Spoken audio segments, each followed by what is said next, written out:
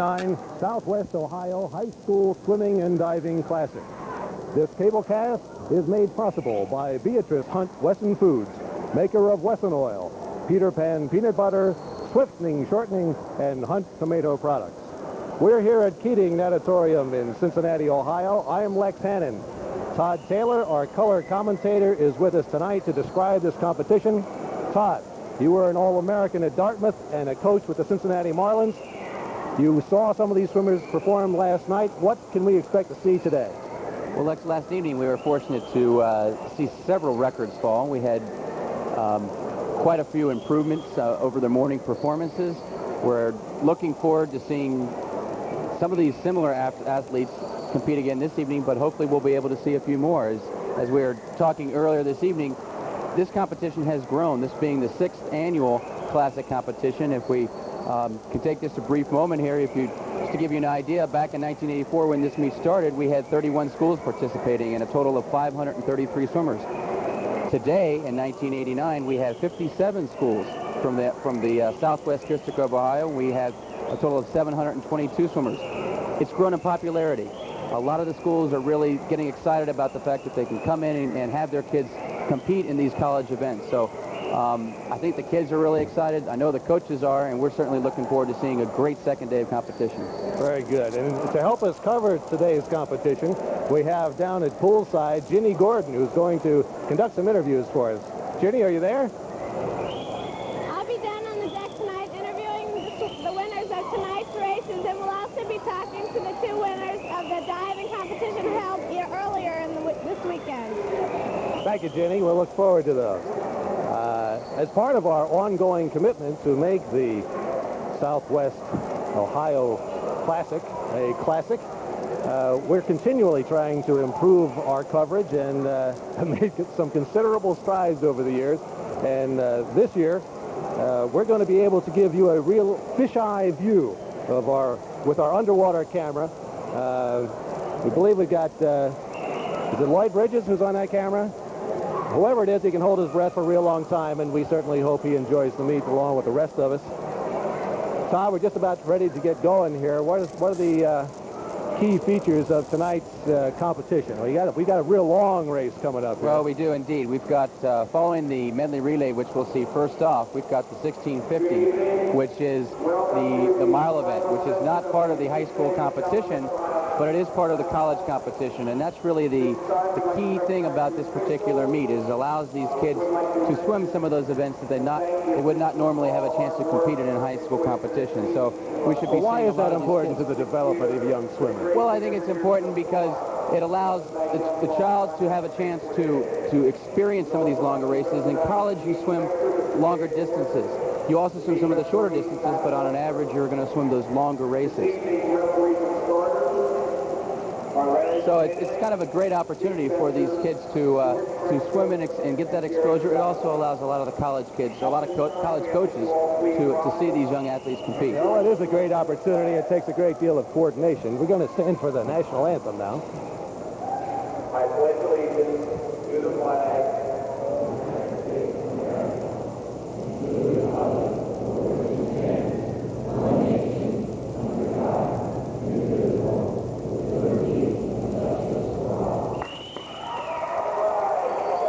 Saw a shot earlier of all the officials who are lining up for the meet.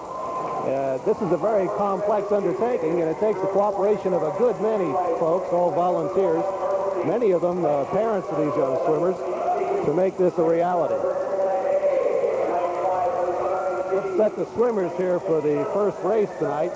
This is going to be the girls' 400-yard medley relay. In lane 1 at the top of your screen, Mercy High School. In lane 2, Centerville. Lane 3, we'll have Seton. In lanes 4 and 5, we've got 2 teams from Ursuline Academy swimming in lanes 4 and 5, right in the center of the pool. In lane 6, Turpin. Lane 7, Vandalia Butler. And lane 8, Princeton. Todd, I understand it's a great advantage swimming in the middle of the pool, lanes 4 and 5. Well, it certainly is. You have all the competition surround you, so you're kind of right in the middle of everything. You also, if you're more towards the center, you do not get as much or as great a wake. If you're on the outside lane, you have a tendency to be washed up against the side of the pool. How did two teams from the same school end up in those preferred lanes? Well, it goes from entry times. They earned it, that's right.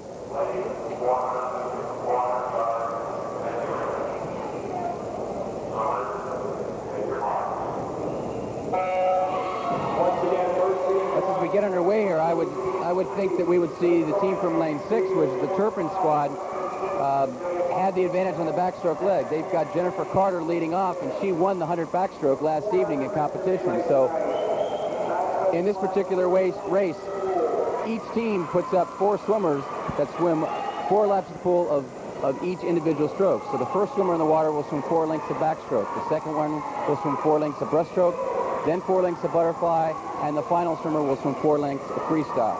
Right now, having a slight lead, about a body length lead over the rest of the field, is Jennifer Carter from Turpin. Her closest competitor is over in lane 4, and that is Ursuline Academy. And in lane 3, we have the team from Seton. As we make our turn there, we're coming down to the final leg of this the final lap of this first leg of the individual the medley relay. And Turpin does finish first. Jennifer Carter from Turpin just turned in a time of 59.9, which is about a second better than she turned in last evening in her individual event. So I'm sure she'll be excited about that performance. Still in the lead, we have the Turpin team, and the Turpin squad, and you can see right there the breaststroker pulls up. Following closely behind, you have Seton over in lane 3, and we have the team from Ursuline Academy. Their A team is in lane 4. Have an underwater shot there of the Ursuline team as they enter into water, and breaststroker pulls out.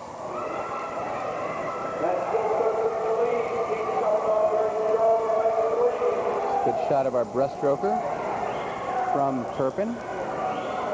And she makes her 3rd turn, heading for home on the breaststroke leg.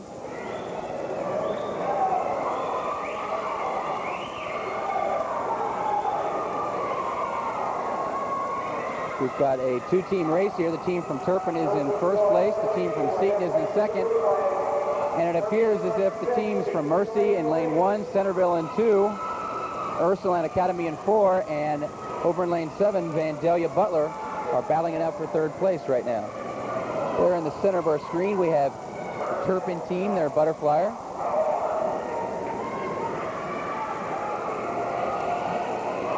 Lexus is also one of those events which is not part of high school competition. Teams in high school swimming, they swim the 200 medley relay, which is just 50 yards of the pool for each stroke. This is an event which is normally swum in college, where each swimmer swims 4 lengths versus 2. Still having a lead of about a body length over the rest of the field, or at least our closest competitor is the the Turpin team in lane 6. And Seton is closely behind over in lane 3.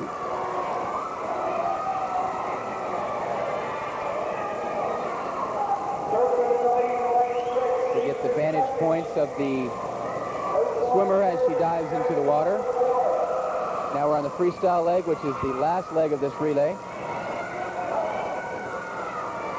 Turpin is being closely pursued by Seton over in 3. And we have the Ursuline team over in lane 4, which is about 3 body lengths behind, but never out of competition, at least at this point. As we make the turn with 50 yards to go, it is still Turpin's A team in lane 6.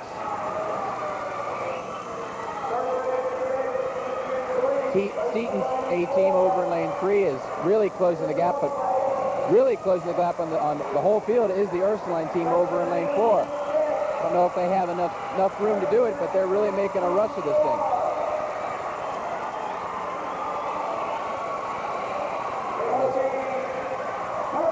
There we go. We've got Seton is the winner. Turpin is the winner over in lane 6 with a time of 4:12.13. Finishing second, coming from way behind, was the Ursuline Academy's A team, finishing a time of 4:13.56. And finishing 3rd is the team from Seton with a time of 4:13.61. Lex, this morning in competition, we had the team from Sycamore. Their A team turned in a time of 4:27.72. Now, they did not get to swim this evening because this is a time final event. If they had, they would have been very close to breaking into the top 8 rankings here. The team that finished 8 was the team from Princeton, and they turned a time of 4:26.26. So it's one of those things where you have a chance to swim in the morning or the evening, depending upon the entry times that you turn in. And unfortunately, the team from Princeton Sycamore did not break into that top 8 area. Well, let's line up here for the boys 400-yard medley relay, and team 1 at the top of your screen. Lane 1, Cincinnati Country Day. Lane 2 is Sycamore. Lane 3 is Anderson. Lane 4 is Waynesville. Lane 5, Centerville. Lane 6, St. Xavier. Lane 7 is Moeller.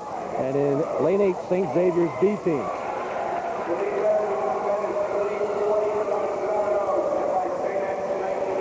Right now we have St. Xavier's A team over in lane 6, and their backstroker was also the victor last evening in the 100 backstroke for the boys. He takes a commanding lead of about a body length after the first 50 yards.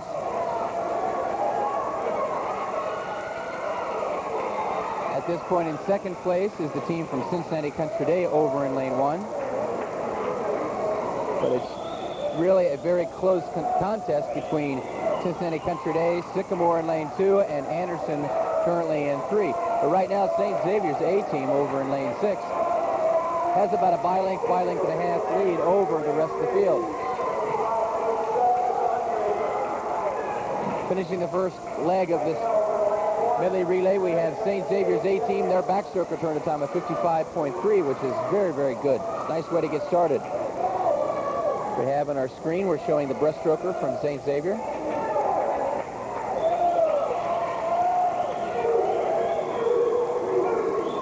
Swimming over in lane 3 right now, you have the team from Anderson, and that is Doug Wharton, who his specialty is breaststroke. And last evening, we saw Doug win 2 events. He won the 400 individual medley and the 100 breaststroke. So Doug will certainly make a race of this match right now, and in fact, he has pulled almost even with the team from St. Xavier over in lane 6. So right now, it's a 2-team race with Anderson's A team in lane 3 and St. Xavier's A team in lane 6. In third place right now, we have the team from Centerville in lane 5. Doug Wharton did just that. He pulled his team from about a by length and a half or 2 by length deficit to now being about a half a by length ahead of everybody else. So right now we have a 2-team race with St. Xavier's team there on the bottom of your screen, and we have Anderson's team at the top. Anderson seems to be, at this point, being caught by some of the other teams. Waynesville's A team is pulled up. St. Xavier's team is starting to extend their lead a little bit. The Butterflyers head down the pool for their conclusion of their leg of this particular race. Make their final turn. We've got St. Xavier still in the lead in lane 6. And closing the gap is the team from Waynesville.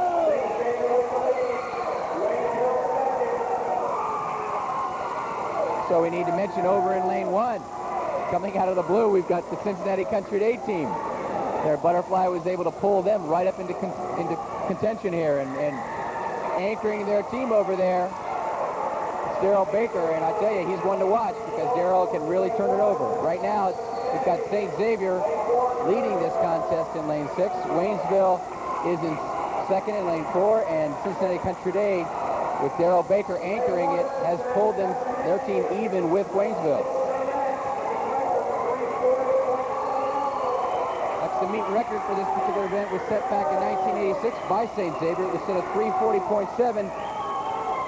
We're just going to be slightly over that as St. Xavier finishes at the time of 3:41.72 for first 1 place. second off a record time. That's a tremendous swim. Finishing in second is the team from Cincinnati Country Day over in lane 1 with a time of 3:43.71. In third place, the team in the center of the field, which was Waynesville, with a time of 3:44.91. As we mentioned earlier, as we were talking about the girls and how some of the teams swam in the morning, the same occurred for the boys. We had the Turpin A team that swam this morning, and they swam, their time this morning was 3:57.0. That time puts them this evening into 7th place. So since this is a time final event, it allows those teams to move up and score points in the finals. Also, the team from Walnut Hills, which swam a time of 4:04, just missed. They will end up 9th, but they moved up, obviously, from their preliminary swims. Well, the ladies are lining up now for our next event. This is the girls' 1650-yard freestyle. Lane number 1 at the top of your screen, Julie Squire from Cawley. Bossert from Cincinnati Country Day in lane 2. Sywick, lane 3 from Turpin. Dahl from Ursuline Academy in lane 4. Landon from St. Ursula, lane 5. Fetcher from Wyoming in lane 6. Byrne from Mercy in lane 7. And Turner from Anderson in lane 8. Tell you, Alex, this ought to be a really exciting race. Last evening, we saw Jenny Dahl and Emily Landon swimming the 500-yard freestyle race, and it was neck and neck. It came all the way down to the touch. And I'll tell you, if this 1650 is anything like that contest, we certainly want to watch those two swimmers in the center of the pool. That was an incredible race.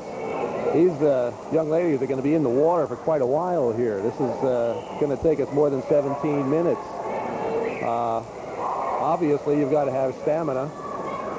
What part does speed play in a race like this, Todd? The speed really comes into play when you're trying to set your tempo. So it may be that you want to get on pace early on, or it may be that you really want to kick it at the end of the race. And a lot of swimmers use different strategies. This is one of those events that's not a high school event like we've been talking about. This is strictly swum in college. A lot of these swimmers do compete in this race in their local YMCA programs or also in their U.S. swimming programs.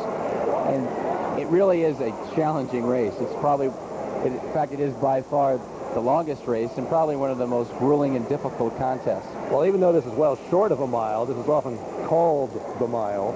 Yes, it is. And it's everything. You feel like you're swimming a mile, if not 2 or 3. Right now, as the young ladies start out, they're trying to get their pace or feel themselves through the water. We have a very even contest, and you'll notice down at the other end of the pool, you'll see a couple number cards that may be dropped into the water.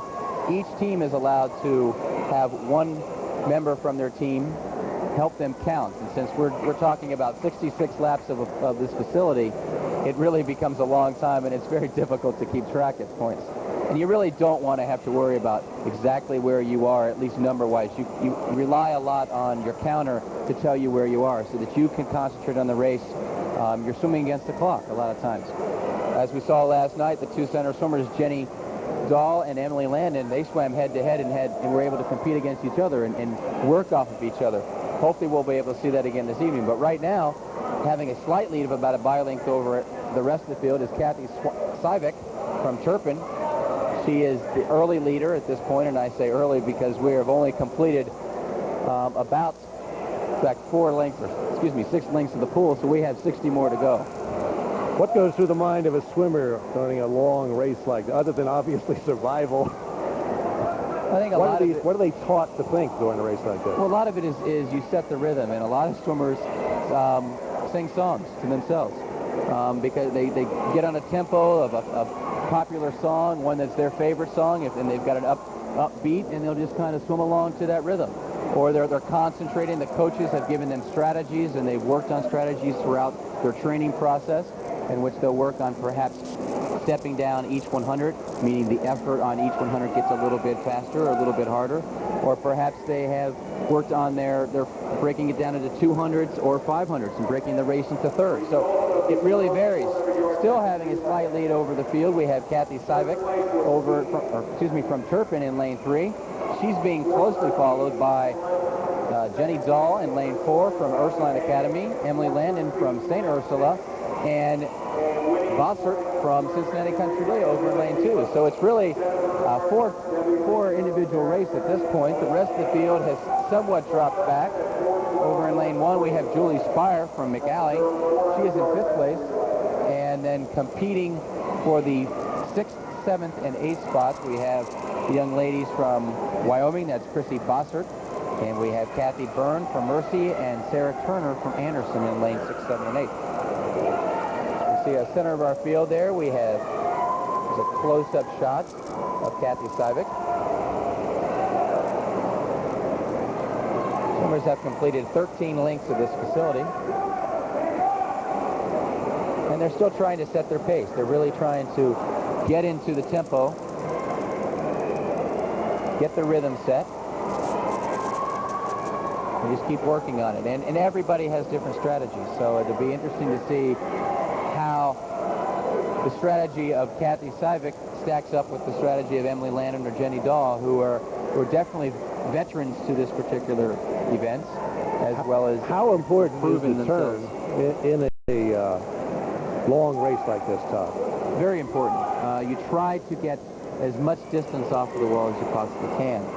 You'll see that all these athletes are trying to stretch or streamline off the wall and get the distance of, say, perhaps out to the flags, as we can see there, where Kathy Sivek is really stretching, and she's getting out to the flags every time she pushes off the wall.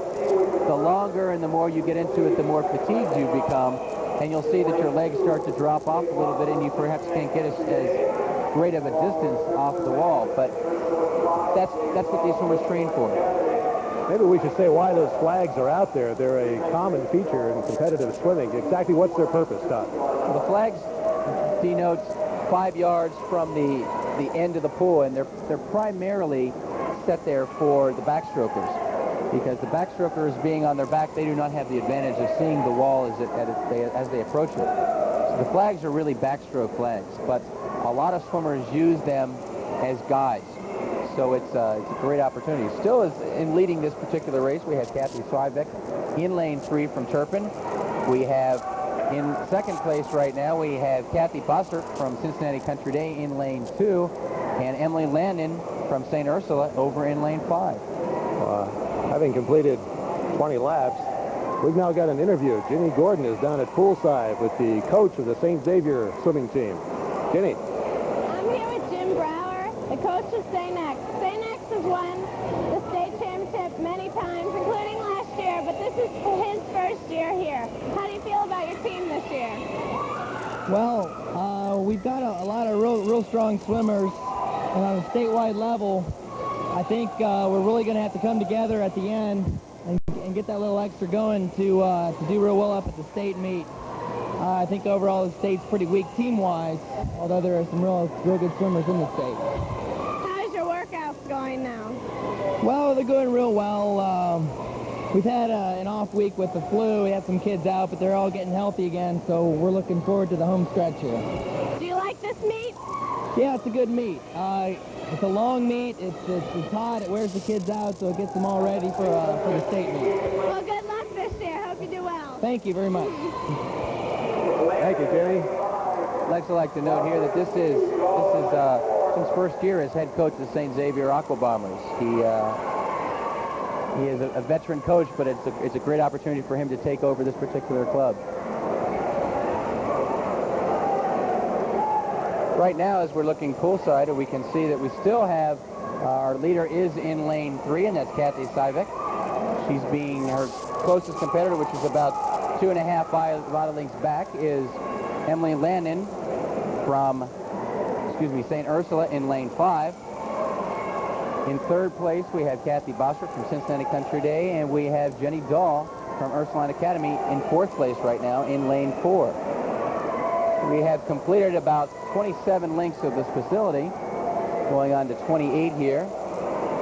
That puts us at the 700-yard mark, which is just a little bit shy of halfway points.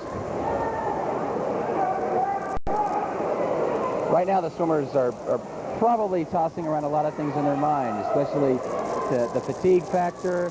You know, how far I've gone up to this point. It's time to really kind of coming to that hump in my event here. Time to go on a downhill side and really take off and swim. But still having a very comfortable lead, we have Kathy Sivek from Turpin in lane 3. And she seems to have increased her lead right now. You can see a lot of these swimmers coming into your screen there.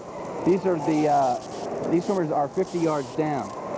Kathy, and as you can see now, we've got Emily, who is approaching them also. They are almost lapping or double lapping the other swimmers. You can see there in the wide screen. Right now, in a close-up view, we have one of those swimmers, and that happens to be Christy Betcher from Wyoming.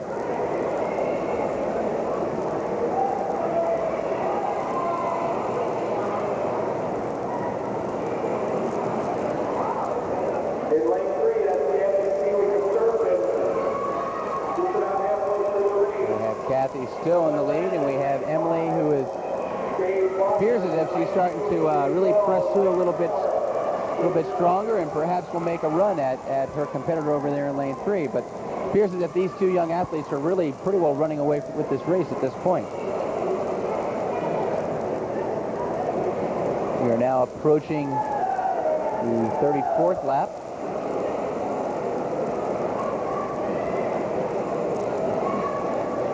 Good close-up of Kathy.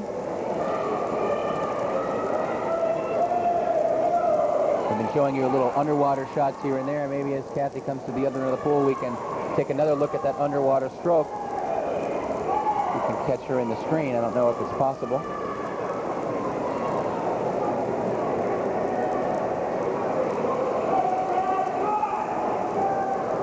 Okay, unfortunately, we're not able to get Kathy underwater, but there we can see there's Jenny Dahl. As Jenny comes into the wall.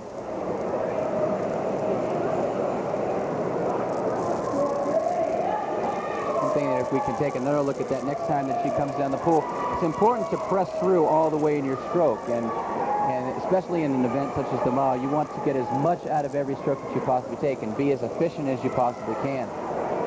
As the athlete swims and goes a little bit further on, their arms start to tighten up, they become real heavy. It's a little bit more difficult. Maybe we can get a shot here. Unfortunately, no. But right there in the center of our screen, we do have Kathy Sevick from Turpin, and she is our leader at this point. And they're coming up on the 1,000-yard mark, so they are almost 2/3 of the way through this competition. This is 40 lengths of the pool, which will be completed. Kathy has about a 2.5 body length lead over Emily Landon from St. Ursula. They're about 3.5 seconds separating those two. In third place, we have Kathy Bossert from Cincinnati Country Day over in lane 2. And in fourth place, we have Jenny Dahl from Ursuline Academy.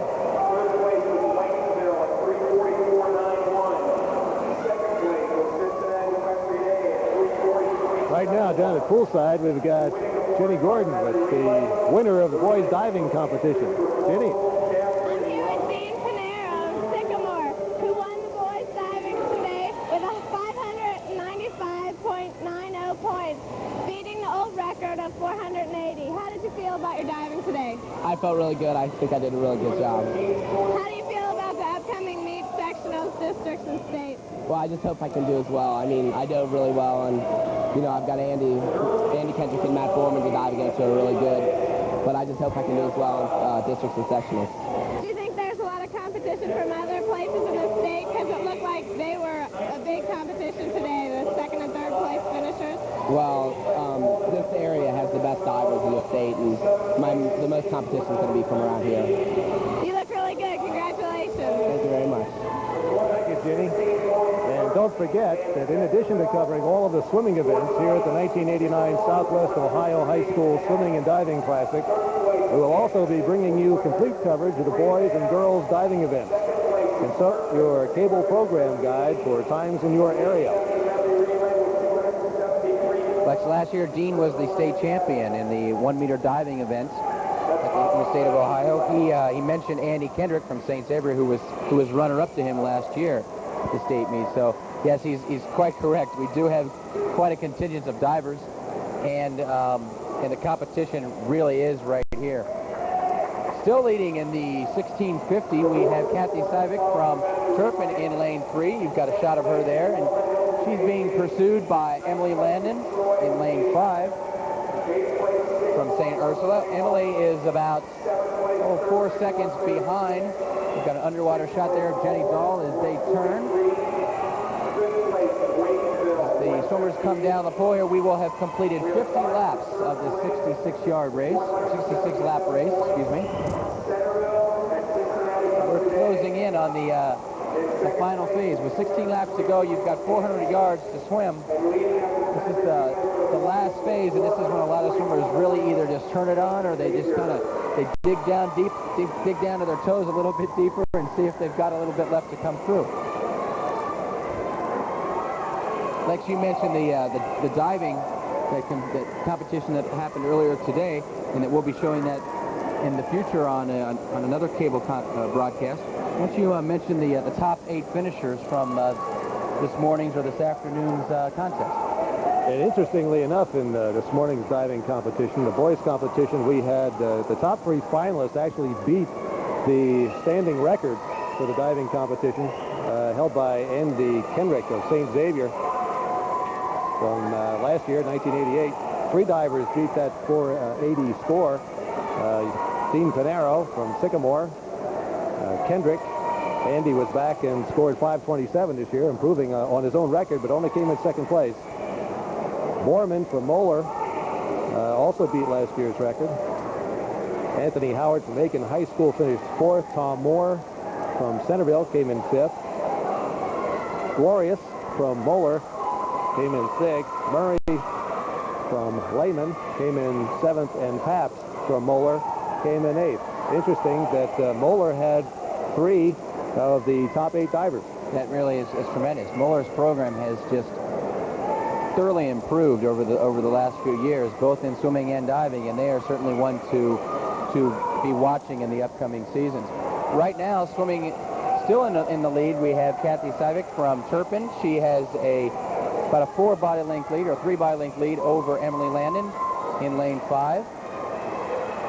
These 2 swimmers have really just extended their lead over the rest of the field, and we thought this was going to be a contest between the center 2 being Jenny Dahl and Emily Landon, but it appears as if Kathy Sivik from Turpin has just surprised them all and really just turned it over and has a good 4 body length lead over Emily Landon at this point.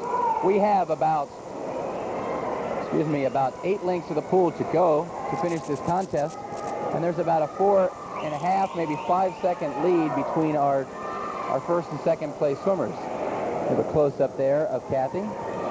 There's a shot of Emily as she goes into the wall.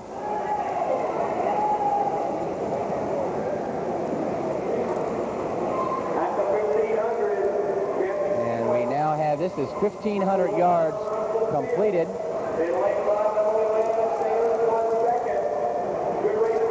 Kathy turns the time as 15 minutes, 53 seconds, .8. She's being followed by Emily Landon, which is she's about 6 seconds behind at 15:59.1. So Kathy is really turning it on with only 6 laps of the pool to go. She seems to be getting stronger by the stroke. This is a tremendous swim for her. The record, by the way, was set back in 1984 by a young lady by the name of Thompson from Turpin. She turned a time of 17 minutes, 32.2 seconds. It appears as if we may be right on that, and maybe even, it looks like we're going to see a new record, perhaps.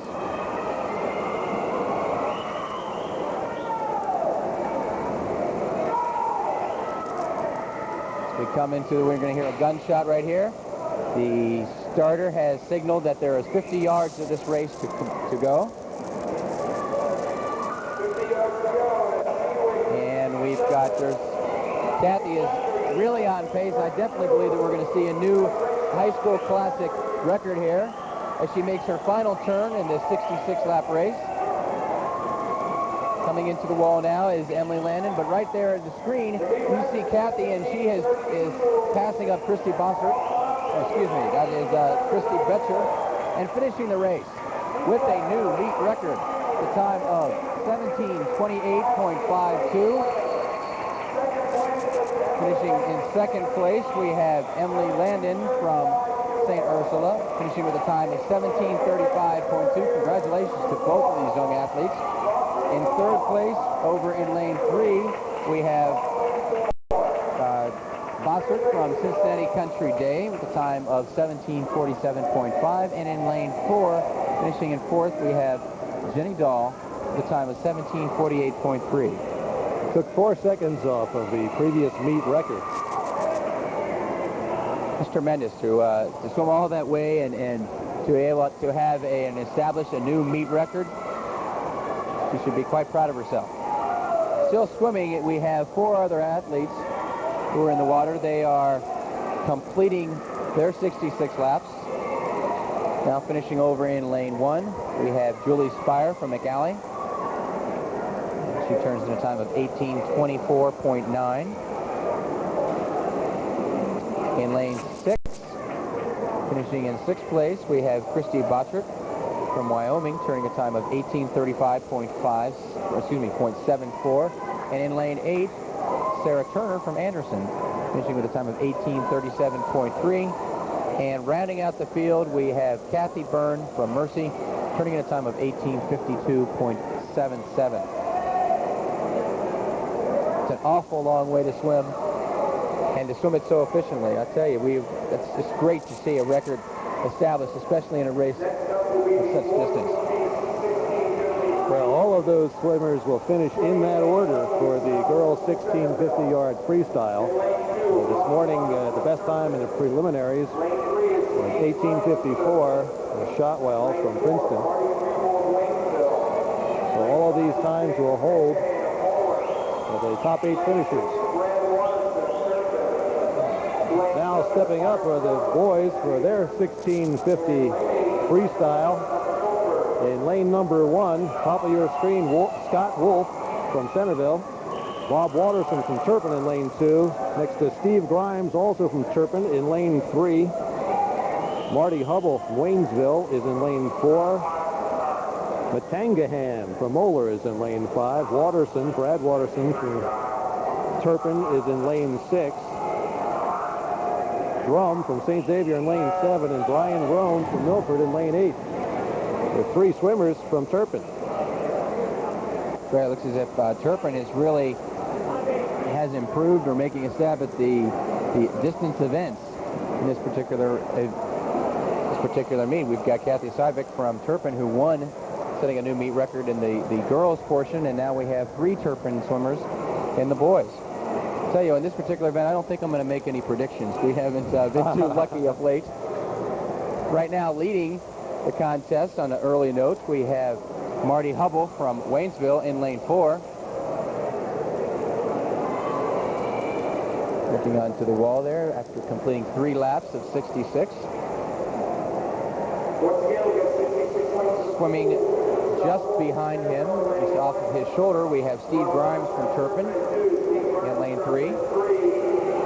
Johnny Matangahan over in lane 5 is in 3rd. And we have Brad Watterson from Turpin also is in lane 6. So we have 2 Turpin swimmers in the top 4 right now, early on in this competition.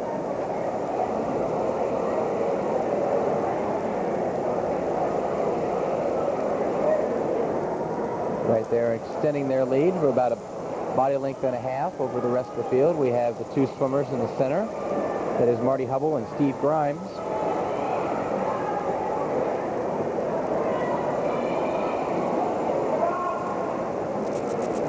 The meet record in this event was set back in 1985 by Dave Fairbanks of Sycamore, a time of 15:41.3. I think that's a little, it's an extremely fast time. Right now we're going to take a look underwater. There we go. We've got our leader at this point. That's Marty Hubble as he pushes off the wall. Really stretching and getting a good streamlined position and pressing underwater. There's a good close-up of Marty. And Steve off of his shoulder in lane 3 as we complete 9 lengths of the pool. As we mentioned in the girls' competition, it's extremely important to really stretch out and make every stroke as efficient as you possibly can. As we saw underwater on our view before, we really we're noticing how Marty has a good stretch and presses through all the way, and that's extremely important, especially for in a race of this length. As we get up to the 40 and 50 and 60th lengths or laps, of this facility, your muscles tire. You start to shorten up your stroke a little bit, and it's important to really see if you can extend it and make every stroke count. Still leading the competition after 10 lengths of the facility, 250 yards. We have Marty Hubble from Waynesville in lane 4, followed closely by Steve Grimes in lane 3. Over in lane 7, we have Drum from St. Xavier is in 3rd place. And we have Johnny Matangahan in lane 5, right now is in 4th place.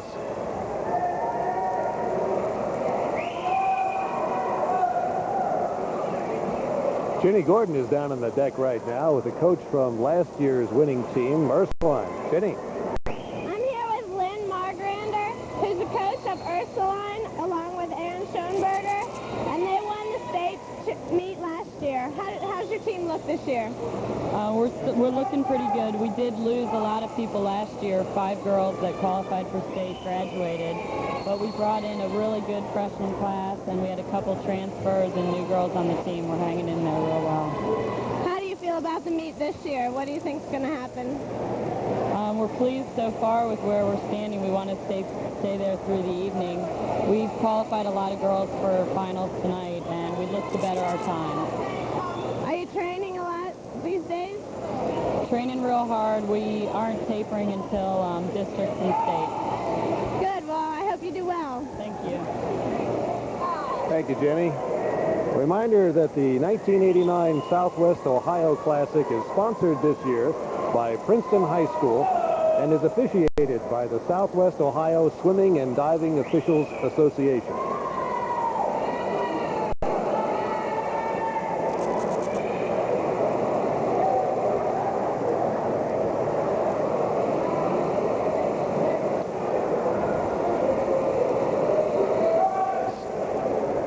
Still leading in our competition, we have our leaders right now are Marty Hubble from Waynesville and Steve Grimes. We have completed 500 yards or 20 lengths of this facility, and both these young men are turning in very, very good times. Right now, Marty's 500 time is 5:03.4, and just slightly behind him, Steve has turned a time of 5:04.3. So they're really swimming quite well, and in fact, if they can keep up this pace, we're not going to see a new record, but we certainly will see an outstanding performance somewhere in the range of slightly under 17 minutes. So that's really encouraging at this point early on in this race.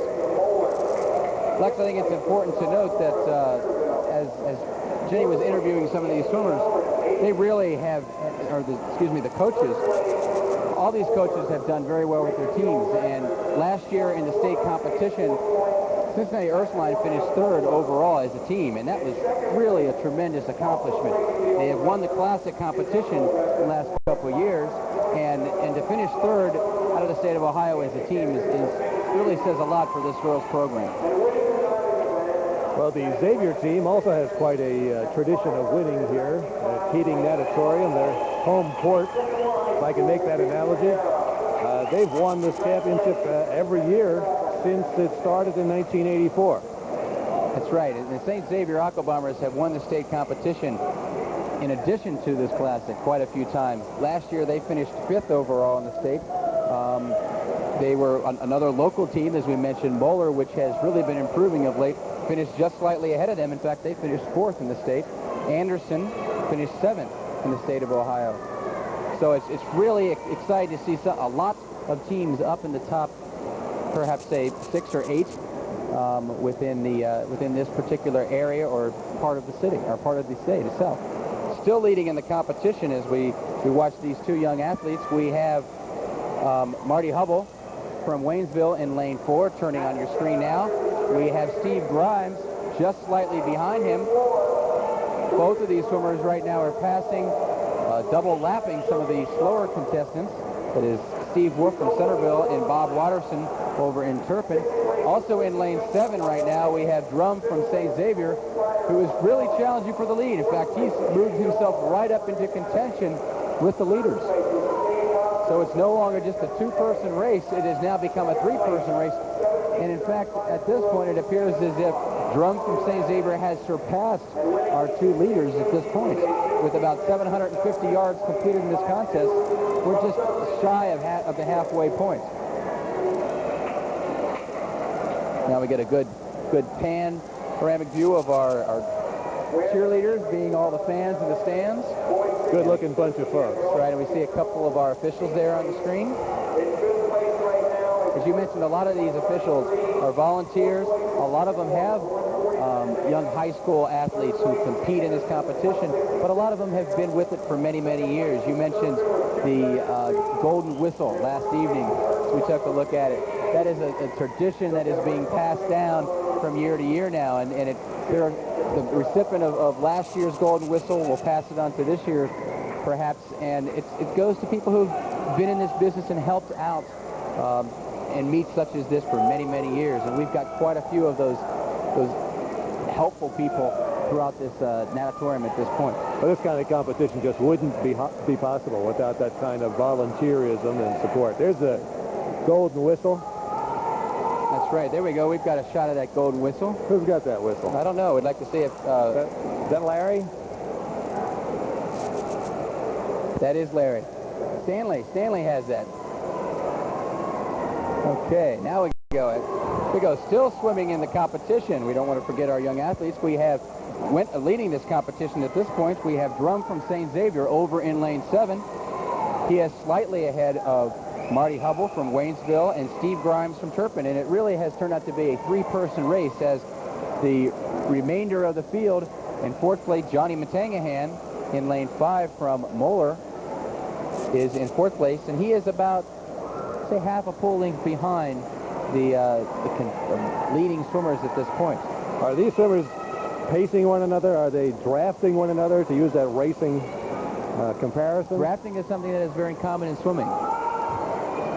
And you can see, that they'll try to stay close to their hip or close to that side of the lane line where they happen to be. Right now on the screen, we can see a couple of our timers, and we get an awful lot of volunteers from the different schools. Right now you see a shot of a couple young ladies who happen to represent one of the local high schools, and they have come down here to volunteer their services all day yesterday and all day today. Still leading this competition as we have completed, we're coming up on we have completed, 1,000 yards. We have Drum from St. Xavier in lane 7. In the center of the field, right there on your screen, we have Hubble from Waynesville and Steve Grimes from Turpin. Got an underwater shot here. There we go. There is Marty Hubble coming in and going out of the wall in his turn. And they are stretching off of the wall. We've got good shot there in the center of our screen of Marty Hubble. Right now, still leading is Drum from St. Xavier lane 7, and Drum really has a nice long stroke, as you can notice. His longs really stretch out there. He may have a little lazy, sloppy stroke, but he's probably extremely efficient underwater, and that's what's allowing him to stay up in contention, with the rest of these particular athletes. Right now, we're coming to we've completed 45 lengths of the facility, at least the leaders have at this point. Right now, they are double lapping Brad Watterson from Turpin, one of the slower competitors in this race. And down at poolside, Jenny Gordon has managed to lasso Pat Lunsford. He's a very busy fellow during this competition. Jenny? I'm here with Pat Lunsford, one of the officials at tonight's meet. Can you tell us a little bit about why this meet began? We felt that in the greater Cincinnati area, we wanted to have competition and events other than the high school events, to include college events, to give the swimmers an opportunity to get times for college, provide recruiters with some actual fact times that they can use in their entering college. And we've heard of this type of meet in other parts of the state and other parts of the country, and we wanted to make it as good or better, and we think right now it's probably one of the best meets around. The idea came to the Cincinnati area from another official who is probably hospitalized for life right now, Stan Kaplan, and he was the president that brought the idea to the Cincinnati area, and then Dave Gordon, who you know very well, picked up on it and did all the actual work and the organizing of the meet. We wanted to provide a large meet for kids where they could swim in the district pool, that they will have to get their times in to go to the state meet, and also give them a chance to try to get times against everybody else in the district that they will see in another 3 weeks or so when the district championships come up. And how long has this meet been going on? This is the 6th year this year, and as I understand and talking to people from around the country, it's the largest meet of its kind in the United States right now, and as far as we know, the only one that's being televised. What do you think about the televised? It's great. It's great. It gives swimming a chance to be on the same par as wrestling, possibly basketball, football, because swimming doesn't get this recognition otherwise, so it's great. Good, thanks a lot. Always glad to give a group of people like those involved in this sport the kind of recognition that might encourage others to get involved. And speaking of television, this cable cast is made possible by Beatrice Hunt Wesson Foods, maker of Wesson Oil, Peter Pan Peanut Butter, Strengthening, Shortening, and Hunt Tomato Products. Looks right now in the center of our screen, we have had a lead change. Marty Hubble is now in the lead once again from Waynesville. He has taken over the lead from Drum from St. Xavier, but just by about a half a body length. It appears as if these two young men have increased their lead over Steve Grimes, who is in 3rd place from Turpin in lane 3. We have completed 57 lengths of the pool out of 66. They're approaching the 1,500-yard mark. Got about 50 yards to go to reach that mark. We have 200 yards to go in this contest. As we mentioned, Marty Hubble from Waynesville is leading. There's a good close-up shot of Marty. If we can get an overall view as Marty, we can see how close these two swimmers are.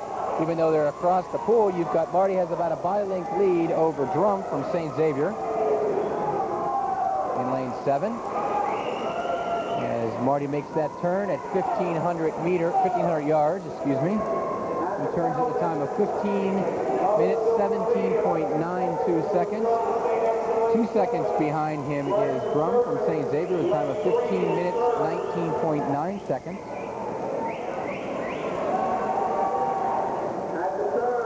And there's a good shot of our leader.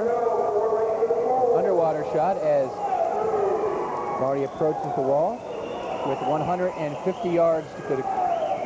100 yards to go in this contest.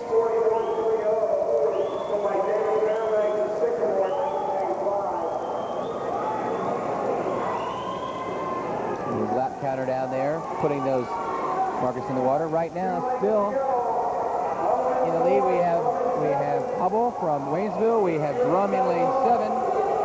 There we have our referee there, shooting the gun, well, attempting to shoot the gun. Looks like they drew a blank on the gun there. I think so. He has 2 lengths of the pool to go right now. So that Marty's going to have to rely on his counter to tell him that this is it, because the gun is the signal for the swimmer. Right now, Marty makes his turn for his last length. He heads towards home, and I think he knows it because he certainly has increased his tempo as he approaches the wall. And he does just that. Marty Hubble from Waynesville wins this event at a time of 16 minutes, 48.36 seconds. In 2nd place, Drum from St. Xavier in lane 5 finishes with a time of 16 minutes, 50 seconds, .48. In 3rd place, we have Steve Grimes from Turpin over in lane 3 with a time of 16 minutes, 56.15 seconds. And in 4th place, in the center of the field, Johnny Batangahan from Muller with a time of 17 minutes, .83 seconds. We still have a few competitors who are finishing up their event here. As you can see, there's some of our swimmers who have already concluded their portion or swimming down. trying to relax and swim off that long distance that they just swam. Finishing in 5th place, we had Brad Waterson from Turpin in lane 6. His time was 17 minutes, 36.57 seconds. Well, the record set by Dave Fairbanks of Sycamore in 1985, 15 minutes, 41.3 seconds, is going to hold up still. Definitely will. I'd like to note that this morning in the preliminaries, Doug Gale from Centerville, who swam this race earlier, turned in a time of 17 minutes, 12.6 seconds, and that time was good enough to place him in 5th place in the competition. So although he swam this race this morning, this is a time final event, so his time is good enough to move him into the 5th place spot. Finishing in 6th place, we had, in 7th place now, since Doug did move up into the competition, we had Steve Wolf from Centerville over in lane 1 with a time of 18 minutes, 0.42 seconds. And also swimming this morning, we had Nieberding from St. Xavier, who turned a time of 18 minutes, 0.39 seconds. And that time moved him into 8th place. So he'll move into the top 8 finishers. The top 8. Also swimming in this evening's final, we should note that we had Bob Watterson from Turpin, swam a time of 18 minutes, 18.11 seconds. And in 8th place, we had Brian Roney from Milford with a time of 18 minutes, 20.04 seconds. And that concludes our 1650 for this evening. A long haul. Jenny Gordon has an interview down at poolside. Jenny. Turpin, who just won the 1650 in a record time of 17:28.52. How do you feel about your race? I'm really happy about it. I'm just really happy. I don't know. Did you have any plan going into this race? Because I know you don't get to swim it often in competition during the high school season. I was just hoping to hold pace well and not die too much. Did you have anybody pushing you along the way? Emily Landon was over a couple lanes, but she was far behind. Well, not that far, but she was back a ways, so I was out by myself most of the way. Congratulations, great race. Getting ready for the girls' 200-yard individual medley consolation final. In lane number 1, Jessica Humble from Chaminade. Schaefer from Cincinnati Christian in lane 2.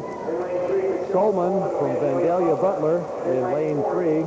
Sale from Walnut Hills in lane 4. Vaughn from Talawanda in lane 5. Sarah Turner, lane 6. She's from Anderson. Bain from Milford is in lane 7. And Landon from St. Ursula is in lane 8 at the bottom of your screen.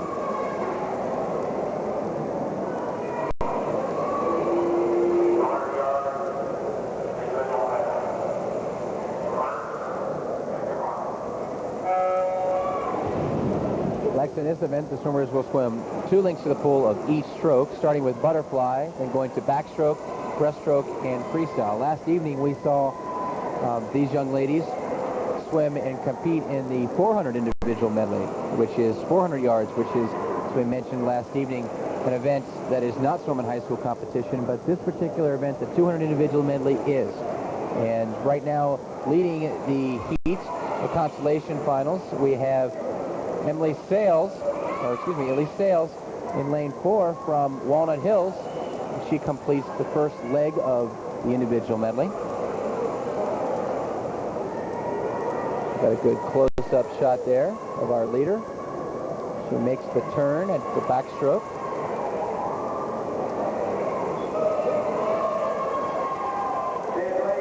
As we mentioned last evening, in the individual medley, the field scatters all around because you may have someone who is more proficient in some of the strokes that occur later in the contest versus early in the contest. And since each swimmer is required to swim 2 lengths of every stroke, someone who is more proficient, say, in breaststroke, which is the stroke that we're on now, versus, say, butterfly or backstroke, may be a little further behind early on, but then we may make a run at the second half and move right back into contestants. Right now, still leading, we have Sales from Walnut Hills in lane 4. In second place, we have Schaefer from Cincinnati Christian over in lane 2. In lane 5, we have Vaughn from Talawanda, and in lane 3, we have, Solomon from Vandalia Butler. We make their turn, our swimmers make the turn for the freestyle leg, which is the final leg of this particular event. A lot of high kicks, a lot of energy being expended right now as they make their turn down there. We have our leader.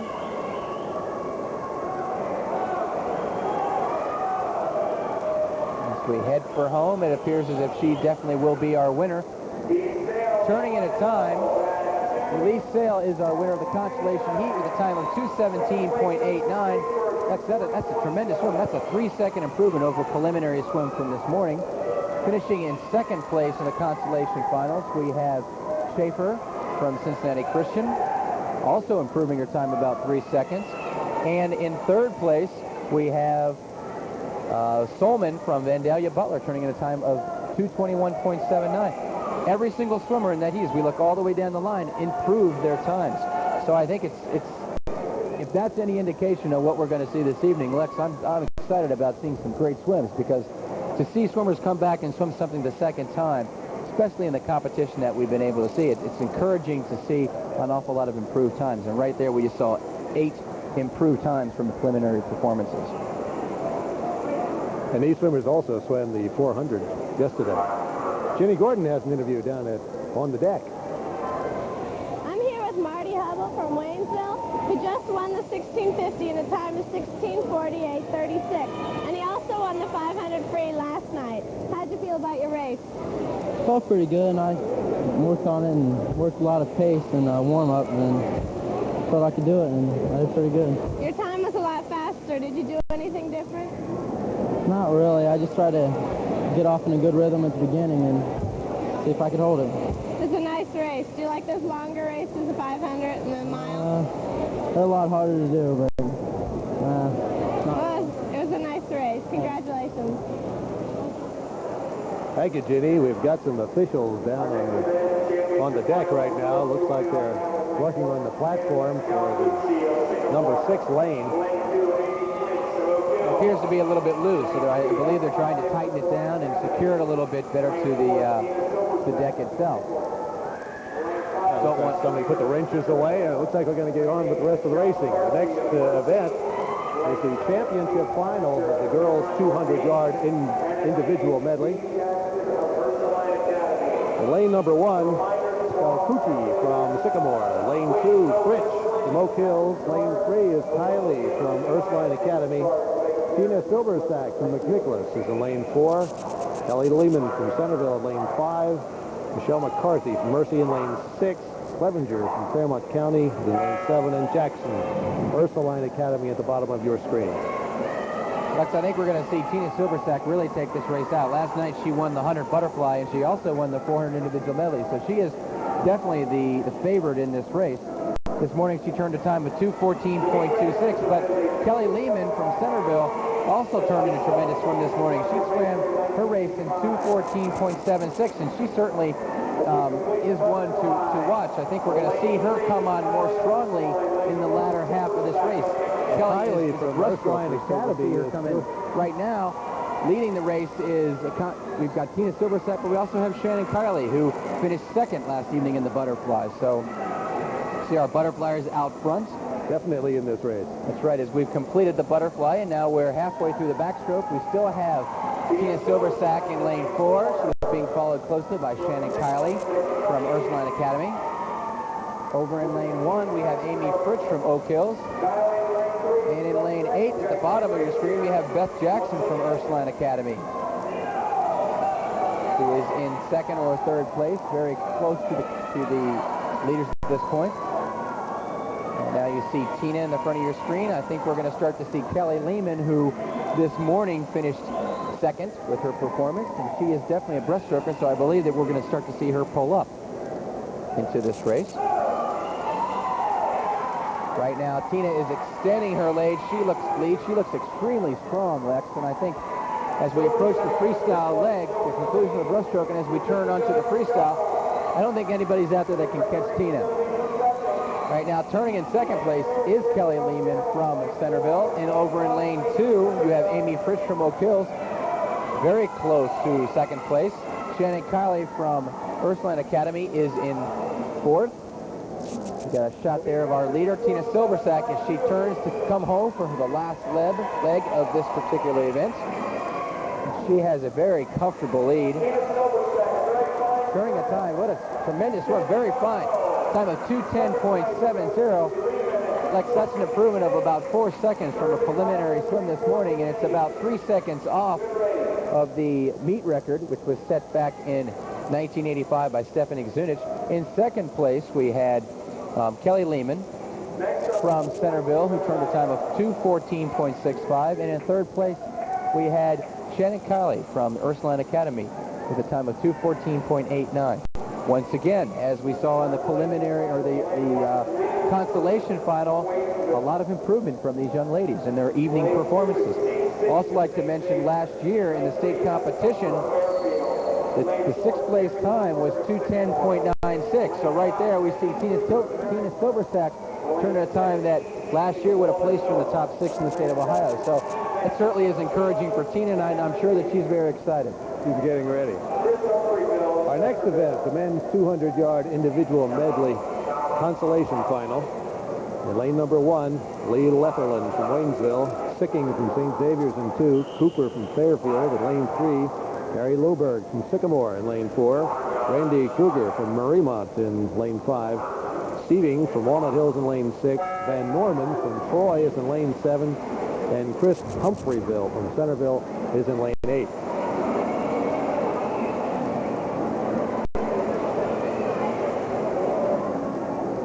We make our turn after 25 yards of the pool. Looks like our early leader is Lee Litherland from Waynesville over in lane 1. How difficult will it be for him to pull away in lane 1?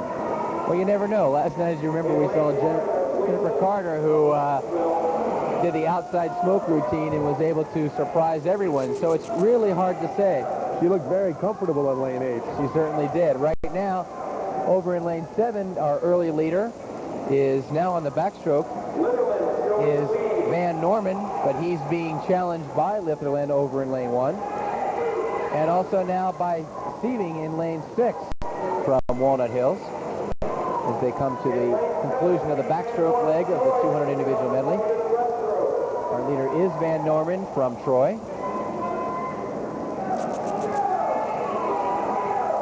You see in the center of our screen there, we have Van Norman in the yellow cap from Troy, and Steeving from Walnut Hills is just to the top of the screen.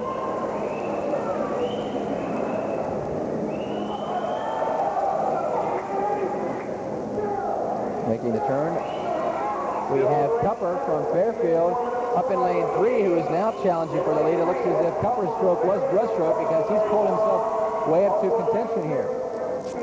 As he turns with the leader, we've got Cupper from Fairfield and Van Norman from Troy, who are neck and neck on opposite ends of the pool, opposite sides of the pool. It appears as if Cupper is going to turn first at the end of the freestyle leg, or the first length of the freestyle leg, as they turn and come towards the starting end.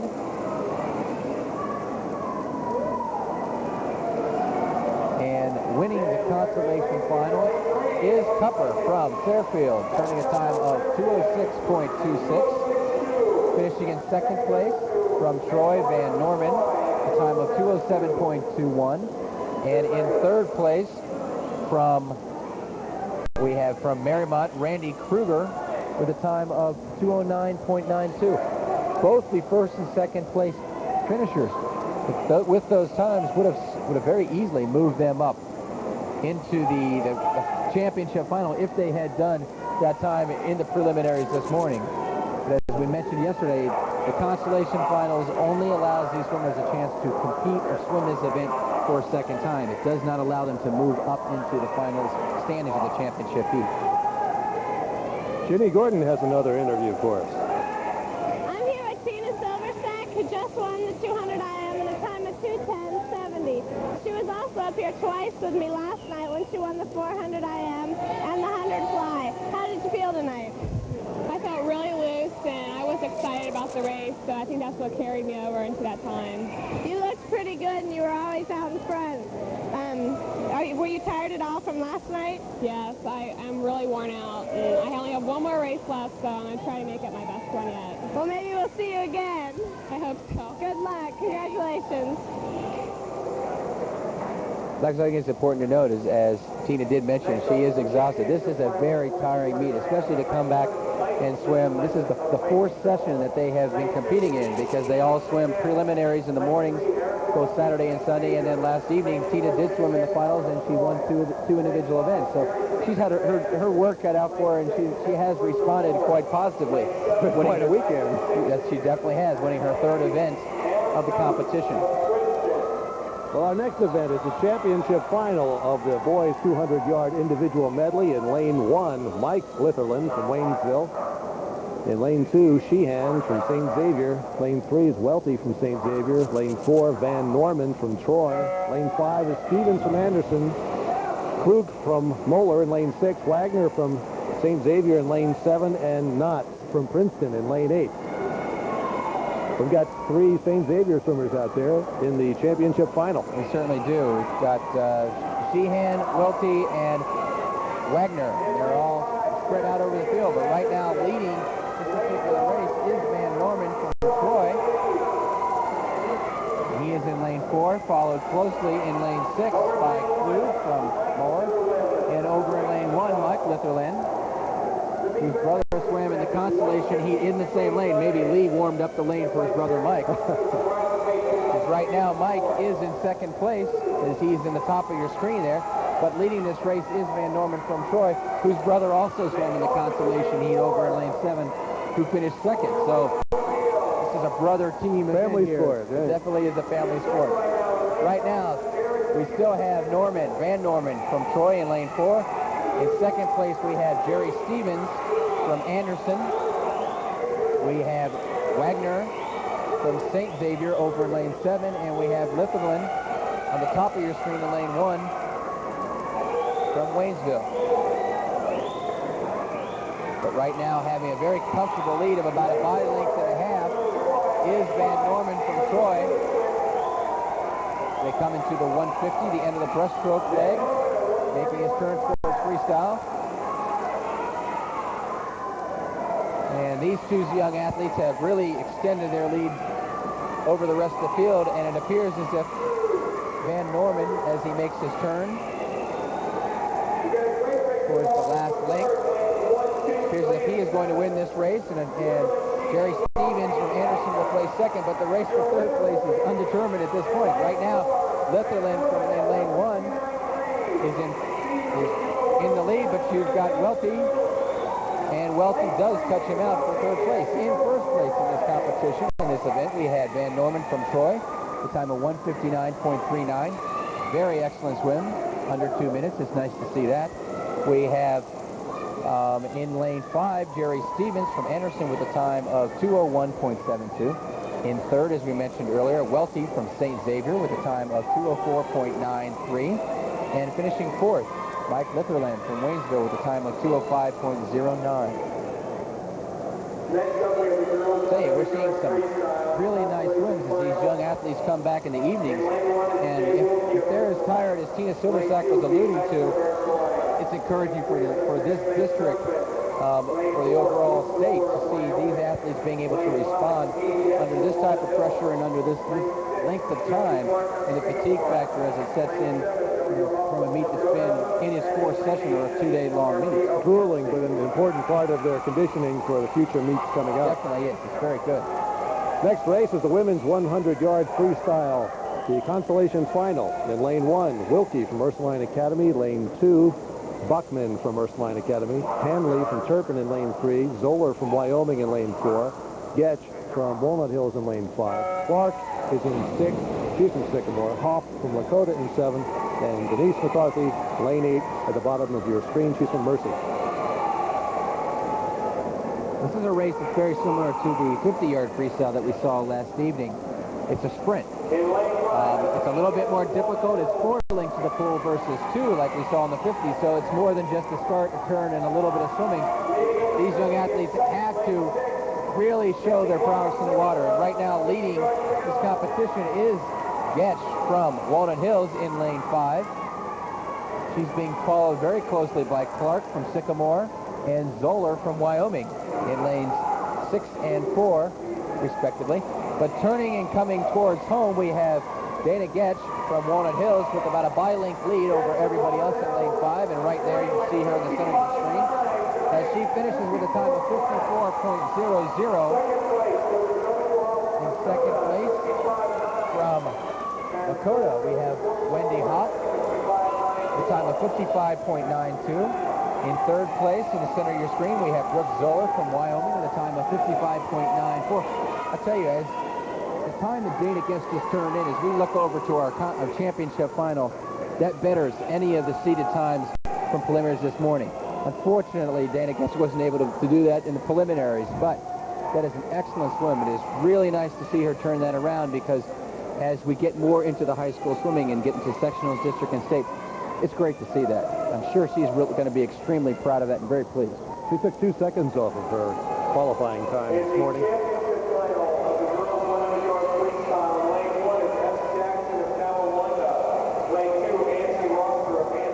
Coming up to the blocks now for the championship final of the girls 100-yard freestyle. Lane number 1, Jackson from Talawanda, Rosser from Anderson, Clevenger from Claremont Northeast, Ward from Macaulay in lane 4, Getch from Walnut Hills in lane 5. That's the sister of the winner of the consolation final. Julie Spire from Macaulay in lane 6, Jill Hauser from Finneytown in lane 7, and Heather Fitzgerald from McNicholas in lane 8.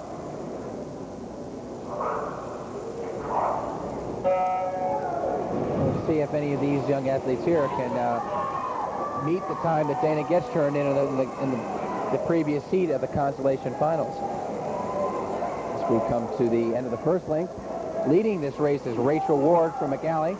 Tara Getch is in second place in lane 5. And these two young athletes seem to have managed to sneak out an early lead of about a half a body length as they make the turn at the 50. It is certainly these two swimmers who are in the lead, with Rachel Ward in lane 4.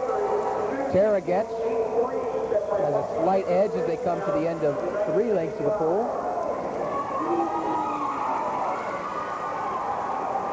I'd say as right now, as we come down towards home, it is Tara Getch with a slight edge over the rest of the field.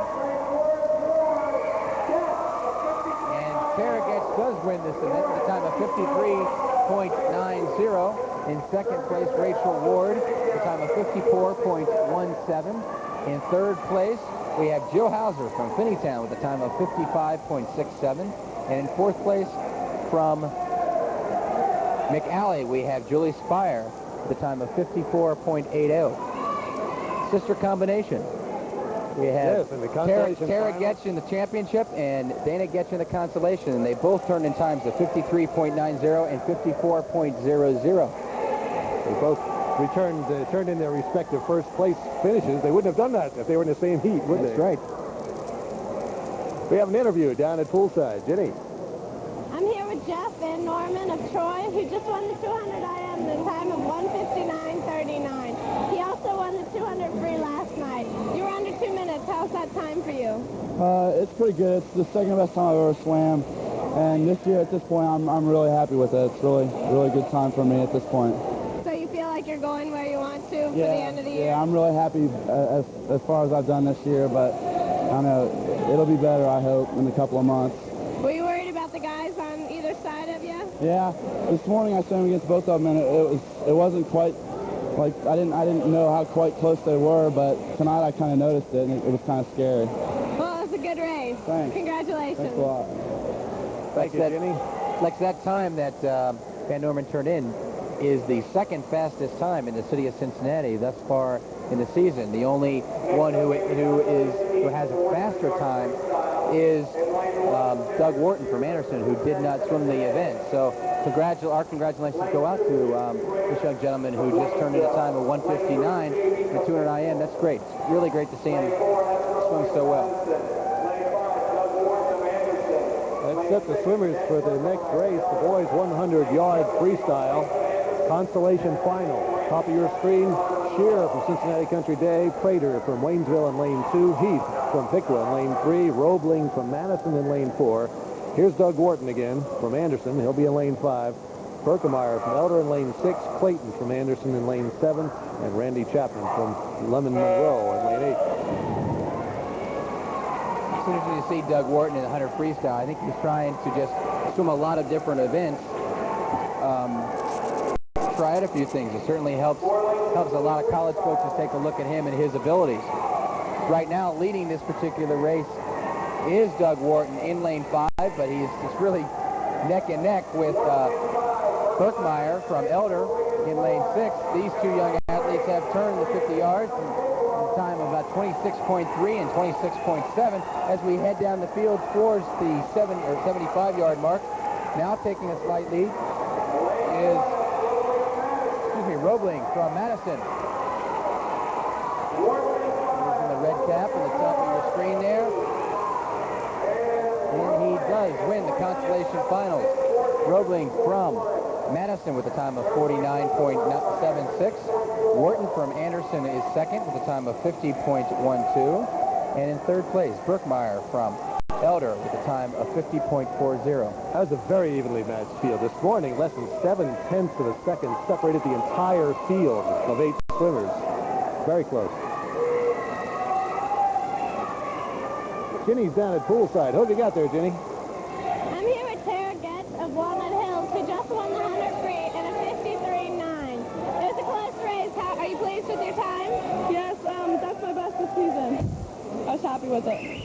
Are you at a point in your season where you're happy on where you're going, coming up with a section on district meet in a couple weeks? Yeah, sectionals are soon, so I just hope I do well, proceed to do well. It was a nice race. Congratulations. Thank you.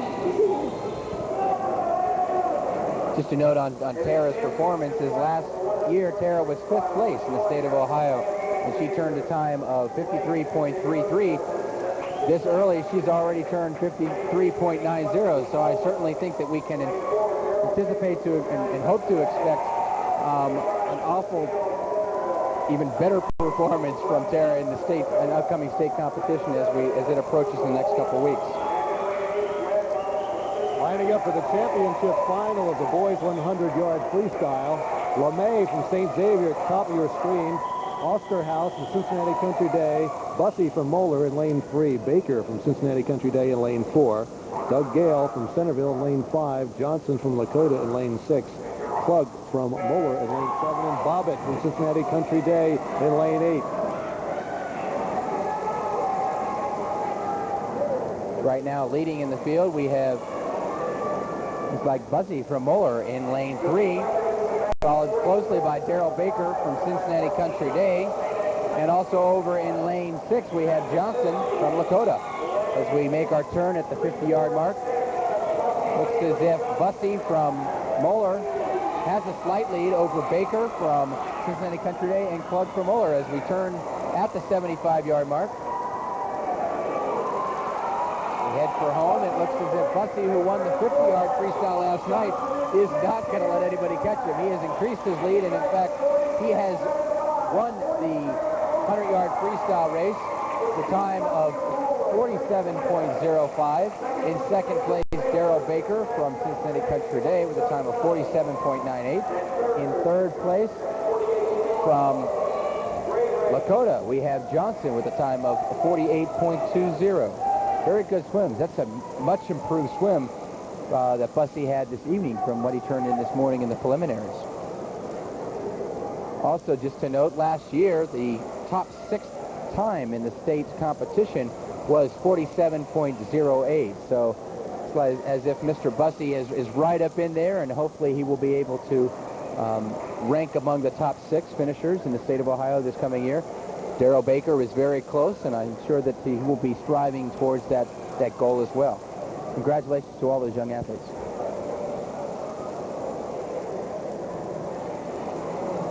Our next event will be the girls 200-yard butterfly. Before we get to that, let me say that This cablecast is made possible by Beatrice Hunt Wesson Foods, maker of Wesson Oil, Peter Pan Peanut Butter, Clifton Shortening, and Hunt Tomato Products.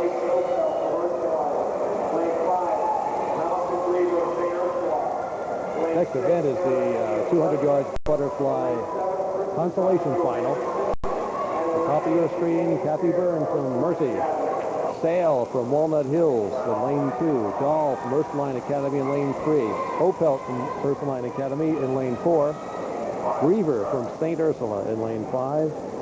Piney from Turpin in lane 6. Donahue from Anderson in lane 7. And Pater from Ursuline Academy in lane 8. This is another one of those events that is not part of high school competition. In high school, young boys and girls do swim 100 yards butterfly or 4 lengths of the pool, but in this particular event, they're asked to swim 8 lengths of the pool, so it's twice as far as they normally would swim. When you increase the distance, it increases the strategy that you must really concentrate on. You have to put together a game plan, and right now, leading the pack in the center of our pool right now, we have Opelt from Ursuline Academy. She's being followed closely by Sail from Walnut Hills up in lane 2. We make our turn there, coming towards home at the complete 4 lengths of the pool, or the halfway point of this particular event. Still leading is Opelt from Ursuline Academy. In second place, we have Sail from Walnut Hills, and also Penny from Turpin, who's over in lane 6. No, excuse me, we have Griever from St. Ursula in lane 5, who is amongst the leaders. Good close-up shot of our leader. She makes the turn at the far end of the pool. Lex, this is a tough one. This is when your arms really start to give way. Butterfly is a typical stroke for those young swimmers who know it and have a stroke that you typically have a difficult time getting through the 7th and 8th lengths or laps of this race. And it appears as if right now Griever from St. Ursula has overtaken our earlier leader of Opelt from Ursuline Academy as they're making their final turn, going on to the 8th length of this race. When it's everything that you have, you pull the stops. Right now, leading still in lane 5, Allison Griever from St. Ursula. In second place, Opelt from Ursuline Academy. And here's as if just touching out the other competitors is Allison Griever from St. Ursula. She finishes first place with a time of 2:16.53. In second place, Opelt from Ursuline Academy, time of 2:16.7. Finishing in third place, we have Sail from Walnut Hills with a time of 2:20.4. Very good swims. We looked down our list that those times are improvements over this morning's performance. So to be able to come back in the evening and make those improvements, especially in a race such as the 200 butterfly, tremendous. Ginny Gordon has a challenge downstairs. Go ahead, Ginny. Of Muller, who just won the 100 free in a time of 47:05, and he also won the 50 free last night. How did you feel about your race? I was nervous, but I listened to one of my coaches how to do it, and it just worked out great for me. It was really close. Yeah. How do you feel your season's going this year? Well, this is a turn for the better. I'm really happy now. Good. I guess last night there was some joke about me needing another box when I interviewed you, and here I am again. Congratulations. It was a good race. Thank you. Yeah, Jenny, you might want to ask, if he wins another race, we're going to have to ask Steve to kneel down for the interview. I don't think the curtain's tall enough to accommodate Steve down there. He's a big young man.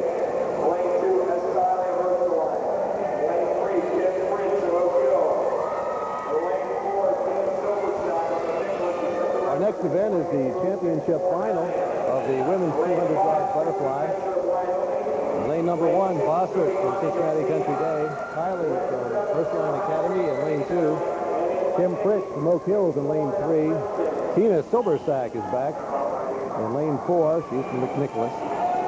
Bacher from Wyoming is in lane 5. Monig from Seton in lane 6. Hauser from Finneytown is in lane 7. And Korn from Princeton is in lane 8. Flex appears that the swimmers are stepping down from the block. There's officials are having to confer and take care of some business. We're missing the swimmer in 8. That seems to be the problem. And maybe calling on the alternate to come forth and take her place. This morning in the competition, Tina Silversack from McNicholas turned in a time of 206.49, which happened to better the existing meet record, which was set back in 1988, last year in the Classic. And the record was held by Chrissy Betchert, who her time was 209.62. She'll be swimming in lane 5. That's right. So we should have the old record holder and the new one. Perhaps we'll have a nice race, a head-on-head competition this evening. Right in the middle of the screen and lanes 4 and 5. And we cannot eliminate. We've got Kim Fritsch from Oak Hills, who turned a time of 212.8. So she is right with Chrissy Betchert, who turned a time of 211 this morning. But Tina Silversack's performance this morning sort of puts her out a little bit ahead of the rest of the field. At least that's what we're led to believe from the preliminary performances. But we have seen in the past quite a few swimmers who have improved their times in the finals, and hopefully Christy Betcher and Kim Fritsch, as well as all the other competitors, will be able to do just that. Looks as if we're going to have an open lane, that being in lane 8. They were not able to find the alternates, and Horn from Princeton did not show for this event.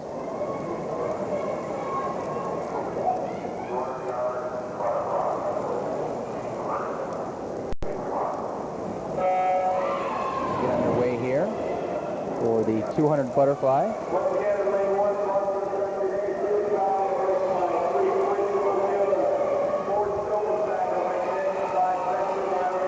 The first link. Tina Silversack in the center of the field has a lead over the rest of the field. It appears as if Christy Betchert got a slow start on that one. She ended up about a half a bi-length to a bi-length behind everyone else after the start. But challenging the leader at this point is lane 7, and that happens to be Jill Hauser from Finneytown. Also in lane 3, we have Kim Fritsch, who we mentioned earlier. She's at the top of your screen there, next to Tina Silversack in the center. We make our turn there. I'd like to see if we can get an underwater shot of our leader as she comes into the wall.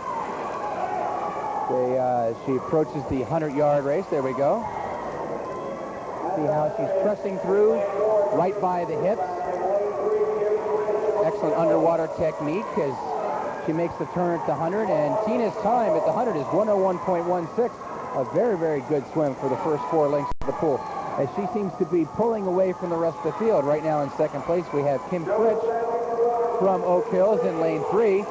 We also have at the top of your screen, Jill Hauser from Finneytown is in third place. So there's an overall view of our swimmers right now. Still leading, we have Tina Silversack in the center, making the turn at the 150-yard point with 50 yards to go.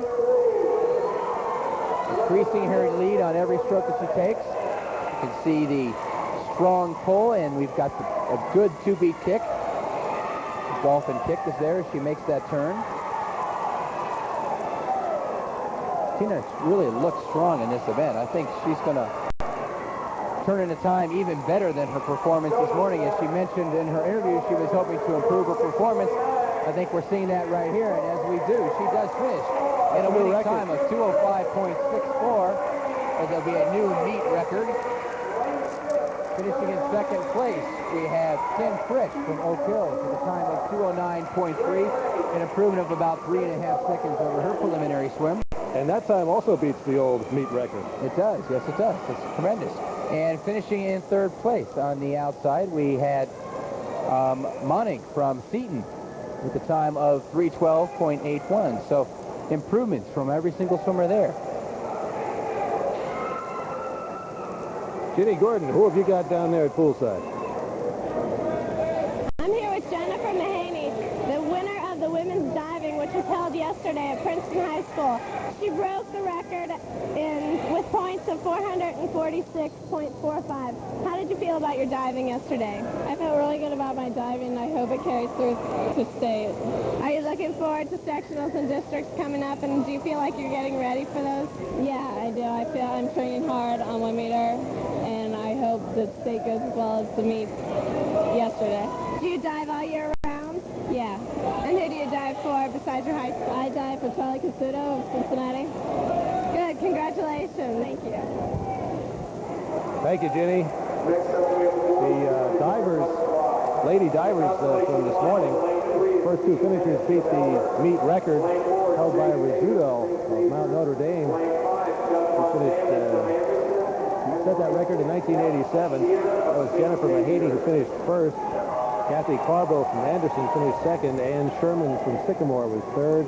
Knight from Indian Hill was fourth. And Heitman will finish those in a second. Right now we have the consolation final of the men's butterfly. Lane 3 at the top of your screen. That's Lenish from Elder.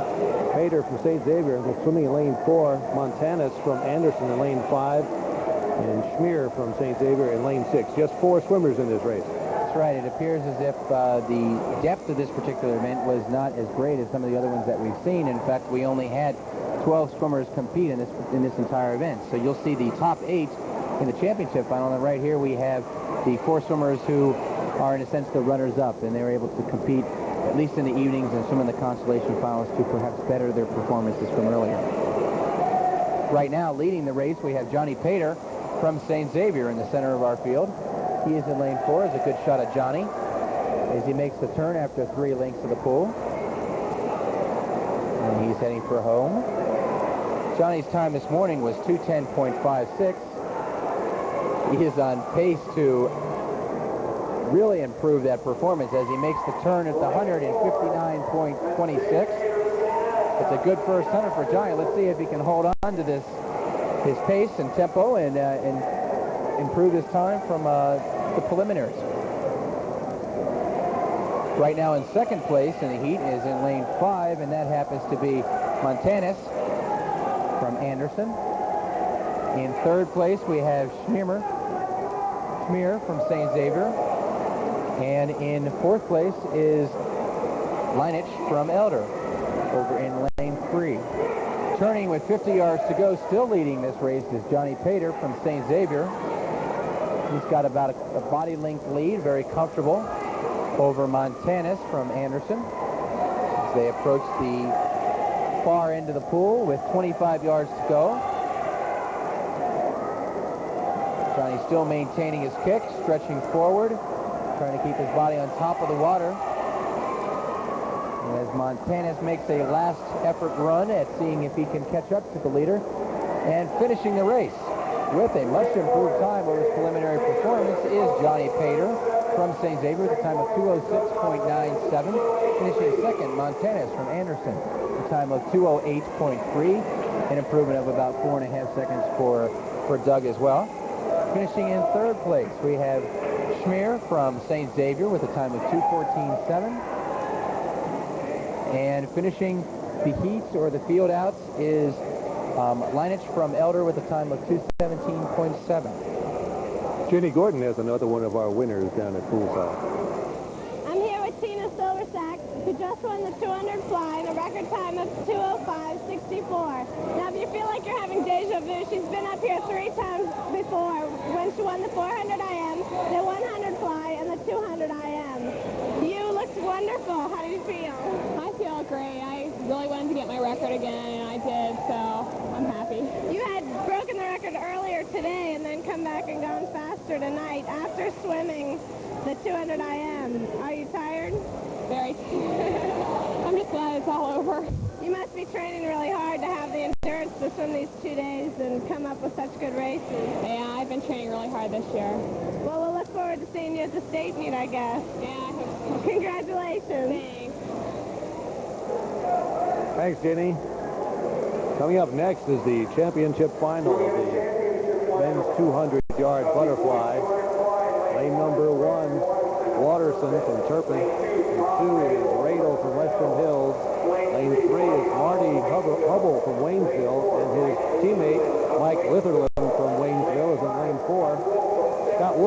Centerville is in lane 5. Kaufman in lane 6 from St. Xavier. His teammate Welty in lane 7, and Hoffman from Lakota is in lane 8.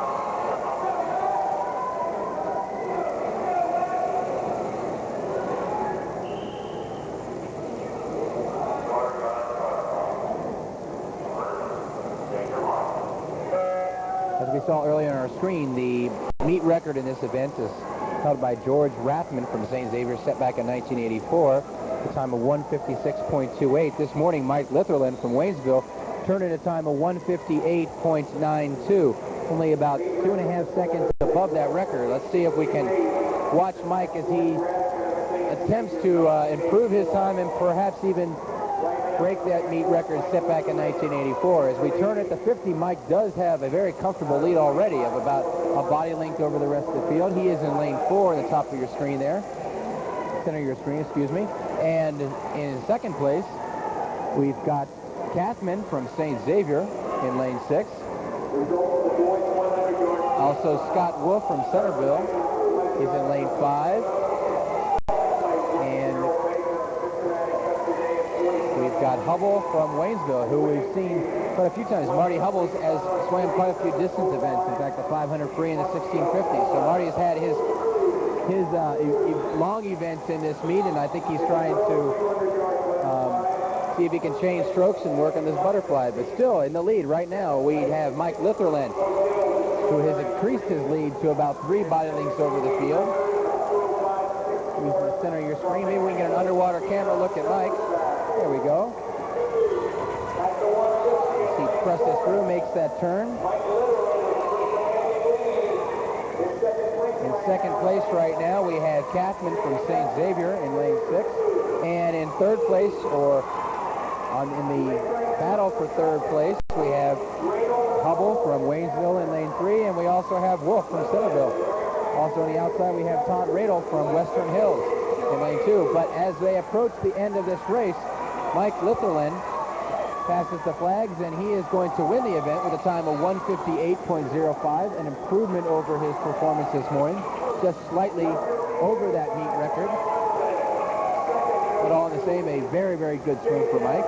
In second place, we have Kathman from St. Xavier with a time of 2:04.6, and in third place, Hubble from Waynesville with a time of 2:05.5.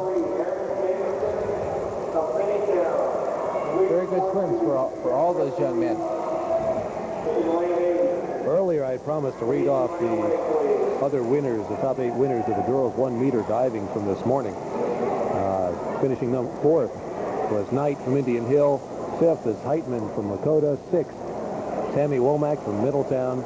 7th was Janke from Talawanda. And 8th, Sims, also from Talawanda. Those ladies winning the 1-meter diving competition earlier today. Next, our winner of the diving competition is also a state competitor from last year, and in fact, she was 5th place in the state last year overall in the competition. We certainly wish our best to all the divers, but also especially Jennifer, as she has set a new meet record in the diving competition that competed yesterday, and we certainly extend our congratulations and wish her the best up to state, and perhaps she can improve on that 5th place finish from last year. Well, our next event, the women's 200-yard backstroke consolation race. In lane number 1, we'll have Michelle Solman from Vandalia Butler. Lane 2, Opelt from Ursuline Academy. Getch from Walnut Hills is back in lane 3. Rosser from Anderson in lane 4. Chrissy Pott from Vandalia Butler in lane 5. Beckman from Ursuline Academy in lane 6. Horn, the swimmer from Princeton, who did not compete in the championship final of the 200-yard butterfly, is still a question mark. But in lane 8, Heather Fitzgerald from McNicholas.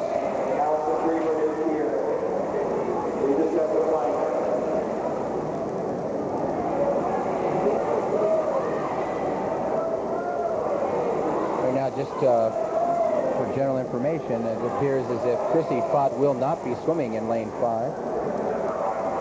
She was disqualified because she did not compete in the earlier event. Excuse me, Corn. My mistake. Corn. Send our apologies to Chrissy Fox. We hope Chrissy does well in this race, in fact. Perhaps she will. No, swimming in lane 7, we have an open lane because Corn, who did not compete in an earlier event, is not allowed to compete even if she was here in this particular event. But she is not present. It's very possible that the reason for her absence could be that she is injured or sick or just was not able to come to the blocks for one reason or another. And we certainly wish her the best, and hopefully there is nothing that has caused her not to be able to swim. But swimming in her place will be the alternate. We will now read down the list of the contestants in this particular event.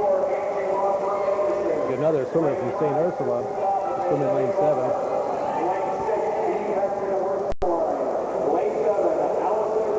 And Allison Griever will swim as alternate for Corn from Princeton in lane 7.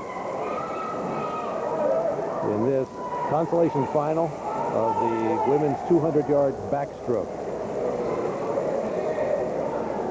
4 lengths of the pool.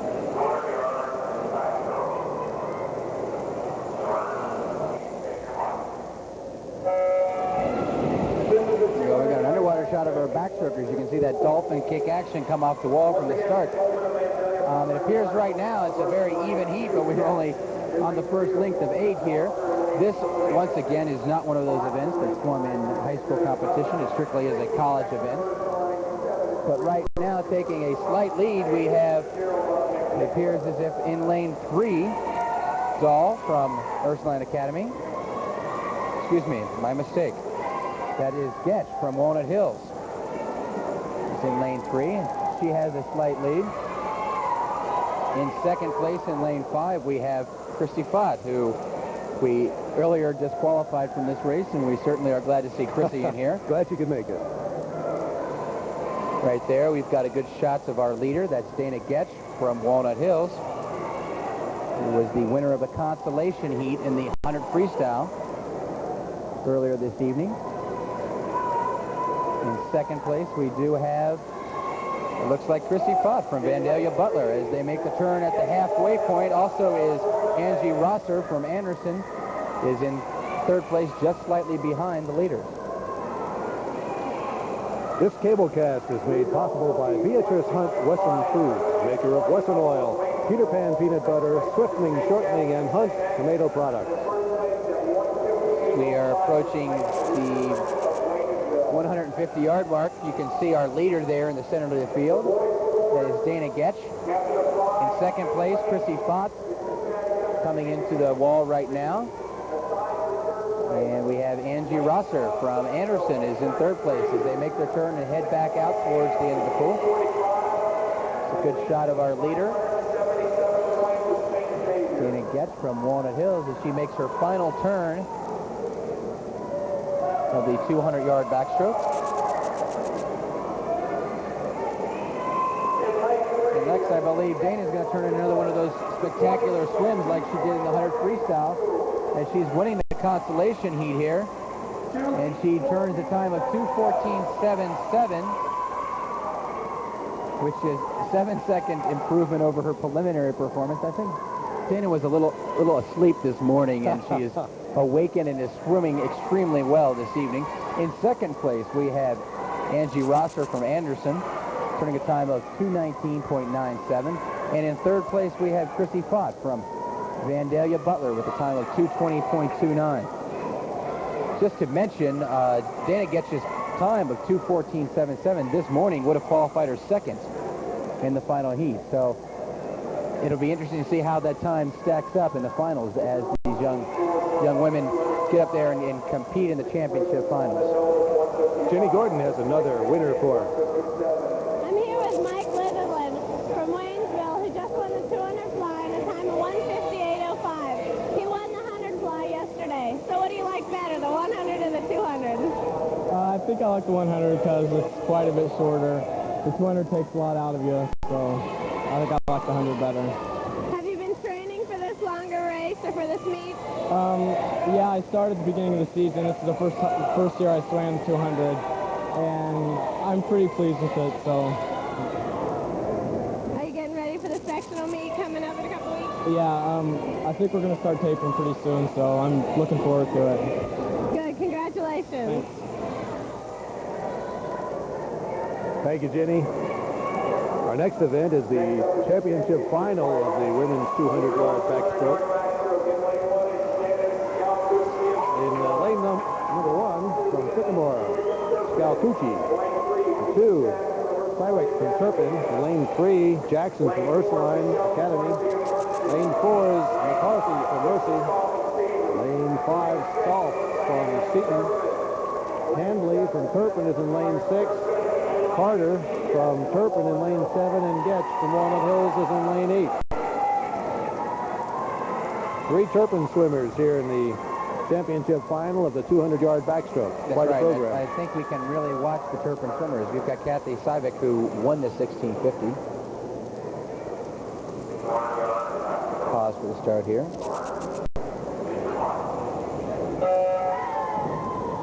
She is definitely one who is a competitor, but also I think we can't forget Jennifer Carter. She was the one who won the 100 backstroke last evening and improves tremendously in her evening performances, and she's over in lane 7.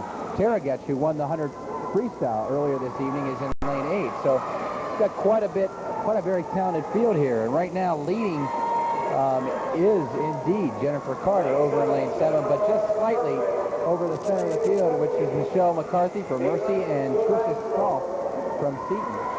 They make the turn at the first 50. There's a good close-up shot of our leader, and that happens to be Jennifer Carter from Turpin High School. And she makes her turn at the 75-yard mark. Stretching off that wall, trying to get the distance out to at least the flags, if not further. Our leader, as we mentioned, is Jennifer Carter in lane 7 from Turpin. In second place, Michelle McCarthy from Mercy is in the center of our field, making the turn right there. In third place, we have a three-way tie between Tara Getz from Walnut Hills in lane 8. You have Trisha Stolf from Seton over in lane 5, and Beth Jackson from Ursuline Academy up in lane 3. So it's anybody's race at this point, but it appears as if Jennifer Carter there on your screen still has a slight lead over Michelle McCarthy. In fact, she's got about a half a by-length lead right now. In second place is Michelle McCarthy with 50 yards to go. In third place, Tara Getch is now taking control out in lane 8. And we have a real battle that is developing here because everybody seems to be moving up on Jennifer Carter, and they're closing the gap. As we come down to the wire here, we've got one lap of the pool to go. Michelle McCarthy makes the turn. She's about a half a by-length behind, but here comes Tara Getch. Tara Getch to the outside is making a run at our leader, and that happens to be Jennifer Carter in lane 7, but I think it's just going to be a little bit late. But a tremendous swim from all individuals. Jennifer Carter winning the event with a time of 2:11.00. Tara Getch finishes second from Walnut Hills with a time of 2:11.91. Finishing third in this race is Michelle McCarthy from Mercy with a time of 2:12.46.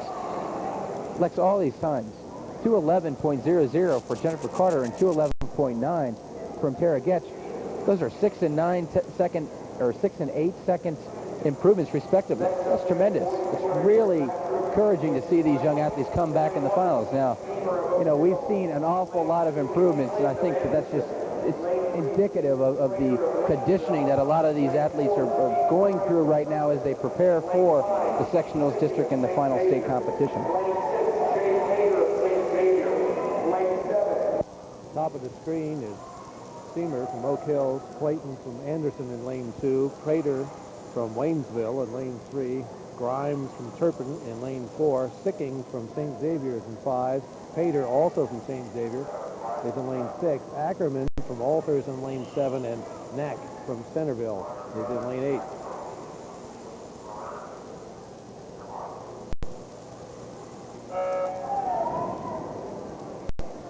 So as we enter the water,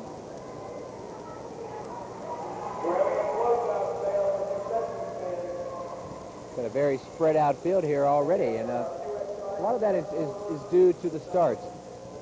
Everybody has different techniques that they use, and as you noticed, as we had the backstrokers on the block, some of them were standing up, some of them were sitting down in a sense in the water. Some of them are using different techniques. Some have perfected that stand-up start, which is allowed in high school competition. So, will they be allowed to use that start in college? You are allowed to use it in college. It just depends. I mean, the rules change drastically, and in fact, last year everyone was allowed to use it, but this year in YMCA and U.S. Swimming, they have disallowed the stand-up start. So the saying is that you must have your entire feet in the water, and the only way to do a stand-up start is to put your toes on the gutter. Right now, leading in the competition of the Constellation Heat is, in lane 7, we have Ackerman from Alter. In second place, well, it's too hard to tell because we've got the whole entire field is pretty well deadlocked for second place, but it's a good shot right there of our leader as he makes a turn at the far end of the pool. As if over in lane 2, Neil Clayton from Anderson has moved out into second place.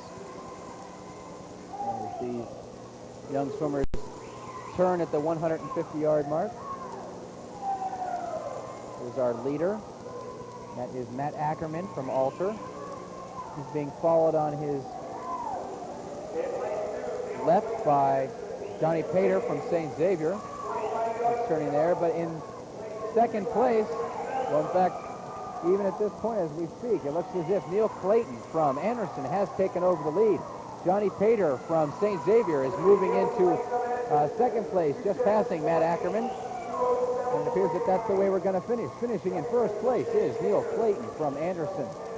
The time of 2:07.37. In second place, we have Johnny Pater from St. Xavier High School. The time of 2:08.20. And in third place, we have Matt Ackerman from Alter with a time of 2:08.42. Lex, all those swimmers improved. Look at Neil Clayton's time this morning was 2:10.6, and he turned a time of 2:07.3. 3-second improvement, and it appears as we look down the line, almost every single athlete has done just that. Wonderful performance. Jenny Gordon has another winner. I'm here with Jennifer Carter of Turpin, who just won the 200 backstroke in a time of 2:11 flat, and she won the 100 backstroke yesterday. Your time was quite a bit faster tonight. How did you feel? Well, I felt so much better. I was trying to really go after it because I'm not that good of a 200 swimmer, so I was just trying to be real aggressive. Now, your team won the 400 medley relay tonight. Right. How do you feel about that? That was so exciting. That was a great feeling after that relay. We just barely won it. So are you guys looking forward to the sectional and district and state meets? Yes, very much so. You think your team should do well? We hope so. We hope we have a really good time. Good. Congratulations. Thank you. Sure, Jenny's father, Roger's going to be very proud of it. He's one of the officials helping with the Classic this year.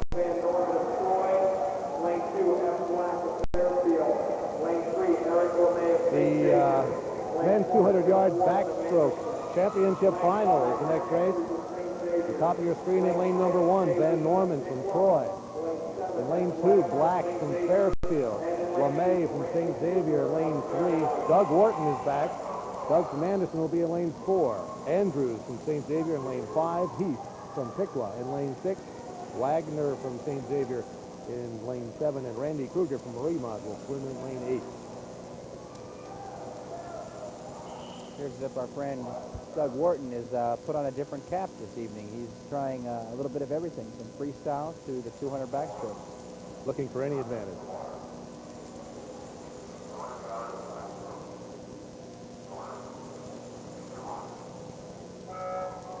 We need to watch Andrews from St. Xavier. He was the champion in the 100 backstroke last evening, I believe. Right now, it appears as if he has a slight lead over the rest of the field as he makes the turn after one lap of 8. Andrews from St. Xavier in lane 5. Center of your screen there. Underwater shot of Doug Wharton as he makes the turn after 50 yards. In lane 3, we have Eric LeMay from St. Xavier, and this is really a very even match. So Doug Wharton in the center, to Andrews on the lane 5 there, and Eric LeMay from St. Xavier at the top of your screen in the white cap.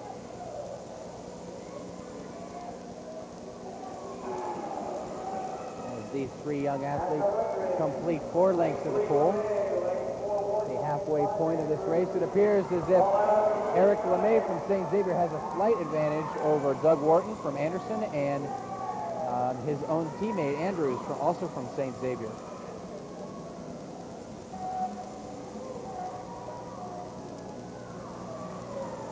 As we make our turn, Doug Wharton has now caught and surpassed Eric LeMay. We come to the 150-yard mark. Doug's turning a really spectacular time. They're at 129.4 with 2 laps to go.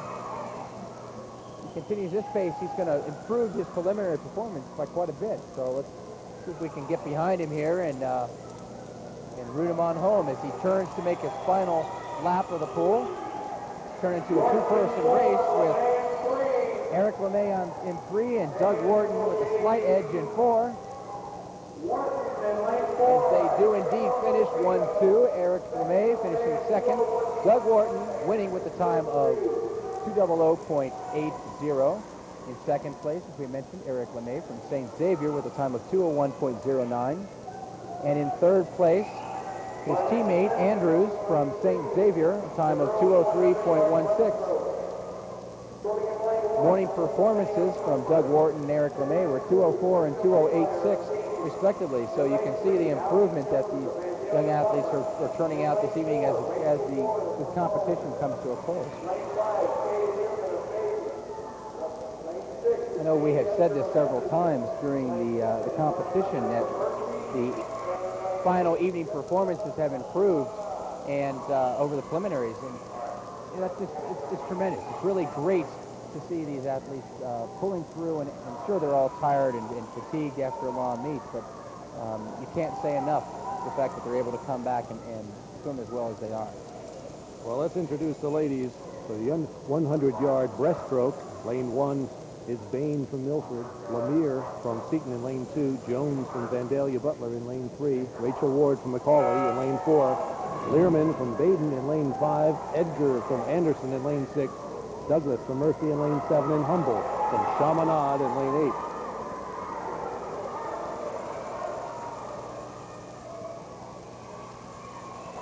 Right now with an early lead over the field is Allie Jones from Vandalia Butler and Rachel Ward from McAllen.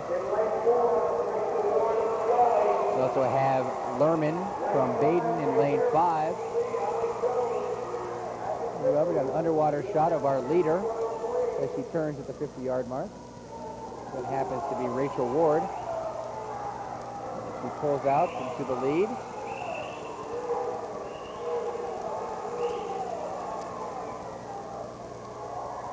We come to the third lap. Moving the third lap, making a turn for home. We also coming up into the contest here over in lane 2, we have Tricia Lamar from Seton and Melissa Bain on the outside, but I think it appears as if Rachel Ward still has a slight advantage, and she indeed will win the consolation finals of the girls 100 breaststroke, a time of 1:12.07. In second place from Baden, Lerman, at a time of 1:12.88. In third place from Seton, that's Tricia Lamar, at a time of 1:12.94. Very, very close. Less than a second separated the first 3 competitors. Jenny Gordon has another winner for us. I'm here with Doug Wharton of Anderson, who just won the 200 back in a time of 2:00.8. Yesterday, he won the 400 IM and the 200 breast. You seem to do well at the longer events. Do you like them? Yeah, I love them because I can hold an endurance a little longer. There were 2 guys from St. X on both sides of you, pretty close the whole time. Did you see them? Oh, yeah, I knew they'd be there. I was just hoping I'd come down to the finish and touch them out, and that's what I did. Was this a good time for you? It's my best time by over a second and a half, so I'm really happy with it. Good. Congratulations. Thank you. Our next event, the women's 100-yard breaststroke championship final. In lane 1, Zoller from Wyoming. Leonard from Seton is in lane 2. Vaughn from Talawanda, lane 3. Lehman from Centerville in lane 4. Fritch from Oak Hills in lane 5. Lingo from Turpin in lane 6. McLennan from Sycamore in lane 7. And Doty from Lakota in lane 8.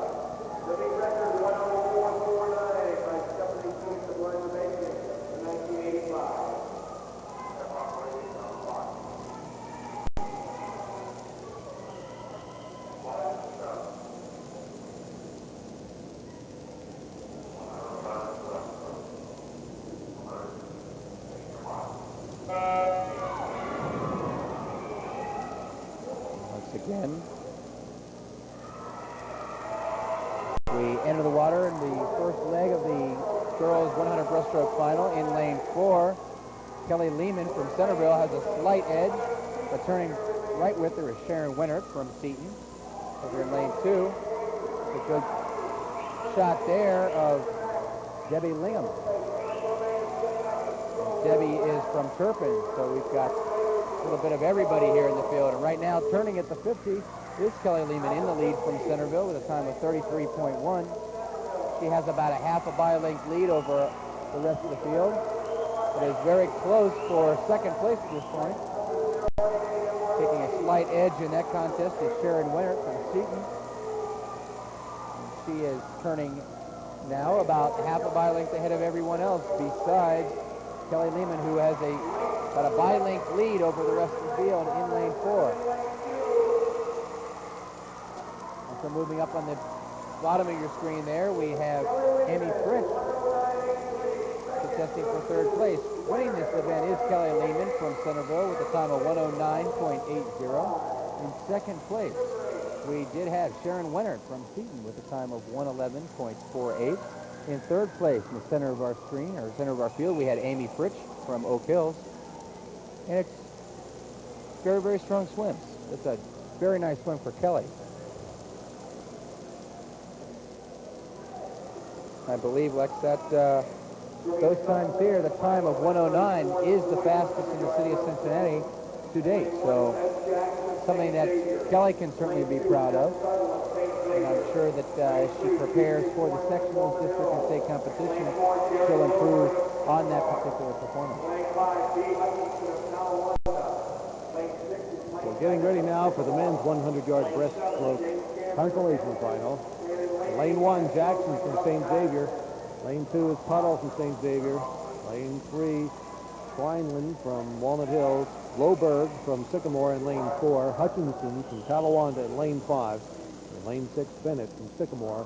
Cameron from Hamilton in lane 7. And Roebling from Madison in lane 8.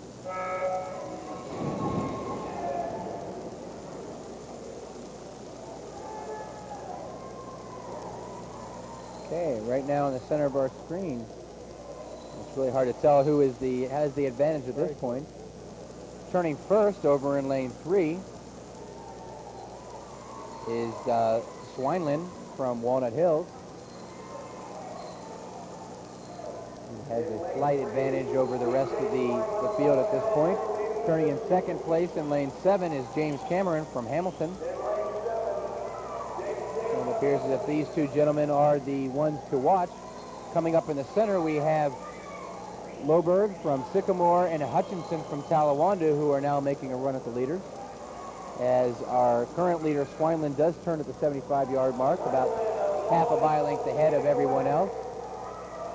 As he starts to pull away towards the finish of this race.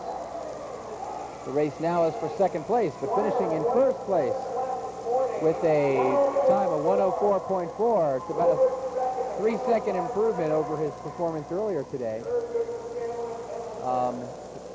That is, B.J. Schweinland from Walnut Hills. In second place, we have Gary Loberg from Sycamore with a time of 105.9. And finishing in third place on the outside, James Cameron from Hamilton with a time of 106.29.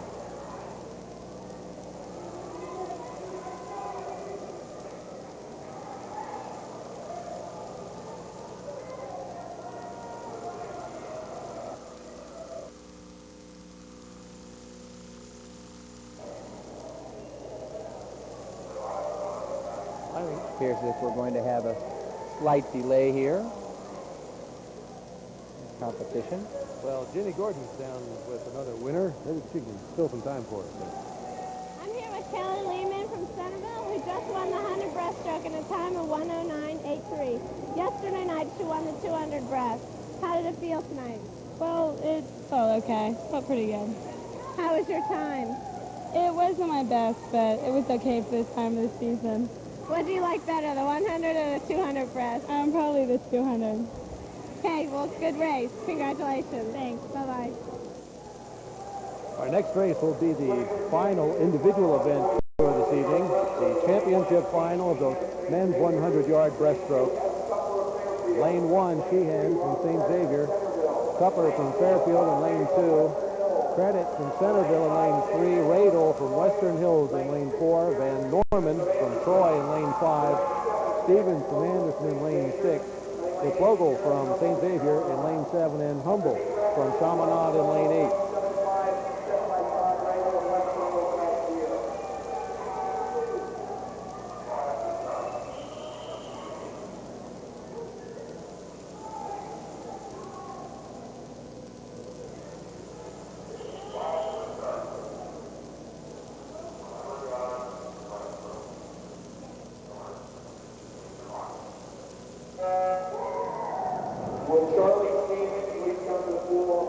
Todd Radel's score time this morning was only 5/100ths of a second off of the meet record set by Todd Radel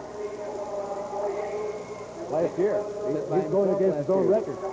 That's right. In fact, Todd's best time to date in the 100 breaststroke is 59.9. So let's hope that Todd can break that barrier once again, as he certainly is on his way. He's out in 27.85, and he's slightly ahead of his competition on either side of him, which happens to be Van Norman from Troy, who we've seen earlier this evening in the 200 individual medley, and Rob Credit from Centerville over in lane 3. But as they turn at the 75-yard mark, it appears that Todd Radel from Western Hills does have a comfortable lead of about 3/4 of a body length as he approaches the finish. And he does break that barrier once again. 59.90, setting a new meet record, which he established himself last year, as Lex alluded to earlier. In second place, with a time of 101.93, is Van Norman from Troy. And in third place, with a time of 101.94, we have Rob Credit from Centerville. Very good swimmers. I'm sure that Mr. Van Norman, who swam earlier in the 200 individual and medley, will be quite pleased with that. But I certainly got to believe that Todd Radel, who that is his best time to date, and he also establishes that meet record, will certainly be pleased and very proud of that performance. The only individual, as we mentioned once before, who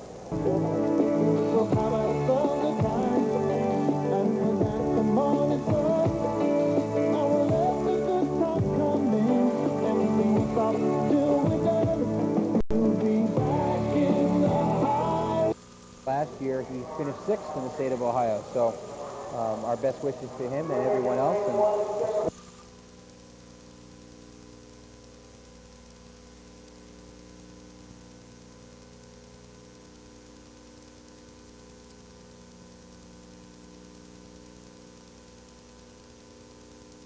And Oak Hills team, lane 2, Macaulay. Lane 3 will be Seton. 4 will have Centerville. Lane 5 will be St. Ursula. Lane 6, Walnut Hills. Lane 7, Anderson. And lane 8 will have Sycamore. 400 yards freestyle. Relay.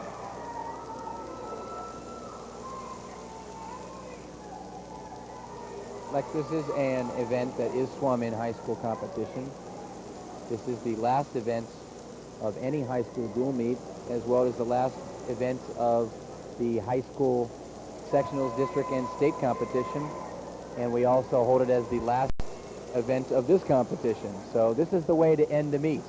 And it is certainly exciting to see these young girls as they compete in their final event of the sixth annual classic competition.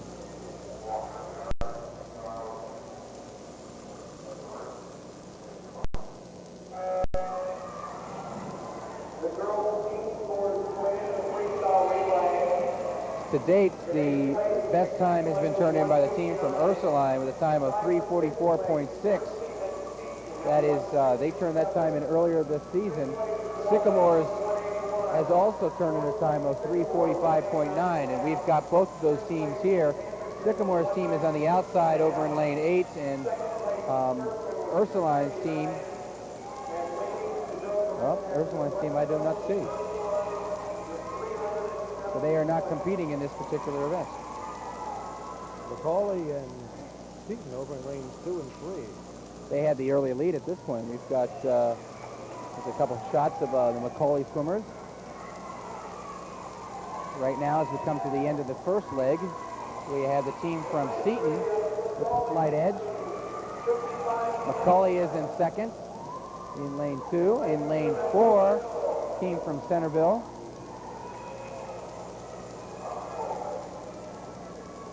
We make our turns at the other end of the pool. Right there in the screen, you've got the team from Seaton in the lead.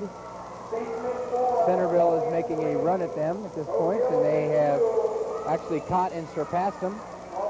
And over in lane 6 now, we have Walnut Hills, who has moved up into third place.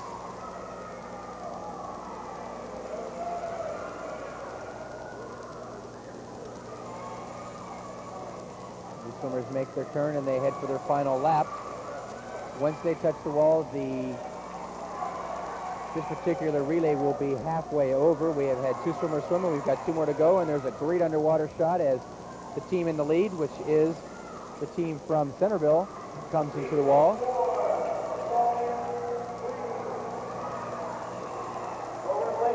In second place, we have a battle that's developing between the team from Seaton and St. Ursula, and also Western Hills.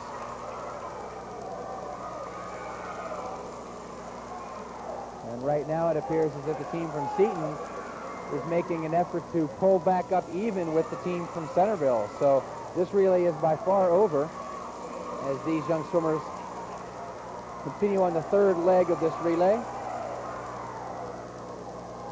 Got a good shot of our 2 leaders.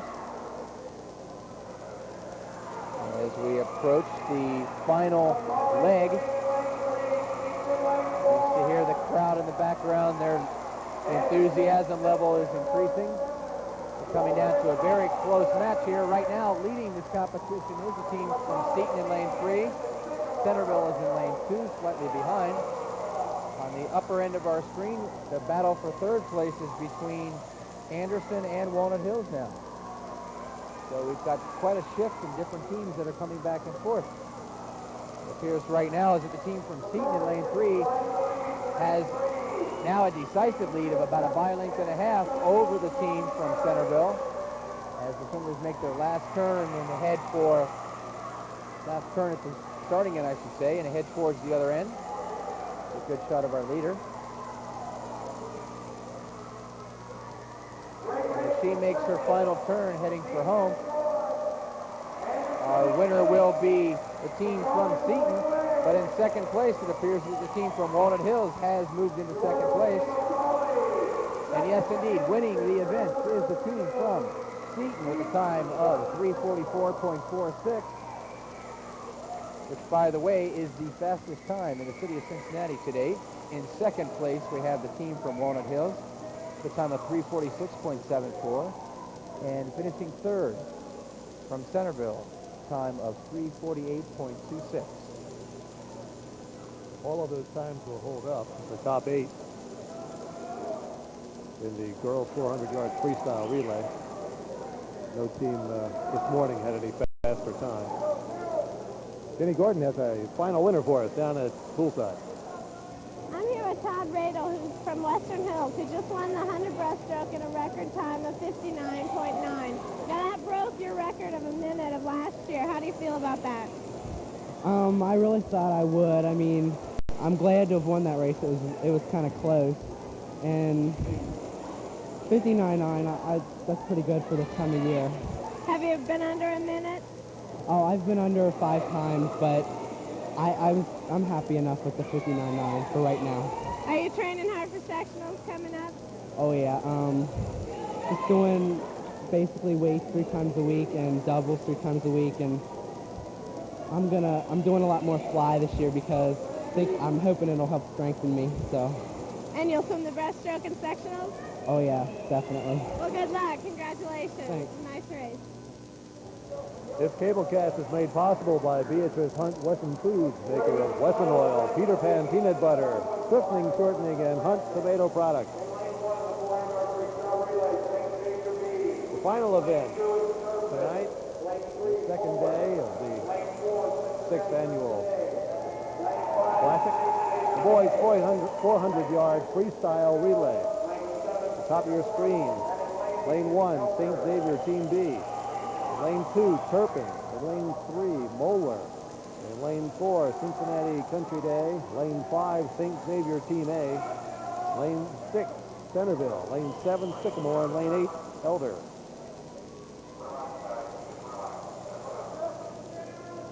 It appears as if the team from Cincinnati Country Day in lane 4 is putting their fastest swimmer first. They've got Daryl Baker on the blocks, who was second in the 100 freestyle. So I believe their strategy is let's go out fast and let's let everybody else swim behind us and catch us. So this ought to be an interesting race of playing catch-up throughout the entire field, trying to catch this team in lane 4 from Cincinnati Country Day, which has the fastest feet in the competition. Our meet record, by the way, was set back in 1984 by St. Xavier, time of 3:14.37. The entry time for Cincinnati Country Day is just 3 seconds shy of that. Missing the events in lane 2 is the team from Turpin, unfortunately. So we do have an open lane, but as we said, right now with a early lead, we have the team from Cincinnati Country Day. Daryl Baker is striving to get his team out in the lead to open water so that they have fresh, flat, easy swimming water ahead of them. In second place right now, you've got the team from Moeller, who will definitely be their competition because they've got quite a large contingency of freestylers. So as the team from Cincinnati Country Day finishes the first leg, they're in first. Moeller is right behind him in second. Daryl Baker finishes with a time of 47.83, which is a shy bit better than his performance earlier this evening in the 100 freestyle. So congratulations to Daryl on his split. In second place, as we mentioned, we've got Moeller's team, Moeller A team in 3. And in third place at this point, the St. Xavier A team over in lane 5, being challenged on the outside by Sycamore. It's a good close-up shot of the Cincinnati Country Day team. They are really striving to extend their lead. Right now, just a quick note, Cincinnati Moeller last year was the state champion in this particular event. So their team is quite strong, but right now leading this race by about 4 seconds is the team from Cincinnati Country Day. And they are leading over the team from Moeller in lane 3. In third place, we have the team from St. Xavier in lane 5. But way out in front, the team from Cincinnati Country Day in lane 4. And there's a good shot at Daryl Baker.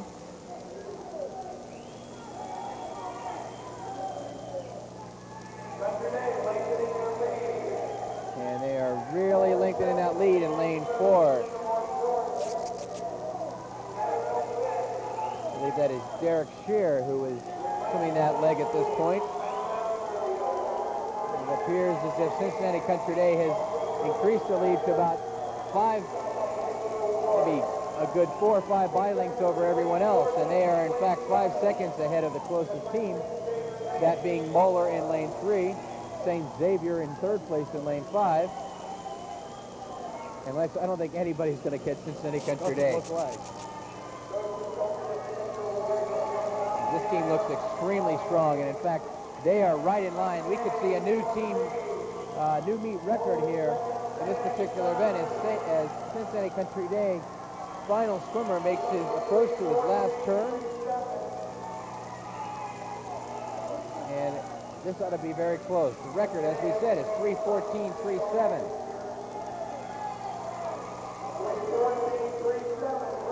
Oh, very, very close. Coming in first place at a time of 3:15.13 is the team from Cincinnati Country Day, just missing the established meet record by St. Xavier set in 1985. In second place, we do indeed have a team from St. Xavier, their A team, at a time of 3:21.6. In third place, a team from Muller, at a time of 3:21.77. To mention from this morning, the team from Fairfield swam a time of 3:32.62. That will move them up until 8th place, since we missed the team from Turpin in the final competition. So it's nice to see those teams from the morning preliminaries be able to come up and place in the finals. But congratulations to the team from Cincinnati Country Day. A very, very, very strong swim. In fact, that swim right there places them as the fastest team to date in the Cincinnati area. They were the fastest team with a time of 3:17.5, so they have improved their record, or their time at least, to 3:15, and they will certainly be the area team to watch as we approach the Sessional District and then perhaps state competition. Well, right now, with the swimming competition now completed, the Southwest Ohio High School Classic, 6th annual 1989 version, we're waiting for the computer to analyze the results to give us the overall team winners for both the boys and girls teams.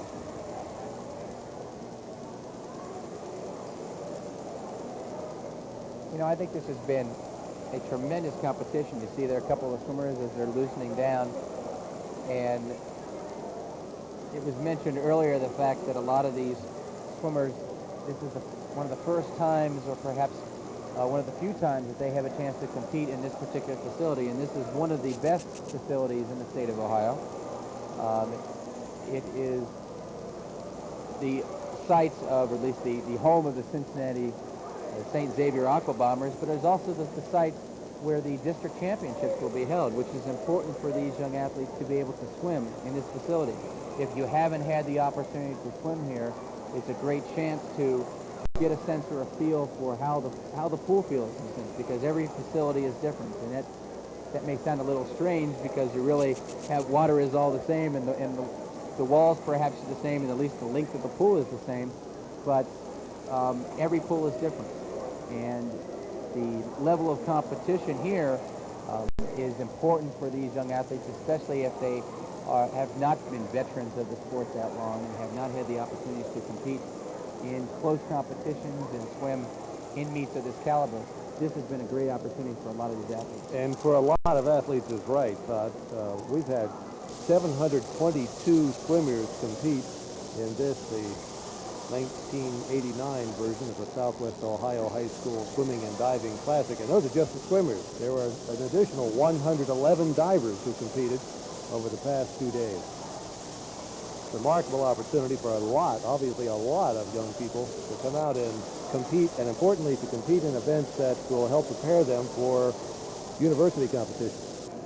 That's right, and as Pat Lunsford mentioned earlier, that this is probably the largest meet of this type in the United States. It's not the first and only of this type, but it is definitely the one that a lot of people are looking to as one that they can model their own programs, their own meets after. And it is a great opportunity for us to at least to be able to watch it, and perhaps a lot of you who are watching on television can see what the caliber of swimming is in the Cincinnati area and get enthused and become a part of it, like a lot of these young athletes have been throughout their lives and careers of swimming, and really in their high school careers to date. Here's a shot of some of the Xavier swimmers. Obviously, some high anxiety here at their home court, if you will, Keating Natatorium. St. Xavier has won the team standing for the last 5 years. It was the first 5 years of this competition, the Classic. And the tension in the air right now, you can almost cut it with a knife, is have they been able to come through and turn in a winning performance once again? There was a lot of competition this year. It really was. I think this is a much closer meet than we've ever seen before, at least in the classic competition. Typically you see, at least in the past 5 years, we've seen St. Xavier walk away with the meet, literally. And to date, we've seen an awful lot of other schools, from Turpin and Anderson to Moeller on the men's side, the boys' side for that matter. And on the girls' side, we've got Turpin, who has really challenged Ursuline, and they have really drawn a little bit closer. So it'll be interesting to see. Just a quick note, a rundown of the latest coaches poll of the top teams in the city of Cincinnati. St. Xavier's is still on top. They received 100 votes in the boys division. Cincinnati Country Day was second with 82. In third place, Moeller with 76, and Sycamore with 76, and in fourth place, Moeller and Anderson with 70 respectively. In the girls' side, Ursuline had 100 votes from the coaches. Turpin had 90. Seton had 74 for third place, and Sycamore was fourth with 72. So I think the coaches after this meet will take a look, and perhaps we may see the similar results come out as what the rankings are now, but we may see a little shift, because I think we have seen tremendous swims by the Turpin squad in the girls section, and we also have seen an awful strong performance by Cincinnati Country Day and the Sycamore teams, for that matter, in the boys. Not to say that St. Xavier is still not a strong team, because they are, and we heard earlier from the coach of the St. Xavier Aqua Bombers, and he is very optimistic in his first year as the head coach as he pulls together his team for the sectional district and state competition. Well, clearly Xavier has a very strong team, a lot of depth. They were able to field two teams, an A team and a B team, in the men's 400-yard freestyle, the final race. Shows a lot of depth when you can qualify two teams for the finals like that. We've seen a lot of great individual effort in this competition. Doug Wharton from Anderson comes to mind. Steve Bussey from Moeller comes to mind. Right. Tina Silversack from Turpin. Just, tremendous swims that they were able to turn in. Julie Carter surprise swim last night from lane 8 That's to right. win. And she turned around and she won again the 200 backstroke this evening. We had tremendous swims in the girls 500 freestyle last evening, from head-to-head competition all the way through, and then this evening in the 1650, an event that is definitely not the high school part of high school competition. Kathy Swivick from Turpin was able to turn around and surprise everyone and just kind of come out and walk away with the entire race. So it's encouraging to see a lot of these young athletes really put their name on the board and certainly on the map of the state of Ohio, and we certainly wish all of these athletes the best of luck as they pursue their swimming careers in the sectional district and the state. And we've mentioned sectional district and state, and I think it's important to note that that's the first thing that happens, is from this point you go to the sectionals. If you qualify from sectionals, then indeed you go on to districts. And if you are one of the top qualifiers from districts, you then in turn are able to go on and compete in the state competition, which will be held up in Canton, Ohio, during the first weekend in the month of March. Right now is an underwater view of our camera. We've seen a few of the young men and women swimmers that have been swimming around. Going to have to talk to our executive producer, Dave Gordon, and find out where he's gotten the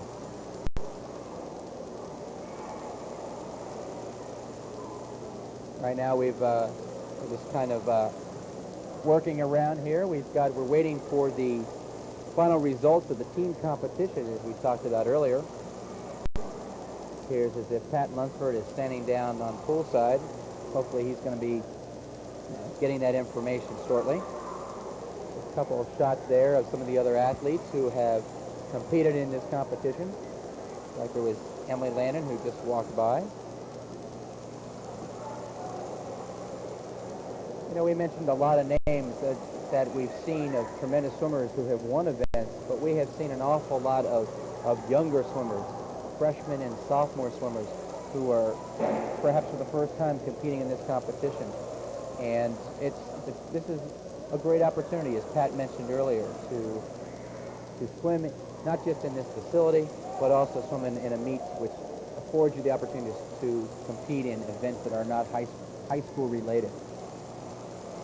Well, 5 boys who finished in the top 6 at state swam in this competition in this year's Classic.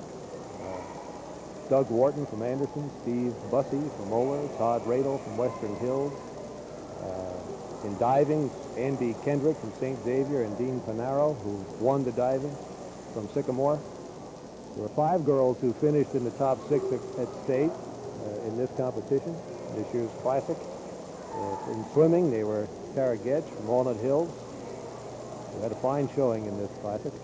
Rachel Ward from Macaulay, Jennifer Carter from Turpin, Tricia Staff from Seton, and in diving, Jennifer Mahaney from Milford, who won this year's Classic diving competition. I think the city of Cincinnati, or at least the Southwest District, which is really what we are here in the state of Ohio, really should be optimistic with people such as Tina Silversack from McNicholas, and even the younger swimmers, Shannon Carley from Ursuline Academy. Ursuline has got an awful lot of depth. They showed it last year by finishing 3rd in the state. I believe that they are going to be able to at least maintain that 3rd place position, hopefully, and I'm sure their coaches are banking on it, that they will be able to even improve on that. But you've got those young swimmers that we mentioned earlier that are really starting to come up, from the Shannon Carleys to the Beth Jacksons to Michelle McCarthy to Tara Getch, who we saw earlier, to Dana Getch, her sister, who swam and won the consolation heats in 2 events this evening, and the time that she turned in the consolation finals would have placed her very well in the finals themselves. So, you know, as the coaches look at the whole situation, they should be optimistic. I know that a lot of the other coaches throughout the state of Ohio will certainly be taking heed as to what's happened here yesterday or last evening, and also this evening, to see what types of performances these young swimmers are turning in.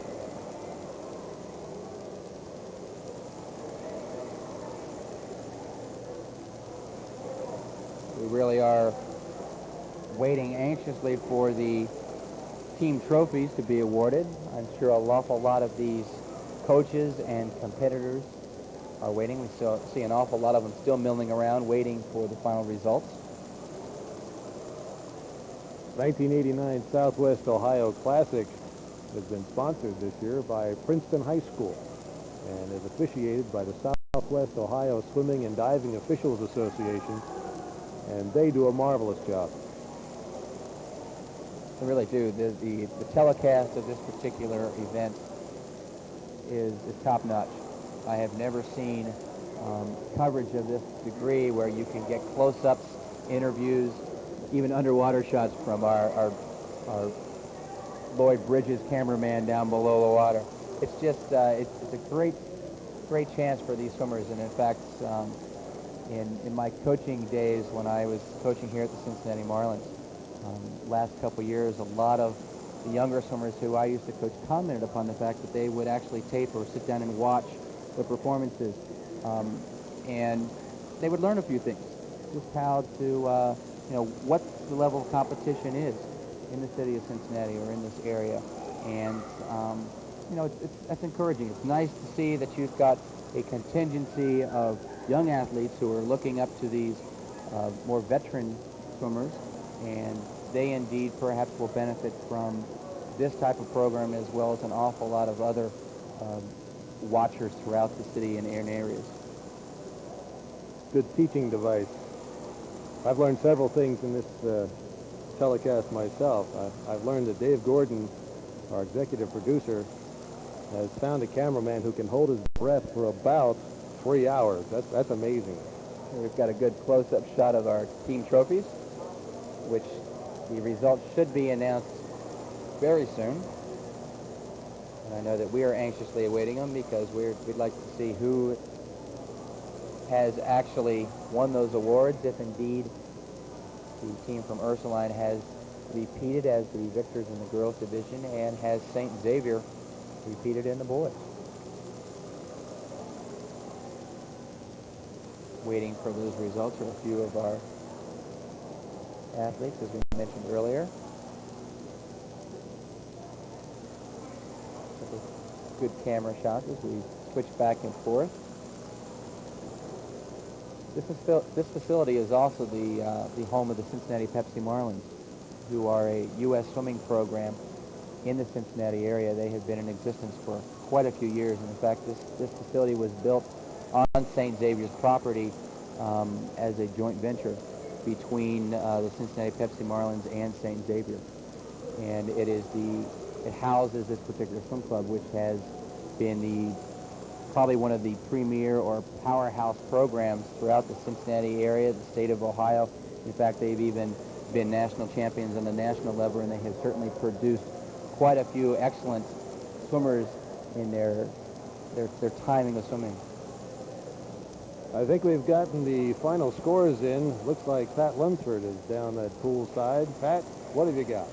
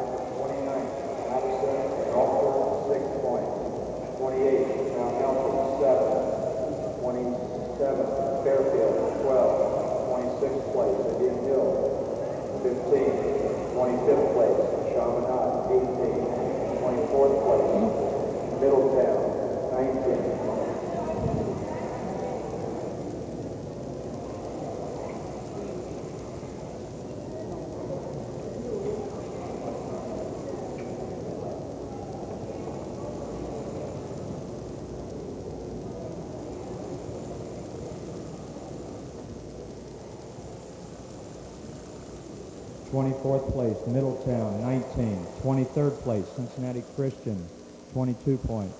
22nd place, Milford, 31 points. 21st place, Baden, 41 points.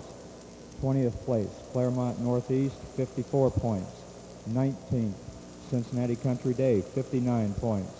18th, Finneytown, 60 points. 17th, Princeton, 84 points. 16th, Vandalia Butler, 94 points. 15th, Wyoming, 98 points. 14th, Lakota, 100.5. 13th, St. Ursula, 120. 12th place, Talawanda, 124.5.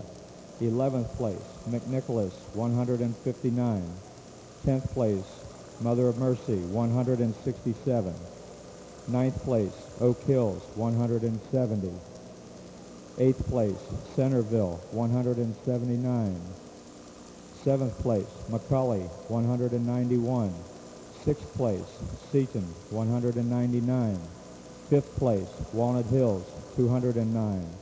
4th place, Sycamore, 219.5. 3rd place, Anderson, 230.5. And I'd like coaches for the runner-up team and the championship team to come forward and receive their trophies. In second place with 319 points, Turpin. Ed Bachman, the coach from Turpin, accepting the trophy.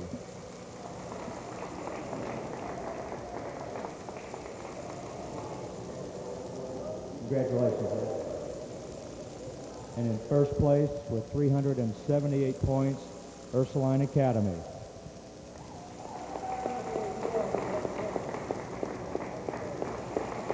Ann Schoenberger and Lynn Margrander accepting the trophy.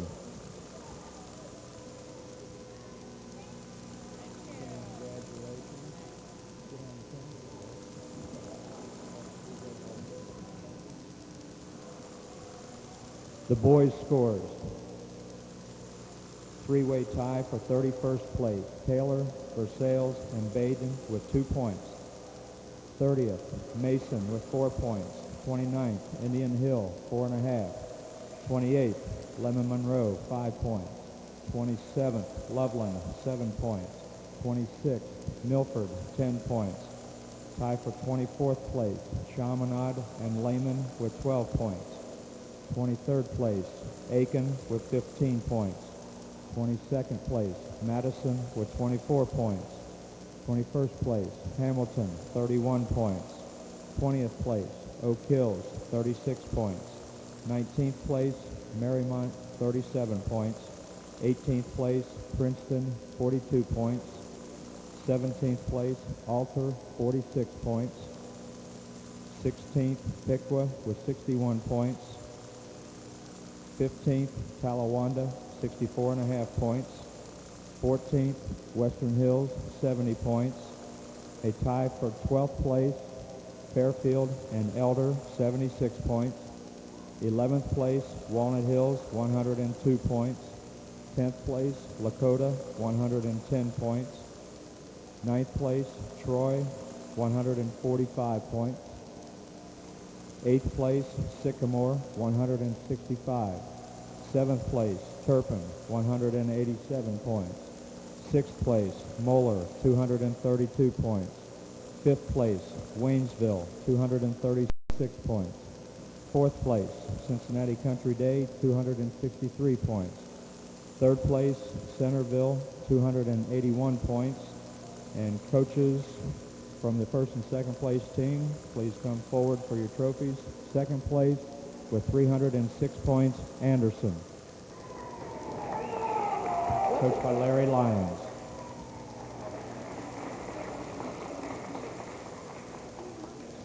Congratulations, Larry.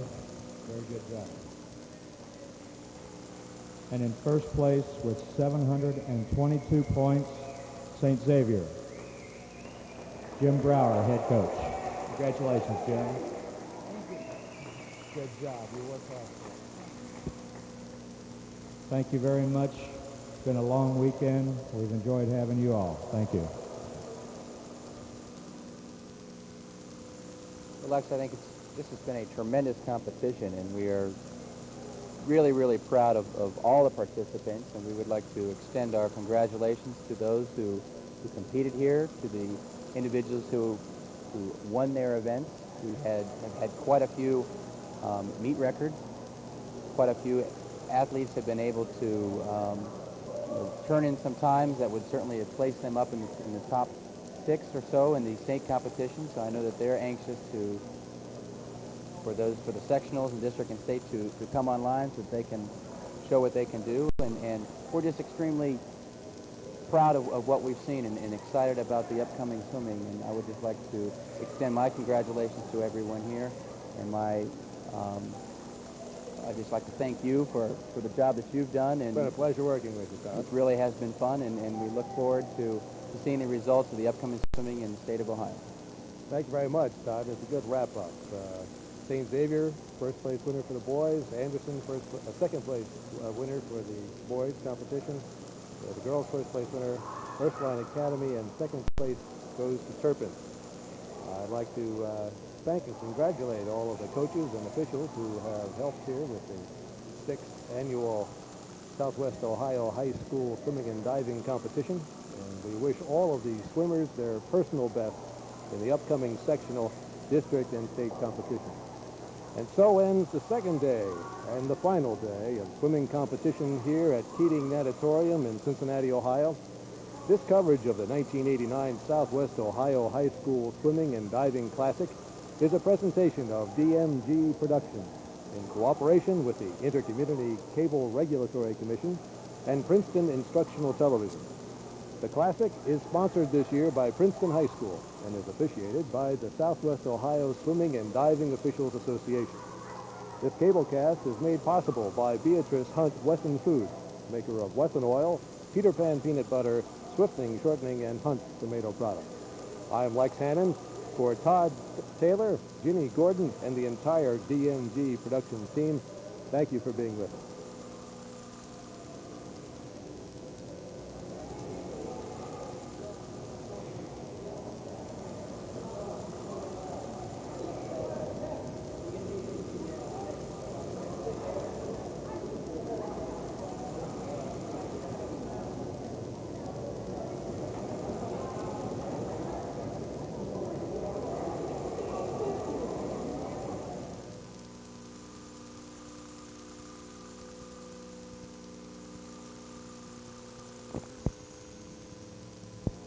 Communications, in cooperation with the Intercommunity Cable Regulatory Commission and Princeton Instructional Television, is pleased to bring you the first day of swimming competition in the 1989 Southwest Ohio High School Swimming and Diving Classic.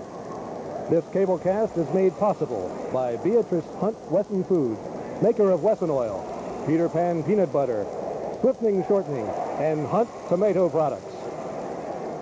We're here at Keating Natatorium in Cincinnati, Ohio. I'm Lex Hannon.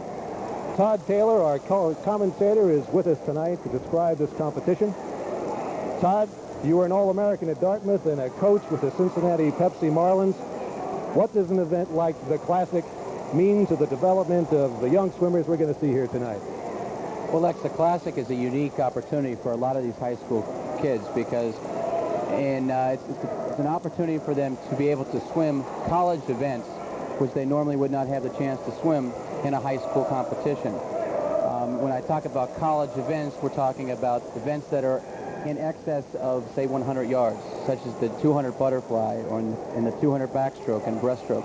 They also will swim events such as the 400 IM versus the 200 individual medley, which is what they would swim in high school. They also have a chance to compete in the 1650, which is the mile. It's a great opportunity for these young athletes to be able to take these times that they turn in and then show them to their college hopefuls or the recruits that they would be seeing. It's just a great opportunity all the way around, and it gives them that exposure. A lot of these young athletes compete beyond just the high school level, so they're used to some of this type of competition and these distances. But it's a great opportunity for the college coaches to come and see them, and they get to see them here. Excellent. Thank you, Todd. We're going to look forward to seeing all of that tonight. Another member of our DMG coverage team, Ginny Gordon, is down at poolside. This is Ginny's first coverage assignment with us. Welcome to the DMG team, Ginny. Thank you, Lex. And now I'd like to I'll be interviewing the swimmers tonight here at poolside and talking with them about their race. Back to you, Lex. Thanks, Ginny. It's a great privilege to meet these young people. I had the privilege of having Ginny's job here last year. And the dedication and the talent of these young folks is nothing less than remarkable. This is the 6th annual Classic, and it has been the goal of DMG Productions to continually improve our coverage of this event. So today, we're going to give you a real fisheye view. Our underwater camera will give you a below-the-surface look at the swimmers. And I believe we've got Lloyd Bridges down there on that as cameraman. So, Todd, what can we expect to see here tonight? Well, I think you're going to see an awful lot of fast times. These young athletes are coming to probably the halfway point of their season, and as they kind of tone up for the sectionals, the district, and the state competition, this is a great opportunity for them to go head-on-head against each other. A lot of them swim in individual dual meets, or a lot of them do not have the opportunity to swim in any type of competition against some of the kids that they will see tonight and be able to compete against. So it's a rare opportunity that doesn't come around all that often, and I'm sure they're all going to be at their peak and their prime to see if they can do the best they possibly can. The Classic is just about to get underway here at Keating Natatorium. One of the remarkable things about this event is the number of volunteers that we've got who help these youngsters out, not just through their development of their swimming talents and their careers, but the officiating that's being done here tonight as well. Looks like we've got a real good crowd. Really do. If we can get a shot of the officials down at the bulkhead end of the pool, we can see what type of volunteers that you're actually commenting about. Sharp-looking bunch of men and women in their whites at the bulkhead end of the pool. We really are. We're blessed here in the Cincinnati area in the Southwest District of Ohio to be able to have such a large group of officials who would help out. Here you go. You can see a couple of these gentlemen and young ladies who have volunteered their time throughout not just this meet, but throughout the entire high school swimming season. Swimming's really a family event. There are a lot of youngsters who have brought their parents along to help officiate and make this day happen. In fact, this weekend-long event, this is only the first day of swimming activities. That's right. You mentioned how this is a family affair. I think it really is. A lot of these young athletes start very, very young, at the ages of 5 or 6, and they may start in some of the YMCA programs, or perhaps even at in a U.S. program, like what the Cincinnati Pepsi Marlins or the Sycamore Flying Fish happens to offer. And there's many, many, many different clubs. It's one that you get involved in and you just kind of carry throughout your entire life. And we're about to get going right now. We'd like to introduce our officials. They're all standing out on the bulkhead this evening. Our meet director this evening is James Gordon. The meet referee is Pat Lunsford. Our deck referees and starters are George Safer, Darren Reisinger, George Brentos, and Jim Byrne. At this moment, we ask everyone to please rise. We ask that you please join in a moment of silence to honor the Challenger astronauts and remain standing for the pledge of the flag.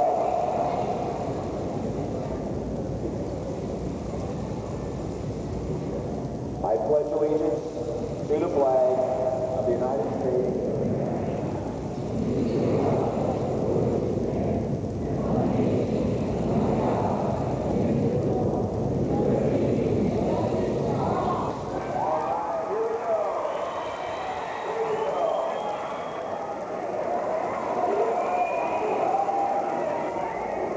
With the ceremony behind us, we're ready to get underway with the 1989 Classic. The first event, the 200-yard medley relay, the girls medley, is going to require the talents of 8 very competitive high school teams. In lane 1, you'll see it at the top of your screen, Vandalia Butler, Princeton in lane 2, Centerville, Ursuline Academy in lane 4, Seton in 5, Anderson High School, Mercy High School, and then Sycamore High School. The bottom of your screen, that's how they will appear as they race. From top to bottom, lanes 1 through 8. Todd, what do we look for in this race? Well, the medley relay is probably one of the most interesting examples of what a team actually has as a group. You have 4 different individuals. They will each swim 50 yards of the pool, and they will each swim a different stroke. The first leg of the event will be the backstroke event, or backstroke leg. Then you have breaststroke, then butterfly, then it's finished off by freestyle. The lane or the positions of the teams within the heat may vary throughout the entire race, but you will probably see the middle lanes of the pool finishing first.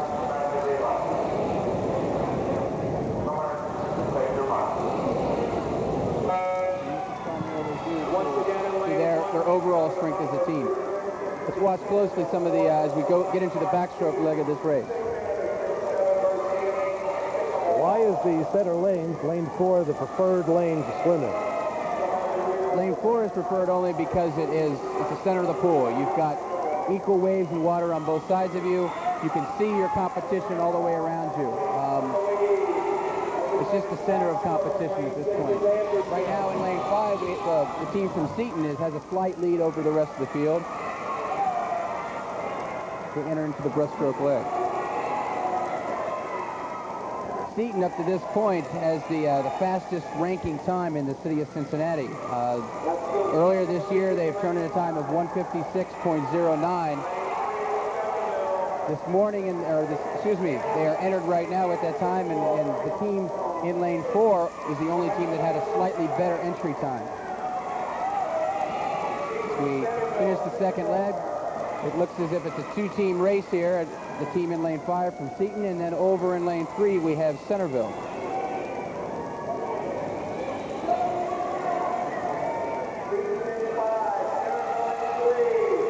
It's a very, very close race. It looks like those 2 teams are pulling away. It's a dogfight at this point, Lex.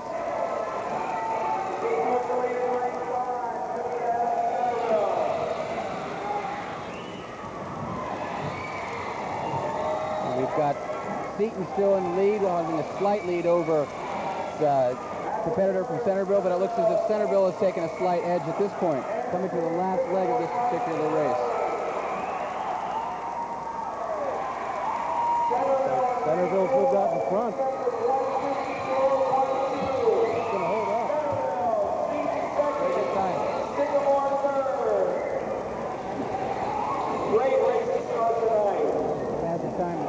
Centerville has turned in all year, and they end up the victors in this particular event as we start off the 6th annual Classic.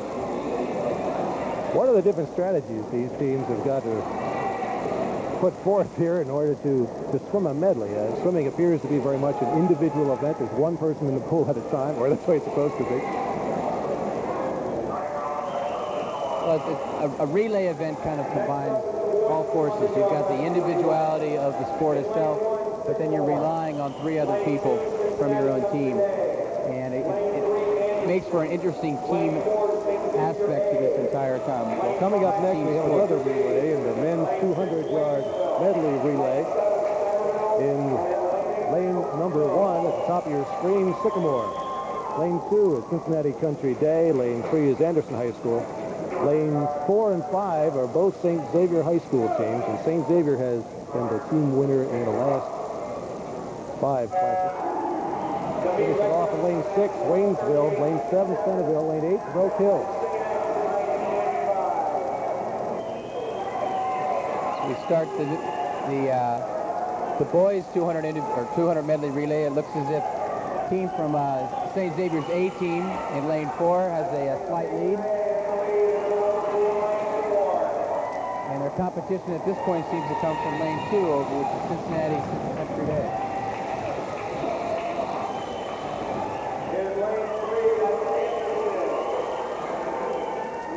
As I mentioned before, you'll see quite a variation in who happens to have the lead during this race. As you see right now, it appears as if the team in lane 3, which is from Anderson, has now pulled up. Now that is Doug Wharton in the water swimming for Anderson. He is, I think you'll find as we get into the later events, one of the stronger swimmers in the state of Ohio right now.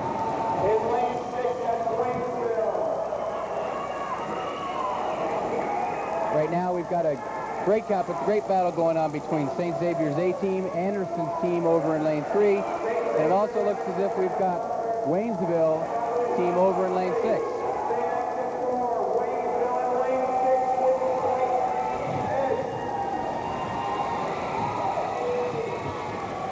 We come to the last leg of this race. It appears that St. X still has a comfortable lead of about a half a body length. The team from Waynesville is closing in.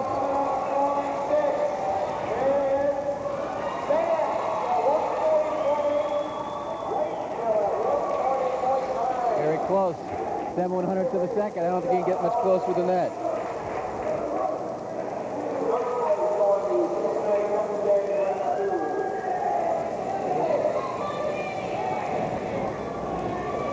Nice way to start up the competition with that.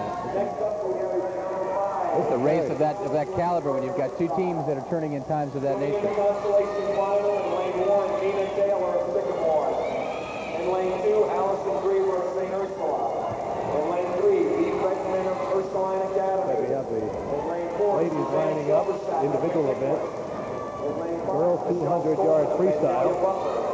Top of your screen, Nina Taylor from Sycamore. Lane 2 is Allison Griever of St. Ursula. Buckman, Ursuline Academy. Lane 3, lane 4 is Suzanne Turbosack McNicholas. Lane 5, Michelle Stolman, Vandalia Butler. Huff, swimming for Lakota. Molly Humbert from Macaulay in lane 7, and lane 8, Kelly Schwenkmeyer, Anderson.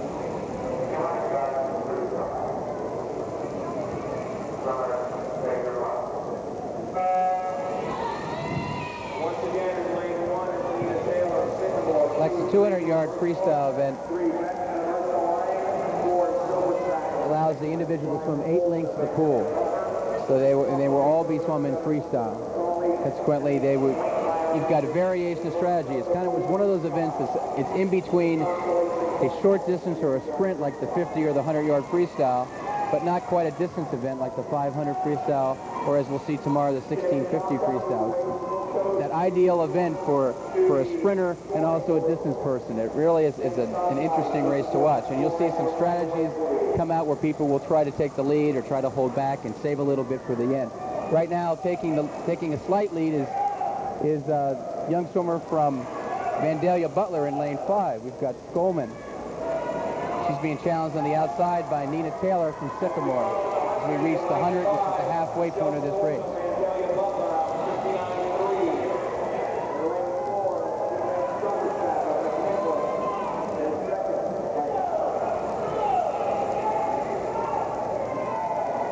You might see as we get further and further into this race, you'll see the strokes perhaps pick up in tempo.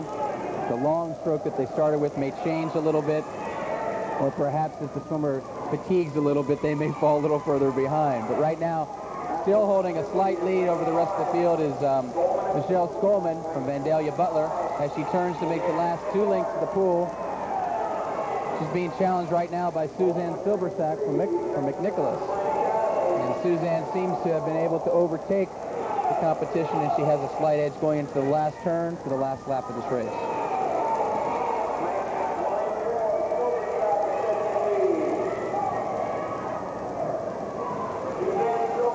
Very strong swim. These swimmers were out at the first 100 in about 59 seconds and about 1 minute. So Suzanne, who was out a little bit slower than the rest of the field, was able to come back as fast as she went out.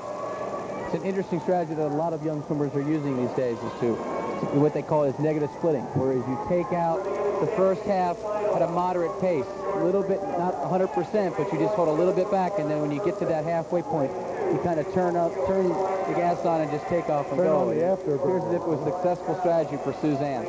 Combination of speed and stamina.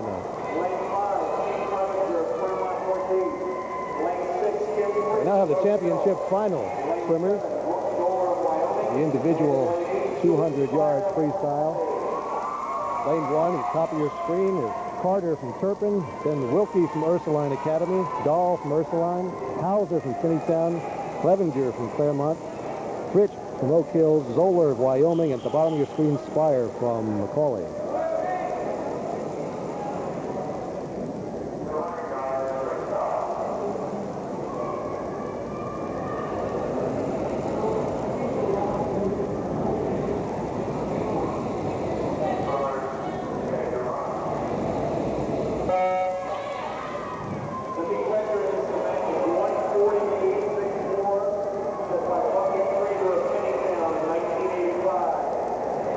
Get into the championship heat of this particular event, I think we should note that in the finals or in the prelims, there are perhaps 30 to 40 to 50 athletes who compete in per individual event. In the finals, they allow 16 young swimmers to compete.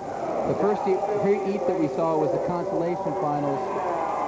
In the final heat here, which is the championship, you have your top 8 or your fastest 8 swimmers from the preliminaries. By allowing a consolation and a championship final, it allows a lot more swimmers to compete and perhaps improve their times. And that's the name of this game, is to better yourself on an individual basis. Right now, swimming in the middle of the pool, we have Jill Hauser from Finneytown. She has a slight lead over Clevenger from Claremont Northeast. We turn it to 100. They've completed the first 4 laps, and Jill has the slight lead, as we mentioned, and she's turned a time of 56.6 seconds at the 100. It'll be interesting to see if she can do the same thing as we saw in the earlier heat and hold on and be able to win this particular event, as she's gone out slightly ahead of the field. Right now, she's still in control. She has about a half a by-length lead. She's also being challenged by Dahl in lane 3 from Ursuline. And we also have Clevenger from Claremont on the other side.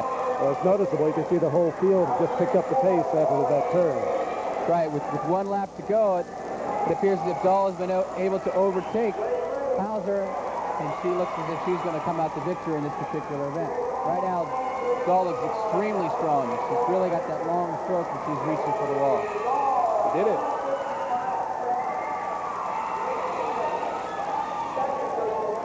Ursuline, Finneytown, and Claremont Northeast finishing in that order.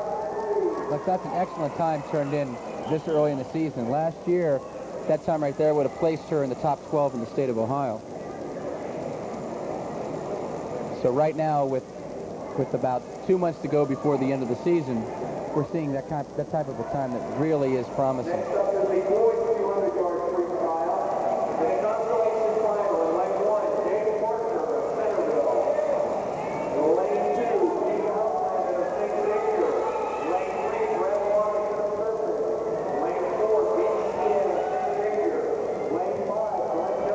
next event, the boys 200-yard freestyle.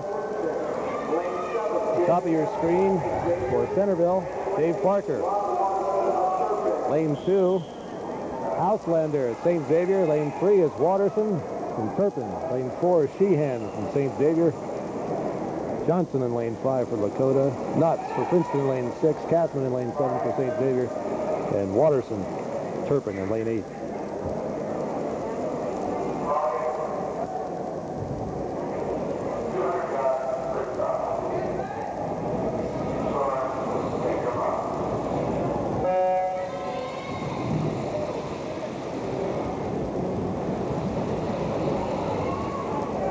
We get into the first length of this particular race for the boys.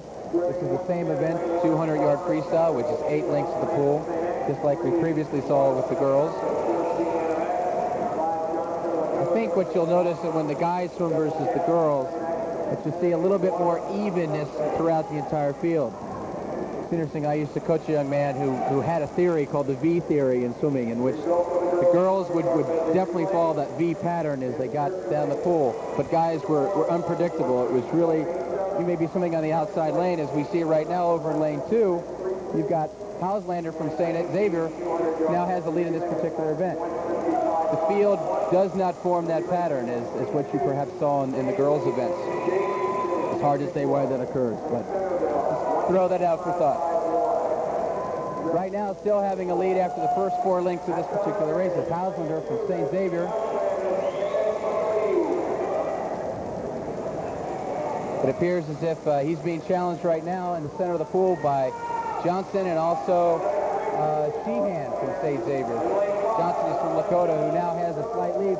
He's got 50 yards of the pool to go. And Johnson has about, Johnson from Lakota has about a half a bye length. Now he's increasing that length to about a full bye length lead over the rest of the field.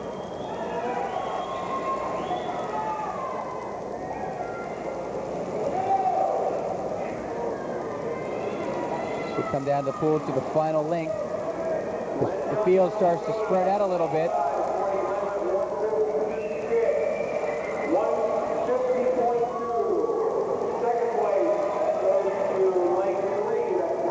Really good time, Lex.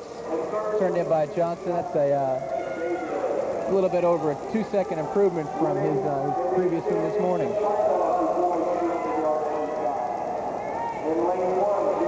We've got an interview. Jenny Gordon is down at poolside with one of the victors of the earlier round.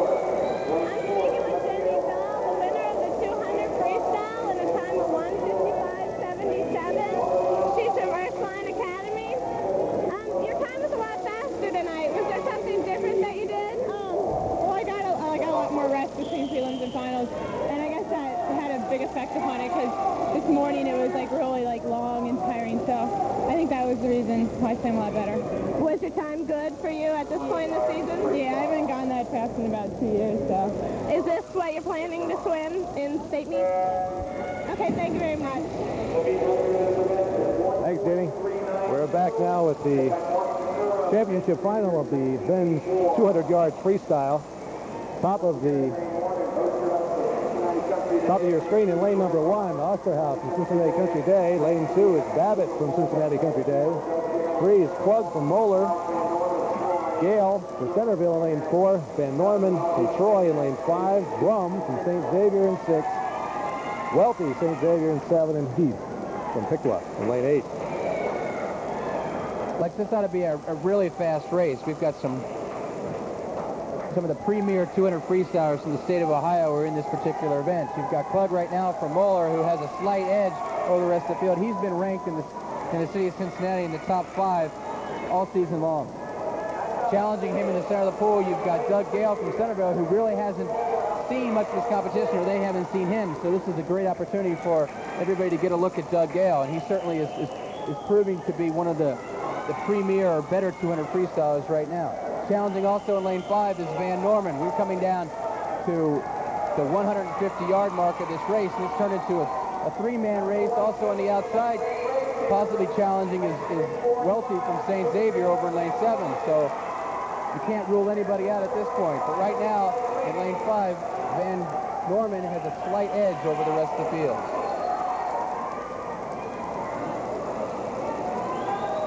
To make that final turn, it appears as if Van Norman from Troy is increasing his lead over Gale and also over Clark from Cincinnati Country Day. He'll be very close for second.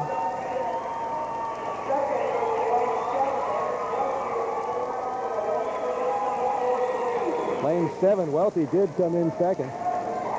Lane 4, Gale to Centerville came in third. That's a great time right there. That time that was turned in by that young man last year would have placed him in the top 6 in the state of Ohio. So it just gives you an idea that we're really starting to see some of these swimmers come out and really improve their times. And also make a name for themselves in the state of Ohio to be reckoned with from some of those talented swimmers up north.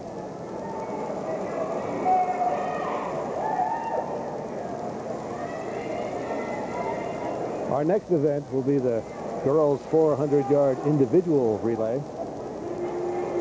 The swimmers from the championship final of the 200-yard freestyle have not yet cleared the pool. Like this race is the first race that is not a high school event. This is, as we mentioned earlier, this is strictly a college event. Or it is swum in YMCA swimming and U.S. swimming on a national level. But this is an event that a lot of these young swimmers do not have that many opportunities to compete in. So it's a great chance for them to record a time that a lot of the college coaches that they can present this time to can see, and just to give an idea what they can actually do. Well, in the 400-yard individual medley, we've got in lane 1 at the top of your screen, Shively from Oak Hills, McLennan from Sycamore in lane 2, Schaefer from Cincinnati Christian in lane 3, lane 4, Landon from St. Ursula, Horn in lane 5 for Princeton, Shotwell also from Princeton in lane 6, Lingo from Turpin in lane 7, and Yvonne Douglas from Mercy in lane 8.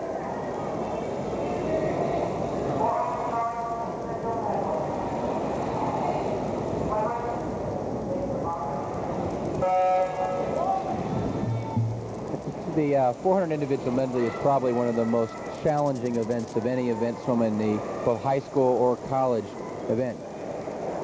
Why the reason is because it challenges the individual to swim all 4 strokes.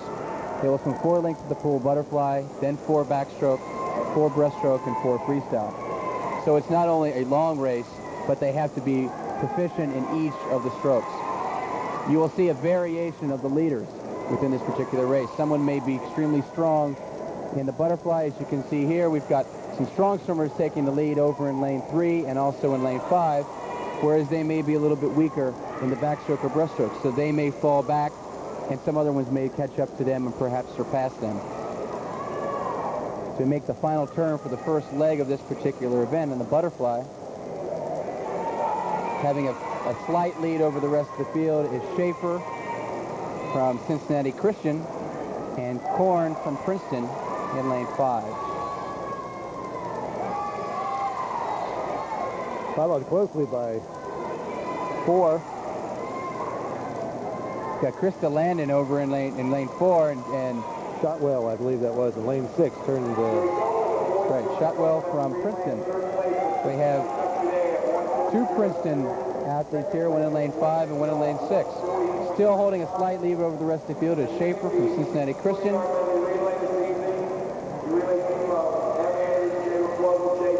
As I said, I think we'll start to see some of these other competitors on the outside lanes perhaps catch up with the rest of the field. Right now you're taking a look at the underwater from our underwater camera. You can see as these young athletes make their turn at the halfway point of the backstroke leg.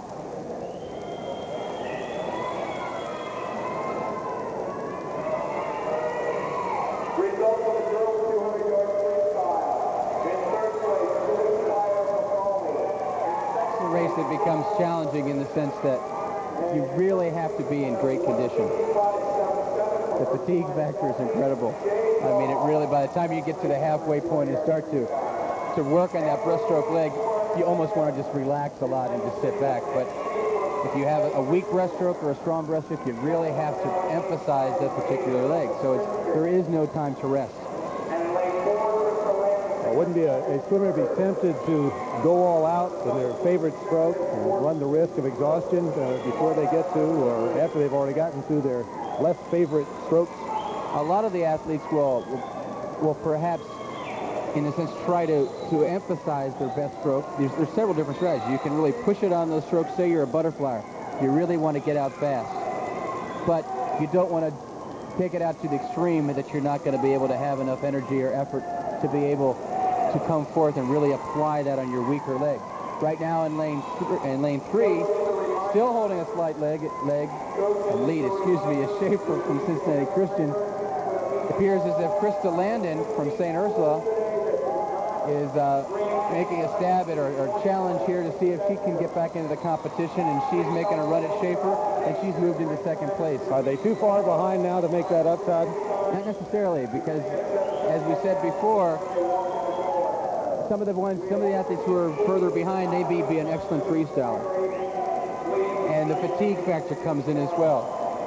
The athlete in lane 3, Schaefer, she may have an extremely strong freestyle, but she may be extremely tired at this point because of the effort that she's given thus far. Right now, she has about a 2.5 to 3 body length lead as we make that final turn for the last leg of this event, which will give us the freestyle leg. Well, on lane 4, Landon from St. Ursula is closing the gap. That's right. Every turn she makes and every link, she just inches a little bit closer. It's hard to say if she's going to have enough room to make a run at her, but I think she's giving it her all. Well, on lane 5, Corn from Princeton is still in this race. She's still in the race, and it appears over in lane 6. You've got Shotwell from Princeton, who also is really giving it a run. We also would like to mention that you have McLennan from Sycamore over in lane 2. So no one is ever out of this race until the race is completed. But right now, still holding a slight lead over the rest of the field is Schaefer from Cincinnati Christian as we make our final turn heading into the last lap of this 400 individual medley.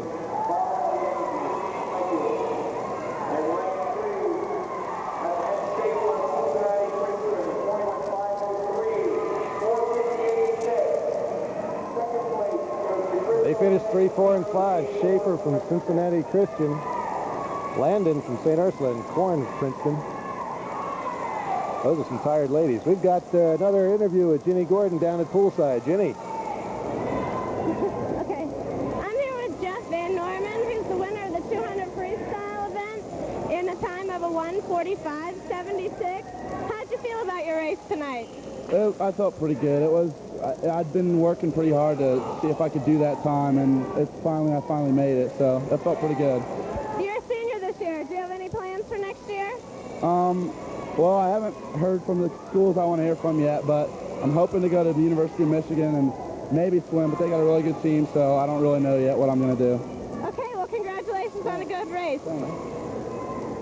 Well, we're lining up now for the championship final of the girls 400-yard individual medley. At the top of your screen, swimming in lane number 1, Sarah Turner from Anderson. Lane 2, Amy Fritsch from Oak Hill. 3, Bossert from Cincinnati Country Day. Lane 4 is Lehman, Centerville, Ohio. And lane 5, Silversack from McNicholas. Lane 6 is Hanley from Turpin. And swimming for Mercy in lanes 7 and 8, we've got Michelle McCarthy in 7 and Kathy Byrne in lane 8, bottom of your screen.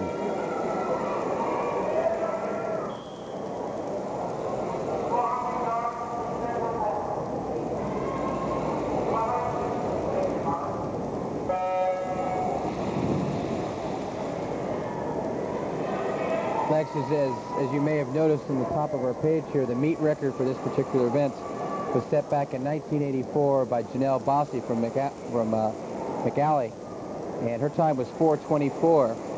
It's quite a bit difference between what you're seeing here in the times now, but I think if you look back at that particular individual, she was similar to the caliber of, say, what a lot of people equate to an excellent swimmer such as someone like Mark Spitz, who was a little bit ahead of their time. Janelle was just one of those athletes that was very special. She was able to perfect the swimming in the sport. She went on into the college swimming scene and did extremely well. So not that any of these events here or these times are of any lesser degree. They are just in a different category, I think, at this point. Right now, taking a slight lead, or in fact, a very large lead, is Tina Silversack from Nicholas.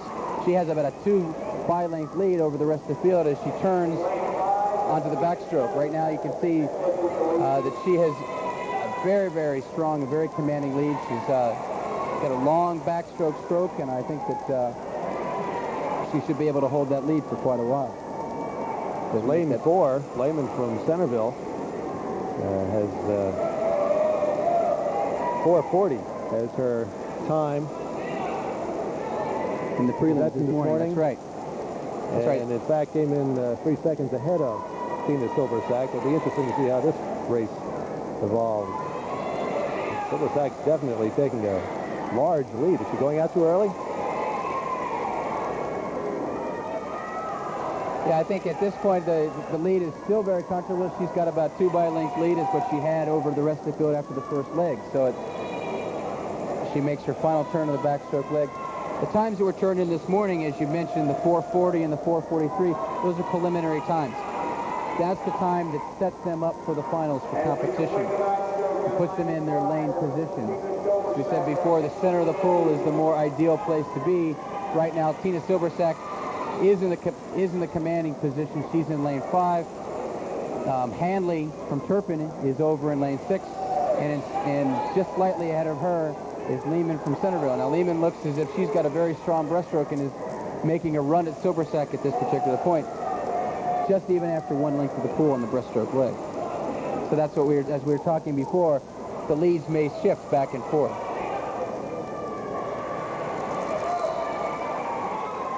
Well, the lead has disappeared. We're down to half a body length between Lehman and Centerville in lane 4 and Silversack, and McNicholas in lane 5. Right, we're down from a good 2.5 to 3 second lead to now 0.3 of a second. So it could vanish very quickly. It appears as if these 2 young ladies have pretty well pulled away from the rest of the field. As you can see, this is a 2-person race. As we come to the last turn of the breaststroke. And Tina Silversack is still trying to hold off her challenger in lane 4.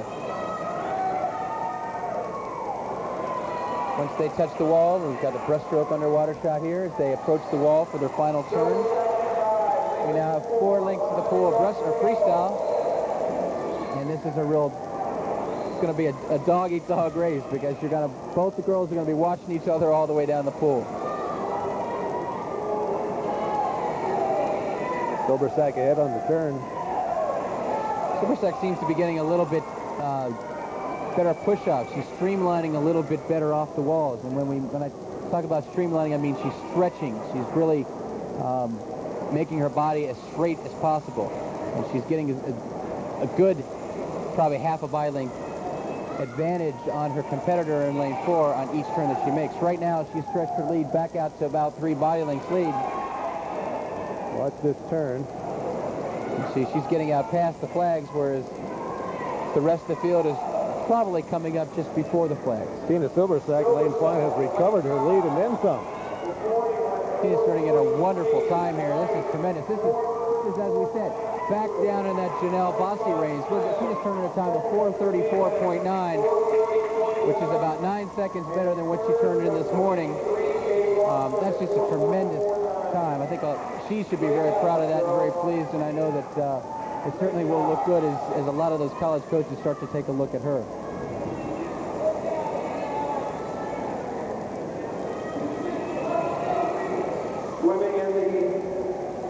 You just never know where you're going to get one of those outstanding swims that kind of pop up.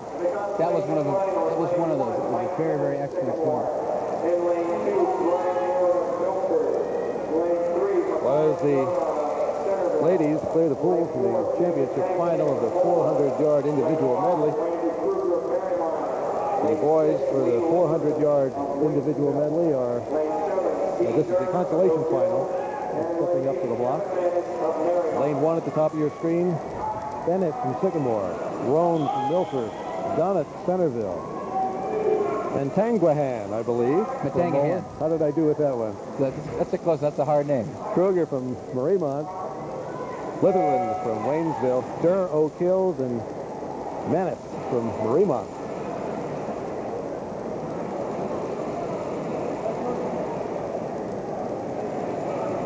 Apparently the swimmers do not have the choice of the stroke. They will come out in a specific and a very specified order of stroke. That's right. In the individual medley, as we mentioned before, you start off with butterfly. And everybody is instructed that this is what you have to do. You go 4 lengths of butterfly. Then we'll do the same with backstroke and breaststroke. And freestyle, it's labeled as any stroke other than what has already been swum. Well, that only leaves 1 stroke, and that is freestyle. So you will always see the same stroke swum in an individual medley. In that order. In that same order. Right now, having a slight lead over the rest of the field is Roney from Milford in lane 2.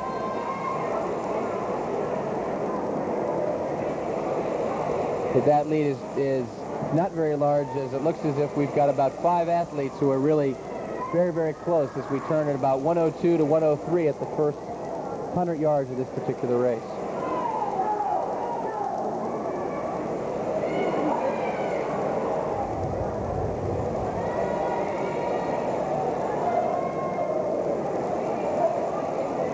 It's the advantage of the swimmer that can really stretch off the walls, and as we saw Tina Silversack do it earlier, she was streamlining. She was really getting some good distance. She pushes off the wall, and she would stretch. You'll notice that a lot of these younger swimmers either haven't perfected that yet, or they're just not aware of how valuable that is, especially in a long race such as a 400 individual medley. A lot of that comes with experience and poise. And the more times you swim it, the more you realize, I better do that next time I'm in the water.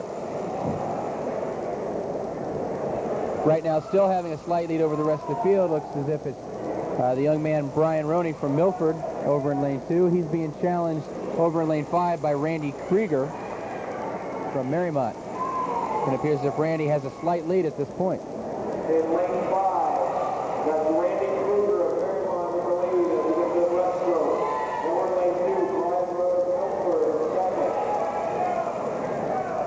Randy has about a body length lead over the rest of the field here.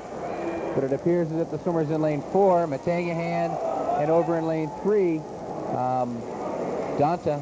You have to forgive me here for these pronunciations. Matthias Donat from Centerville, lane 3. It appears as if they're trying to close the gap here.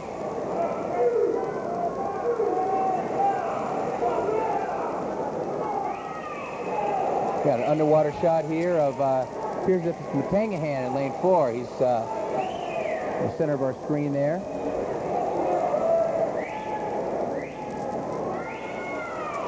As you can see here on the breaststroke, where the swimmers are allowed to take 1 underwater pull and 1 underwater kick once they push off the water before their head has to come up. So you see a lot of them really getting some distance, and as we get more into the breaststroke specialties, you'll see some people who have really perfected it and are really getting some good distances off the wall. These young athletes here are pushing off and they're coming up just slightly beyond the flags. I think we'll see later on in those breaststroke events that they may even exceed that. Right now making the turn at the 300-yard mark. This is at the end of the breaststroke leg coming into the freestyle leg. Still leading the pack is, looks like Randy Kruger from Mariemont in lane 5. And Matangahan from Muller is in lane 4. He's making a run at his challenger here in lane 5.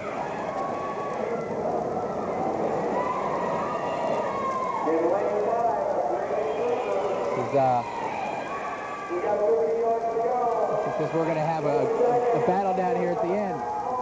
Right now, it's like Matangahan in lane 4 is really moving up quickly on his competitor Randy Kruger. And it looks as if they're dead even going into the last turn. Right now that momentum is with Matangahan, and he seems to have increased his pace, and now he has about a body length and a half, and he's really pulling away from the rest of the field.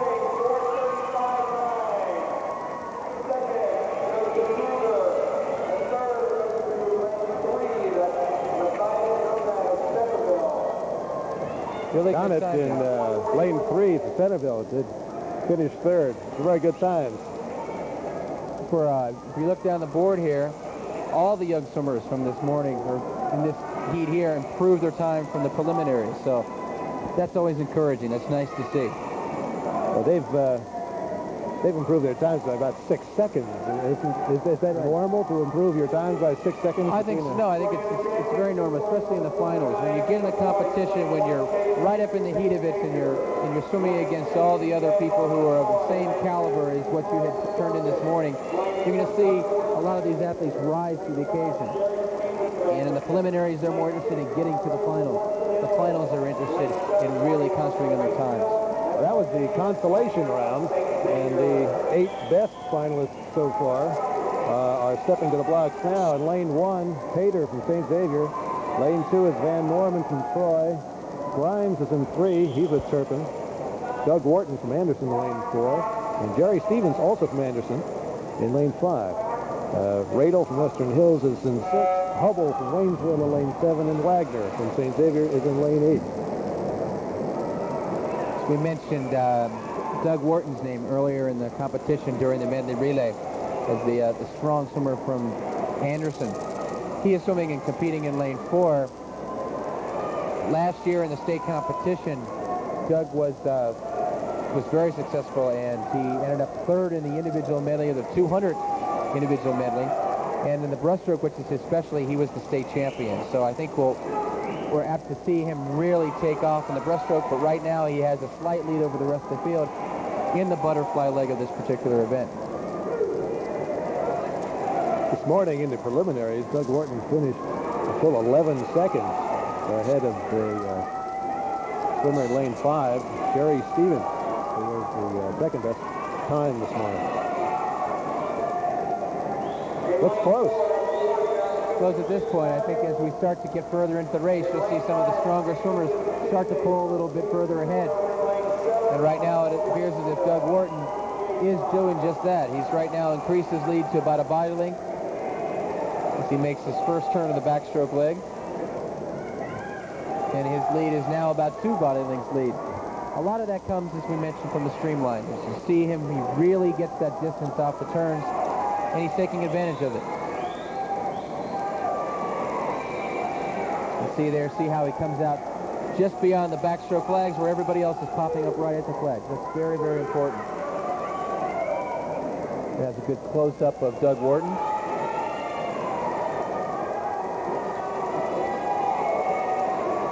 He makes his final turn from the backstroke. Coming up to Doug's specialty, which is the breaststroke. And he already has a very, very comfortable lead over the rest of the field.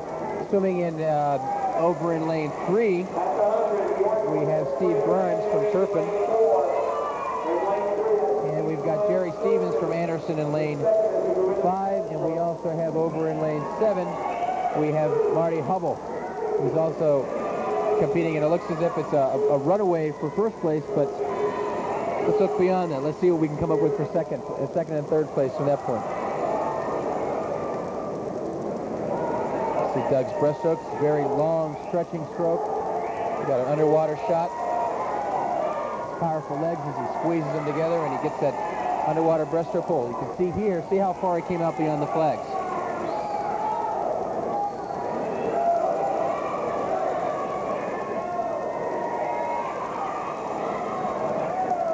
Right now he has a lead of about 5 body lengths. As we can pan up, we can see the rest of the field here. Swimming in lane 3, as we mentioned, we've got Grimes currently in second place. And over in lane 5, we have Jerry Stevens being challenged by Hubble from Waynesville. Looks like Hubble's come out ahead on the turn. Time at the 300-yard mark for Doug Wharton is 3:11. This morning, his final time was 4:14. I think that we're going to see a time somewhere in the range of about 4:09, maybe 4:08, depending upon how strong Doug Wharton feels and how quickly he can come home. But right now, he has a very comfortable lead. He's not really being challenged. It's more or less Doug against the clock. But swimming a very nice race in second place is Steve Grimes from Turpin. And we've got challenging for third place over in lane 7 is Marty Hubble. Doug is shortening up the stroke. He's tightening up a little bit as he gets to the end of this race. And his final time is 4:11.0, which is a good 3 seconds improvement over this morning's preliminary times. Finishing second is Steve Grimes from Turpin. And in third place is Marty Hubble from Waynesville. All these young athletes improved their times. Steve Grimes improved his times to over 6 seconds. And it appears as if Marty Hubble's time from this morning, or this evening, was a good 4 or 5 seconds faster than this morning as well. Exciting race. Ginny Gordon is down at poolside. She has an interview for us. I'm here with Tina Silverstack from McNicholas, who won the 400 IM in a time of 4:40.18. Nice race. How did it feel? I felt really good on it. And even though I was tired, I think I brought it back really well. What do you think your best stroke in the IM is? The butterfly, the first leg of it. It's hard to start out with your best stroke first, don't you think? Yeah, I have to really be conservative with it and try to hold off for the rest of the stroke so I'm not too tired. Well, congratulations. It was a nice race. Thank you. Thank you, Jenny. Next event will be the girls 50-yard freestyle. This is the consolation final. In lane number 1, top of your screen, Hoff from Lakota. Vic Roy from Centerville. Leonard from Seton. Lane 4, Kathy Clark from Sycamore. And lane 5, Hatley from Ursuline Academy. And lane 6, Fitzgerald from McNicholas. Lane 7 is Spire from Macaulay. And lane 8, Edgar from Anderson. We've seen Julie Spire out here before. A lot of these swimmers are doubling back, and they're already coming back for their second event for in the finals.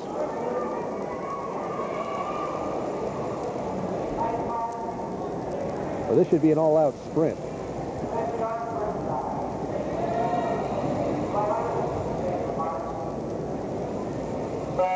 is the race that if you blink, it's over, and you're already out of the contest. It's only 2 lengths to the pool. There's a start, a turn, and just a little bit of swimming. So this is really anybody's race. They come down to the first, at the turn, the only turn they have. It appears as if swimming on the outside, you've got over in lane 7. She has a slight lead, and that's Julie Spire. Macaulay. This is going to be close. Very, very good contest. Julie Spire from McAlley in lane 7 is the winner at a time of 25.80. In second place, just 7/100ths of a second behind her, was Viceroy from Centerville. And in third place, just 1/10 of a second behind the winner. Over in lane 6 was Fitzgerald from McNicholas.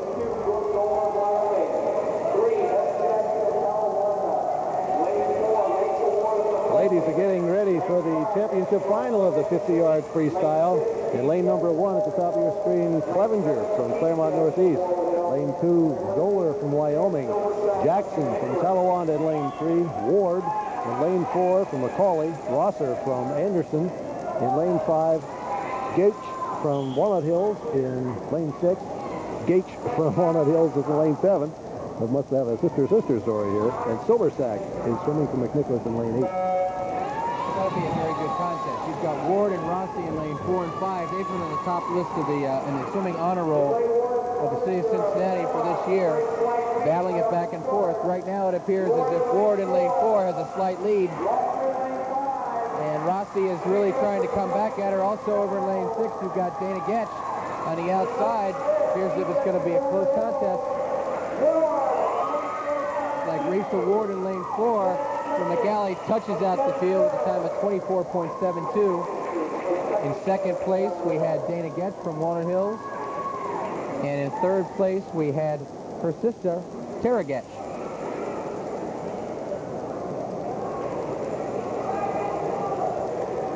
Jenny Ruhlman is down at poolside with another interview for us. Jenny, what have you got? I'm here with Doug Warden of Anderson, who won the 400 IM in 4:11.04. How'd you feel about your race? Not very good. I going faster last year, but I didn't feel good at all. I was tired the entire way. What are you planning on swimming in sectionals? 200 IM, 100 breast. Breaststroke's your best event Yeah. in the IM? Yes, easily. Nice hat. Thank you. Congratulations on a nice race. Thanks. That one's for Dina. Yeah, nice Doug hat makes there, a little Doug. cold in here, doesn't he? I think he should come up here and sit with us. Well, this is the boys 50-yard freestyle. Top of your screen, Chapman in lane 2 for Lemon Monroe. Lane 3, Clayton for Anderson. Lane 4 is Prater from Waynesville. Lane 5, Berkemeyer from Elder. Schiefer from Cincinnati Country Day in lane 6. LeMay from St. Xavier in 7. And Bucher from Piqua in lane 8.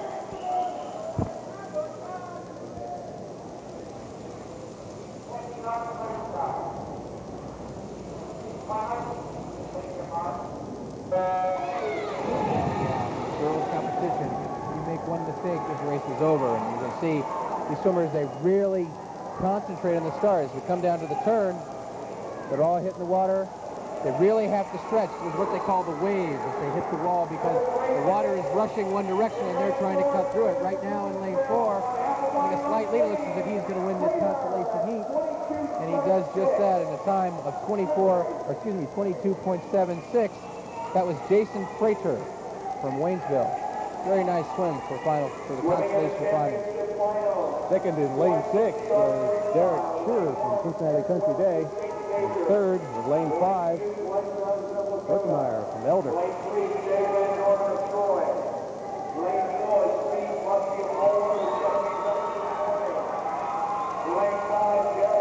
They're lining up now for the boys 50-yard freestyle championship final. Welty from St. Xavier's in lane 1, Johnson from Lakota in lane 2, Van Norman from Troy, lane 3, Buffy from Mulder in lane 4, Baker, Cincinnati Country Day in 5, Doug Gale, another, no, that's not right. Let's see, we got Centerville in lane 6, Osterhaus from Cincinnati Country Day in lane 7, and Roebling from Madison in lane 8.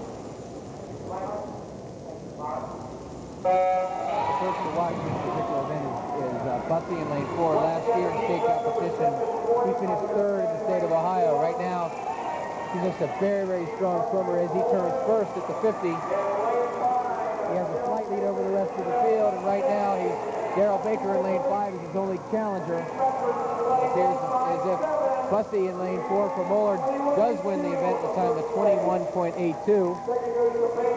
Darrell Baker finished his second at 22.2, and in lane 3, it's Van Norman from Troy finished his third.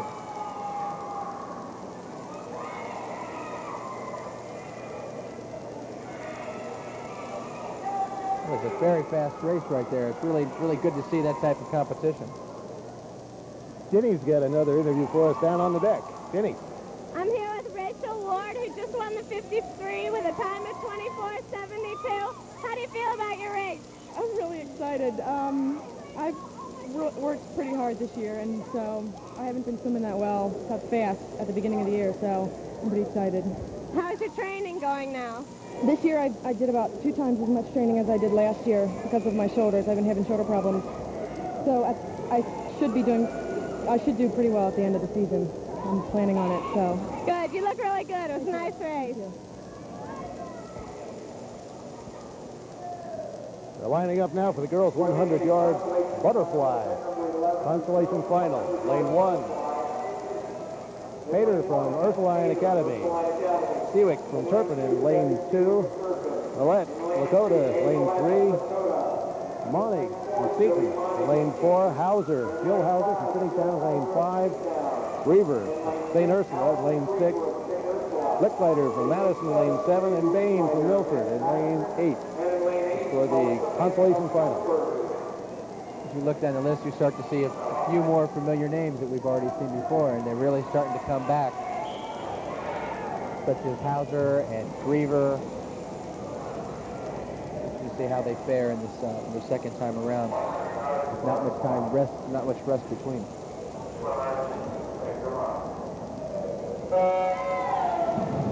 The 100-yard butterfly is 4 lengths of the pool butterfly. is pretty much of a sprint race. You may see some strategy that comes in. A lot of swimmers will try to just get through the first 50 and then really take off from there, because the butterfly is a little bit more difficult, a little bit more challenging, a tiring stroke. But right now, having a slight lead over the rest of the field, and I say very slight because it's very, very close at this time. Jill Hauser in lane 5 hits the wall first, just about a tenth of a second ahead of the rest of the field. Over in lane 4, Modig from Seton is challenging. I just thought it'd be interesting to see how Jill fares, because she is one who's come back from a previous swim just about half an hour ago. But I believe the butterfly is Jill's better stroke, so we'll see if she has the endurance to come back and hold on.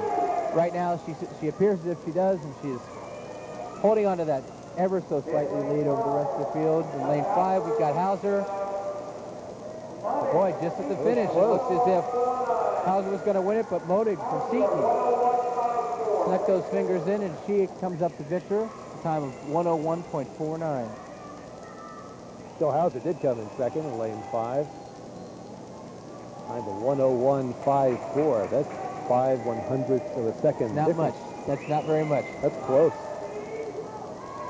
Those are very close, and it's nice to see all of the swimmers improve their times. I mean, you've got some better swims than what we've seen earlier, so that's nice. Ginny, who have you got down there at poolside? I'm here with Steve Bussey of Muller, who just won the 50 free in 21:82. This morning you broke the record, is that correct? Yes, I did. Did you want to break it again tonight? Well, I'd like to, but it didn't work out that way.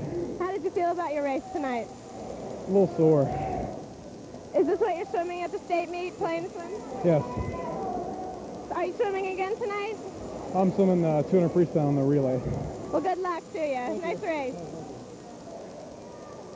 We're going to have to get Ginny a bigger box to stand on. I think we're going to have to. She has to keep interviewing those tall guys. That's right. Tall gentleman, Steve Bussey from Moeller High School.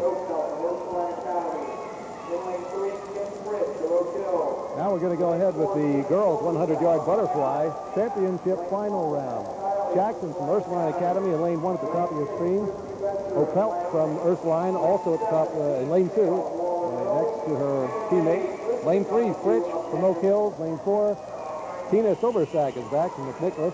Kylie in lane 5 from Ursuline. Thatcher from Wyoming in lane 6.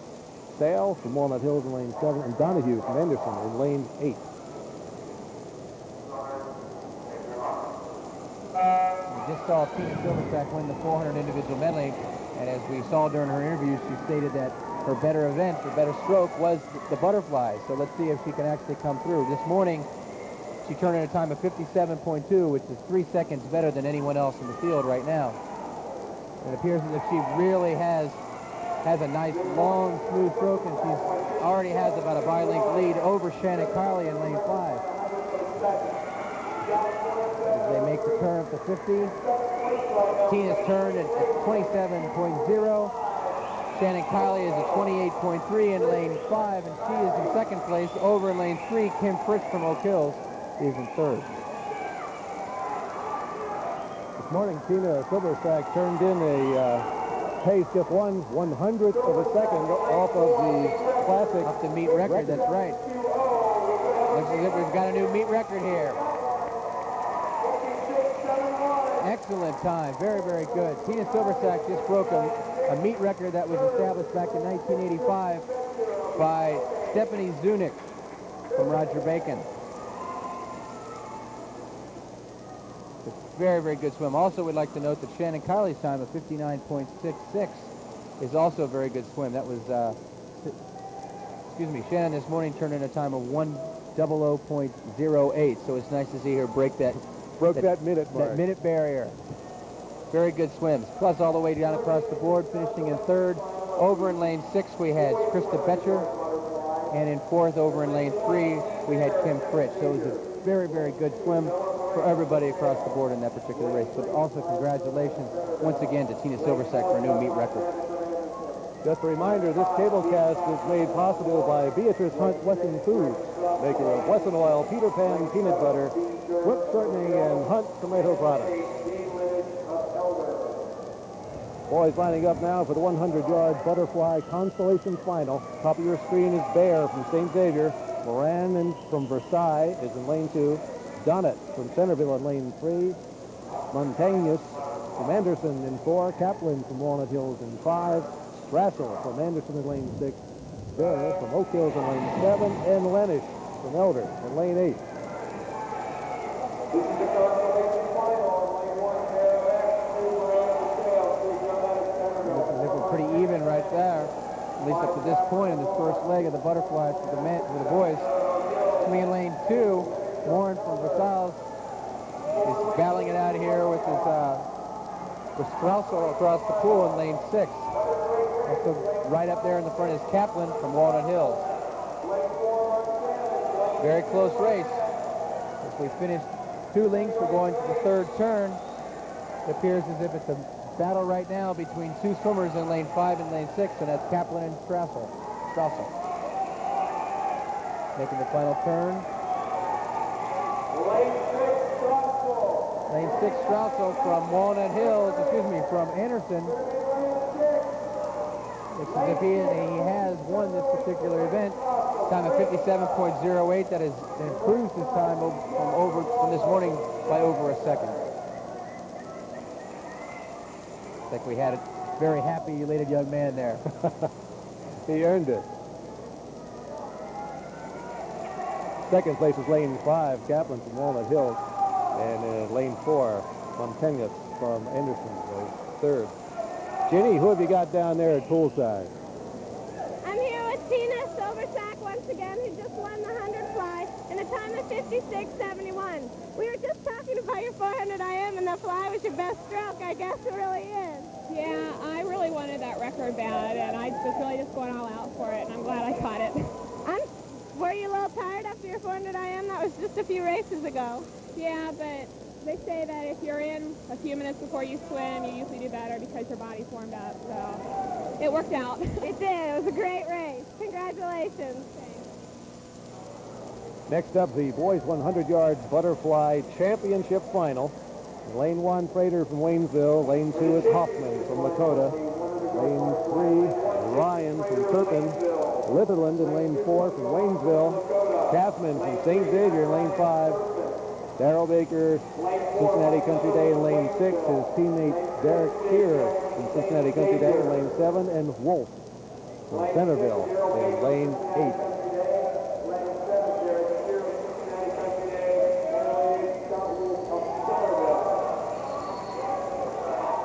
Mike Litherland from Waynesville this morning turned in a time of 53.83. He was about 2 seconds faster than everyone else in the heat. So it'll be interesting to see if Kaufman, St. Xavier, can give him a run.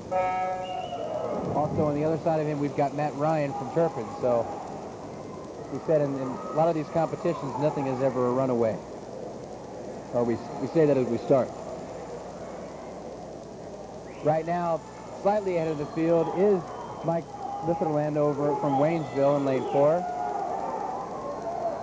Being challenged on the outside by Derek Shear from Cincinnati Country Day over in lane 7. These 2 young athletes turn up to 50 at 24.6 and 25.2. As if Mike Litherland has increased his lead slightly. He's got about a bi-length lead over the entire field.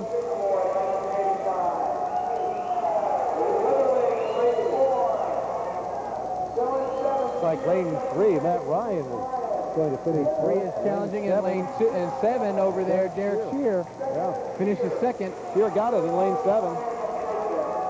The winner in lane 4, of course, is Mike Litherland. In lane 7, Derek Shear came in second. Lane 3, Matt Ryan, third place. Very good swims. I was talking with Derek earlier. That's an excellent swim for Derek this evening. It's nice to see him get it back in there and be able to turn in a time of 54.6 and end up second in that particular event. So congratulations to Mike Litherland, who turns in a winning time of 53.6. A good shot of Mike as he, excuse me, that's not Mike, that's his competitor, Matt Ryan. He climbs out of the pool. There's a picture of Mike. The leaders are lining up now for the 100-yard backstroke. consolation final. Lane number 1, Mansions from Centerville. Lane 2 is McCarthy from Murphy. In lane 3, Buckman from Ursuline Academy. Lane 4 is Bott from Vandalia Butler. Opelt from Ursuline Academy in lane 5. Korn from Princeton. We've seen her before. She's in lane 6. Jameson is from Finneytown in lane 7. And Licklider from Madison is in lane 8, the bottom of your screen.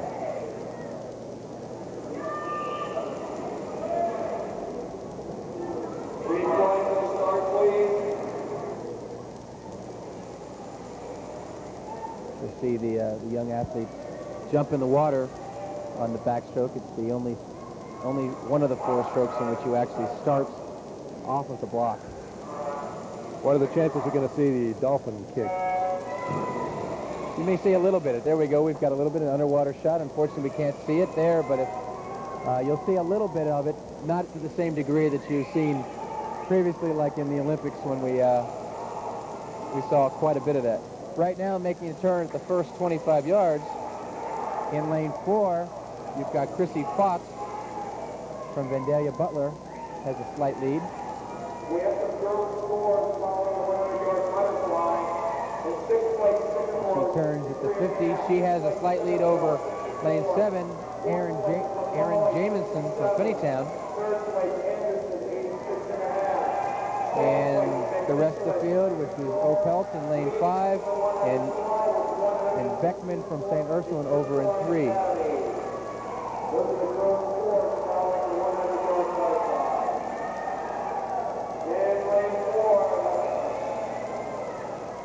We come down to the finish of this particular race. We've got Bott over in lane 4. Turns in a time of 105.4 in second place. In lane 5, Opelt from Ursuline Academy. A time of 105.61. And in lane 7, Erin Jamison from Finneytown. Turn a time of 105.7. That's about a 2-second improvement for Erin from this morning. Very good swims. Jenny, who have you got down there at poolside? I'm here with Mike Litherland from Waynesville, who just won the 100 fly in a time of 53.67. You look pretty strong. How did you feel? I felt really good. I tried to take it out as hard as I could. We've been doing a lot of flying practice, so I was pretty confident. I'm pretty pleased overall. What do you think about this meet? I think it's a pretty good meet. I didn't come last year, but I like it pretty well. I'm doing pretty good. Good. Are we going to see you again tonight? I hope so. I'm in the 500 free, so I don't know. Good. Congratulations on a good race. Swimmers are getting ready now for the championship final of the girls' 100-yard backstroke. Lane 1, Heather Fitzgerald from McNicholas. Stout from Seton is in lane 2. Gates from Walnut Hills in lane 3.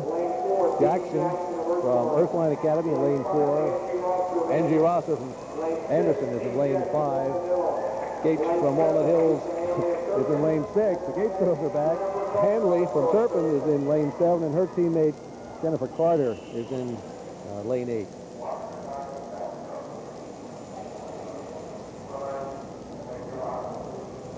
A good close-up of the start there. The swimmers really trying to get some distance on that start, and a lot of them will get out to the center of the pool. They can do that by really stretching and kicking underwater. Some of them implement the dolphin kick. Right now over in lane 1 on the outside, it appears as if we've got a leader. Heather Fitzgerald from McNicholas. It's relatively very even. Also over in lane 8, the opposite side of the pool, we've got Jennifer Carter from Turpin. Jennifer Carter last year was one of the premier backstrokers, so I think she may have been a sleeper this morning, and she's coming back in the finals with vengeance. So right now she has a slight lead over the rest of the field. And as she turns at the last leg, she has about a half a bi-length lead over everybody else, and no one has a chance to see her. She's kind of out there on her own.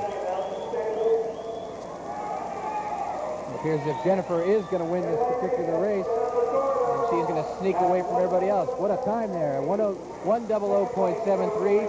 I think she definitely was a sleeper, Lex. This morning she turned in a time of 104.6. We're that a deliberate strategy then? It possibly was. Swimming in lane number 6 was Tara Getch, turning in a time of 101.7, which is a good 3-second improvement from earlier this morning. And swimming in lane 4, Beth Jackson, also an improvement. Her time of 101.8. Very, very good swims for all three of those girls. In fact, everyone in the heat improved their times from this morning's performance. So congratulations to all of those young ladies.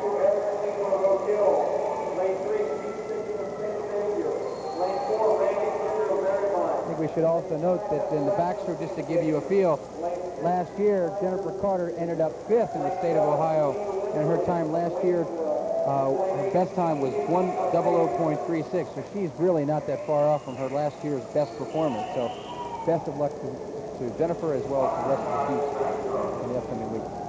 Lining up now for the men's 100-yard backstroke consolation final. Lane 1 is Todd Brinkman from Alter. Seamer from Oak Hills is in lane 2. Sticking from St. Xavier in 3. Randy Kruger is back. He's from Vermont, lane 4. Wagner from St. Xavier in 5. And Kaiser, also from St. Xavier, is in lane 6. Litherland from Waynesville in lane 7. And Hickey from Dayton is in lane 8.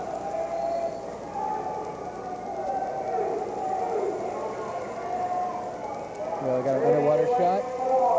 He stretched off the wall and really give it a good shot there. Right now, it's really hard to pick a leader at this point because you've got a really good contest in the middle part. In fact, all the way across the pool, from lane 1 all the way over to lane 8. Making a turn with 1 lap to go. It appears as if in lane 5, Wagner hits the wall first. So I would hate to call this race at this point. This is the time we're glad we have the electronic clock. Exactly. Lane 5 does come in, but look how close those swims are. 58.61 for lane 5, and that is Wagner from St. Xavier in lane 6, his second. And that's Kaiser from St. Xavier also. Time of 58.68, 7/100ths of a second behind the winner. But in lane 4, we have Kruger from Marymount finishing just 1/100th of a second behind Kaiser from St. Xavier. So yes, thank you for the electronic timing. Before we bring you the championship final of the boys 100-yard backstroke, Jenny Gordon has an interview for us. I'm here with Jennifer Carter from Turpin, who just won the 100 backstroke in a 1:007. You pulled the outside sneak. You look really good. How did you feel? Thanks, I felt pretty good. This morning I didn't feel so good and I wasn't going all out. I was just lucky to make it in, so it worked out for me. Your time improved a lot. Did you do anything different? I went out a lot more aggressively. Turpin usually does pretty well as a team in sectionals and districts. How do you look this year? We're looking pretty good. We hope to do really well at the end of the season. Good, great race. Thank you. It appears as if Jennifer tried a little risky strategy, but it paid off for her this morning. She said she didn't really go 100%, but she was able to get in the finals, and it paid off because no one knew she was there. Must be very confident of her abilities.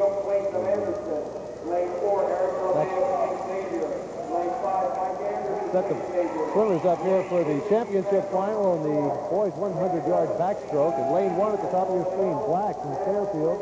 Lane 2 is Ackerman from Alter. Lane 3, Clayton from Anderson. LeMay from St. Xavier's in 4, and Andrews from St. Xavier in 5. Van Norman from Troy in 6. Steeving from Walnut Hills in lane 7, and Heath from Piqua is in lane 8.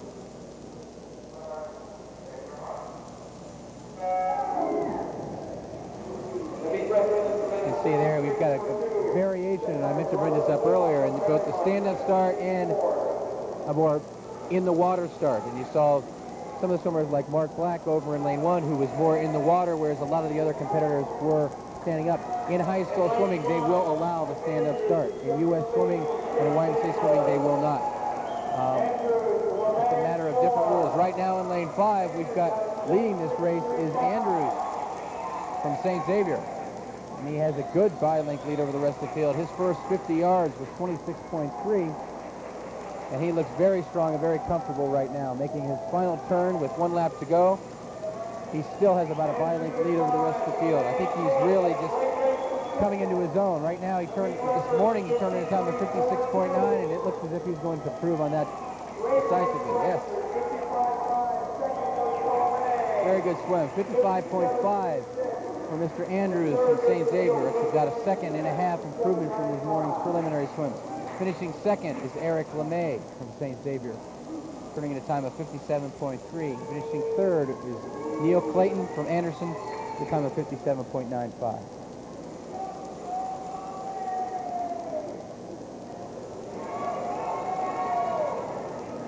In the consolation final, lane 1, Kathy Mercy.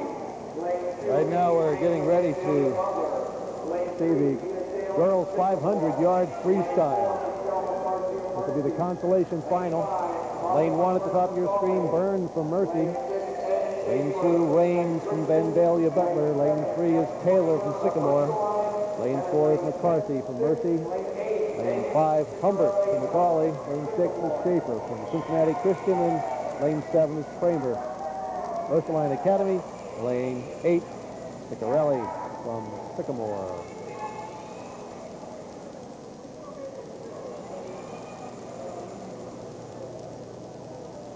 There you go. We've got a referee who's checking to make sure everything is in order.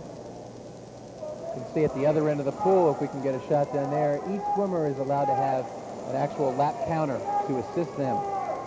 This is a race that is 20 lengths of the pool, and by the time you're concentrating on several different things, it's hard to remember exactly where you are. So the lap counter will assist you. So we begin this first consolation heats of the 500-yard freestyle. We mentioned this is 20 lengths of the pool. Each swimmer is allowed to have a teammate of theirs, only one, to assist them on the deck. And they're allowed to hold those cards either up high or to actually to place them in the water so the swimmer can see them. Right now in lane 4, we have Michelle McCarthy from Mercy.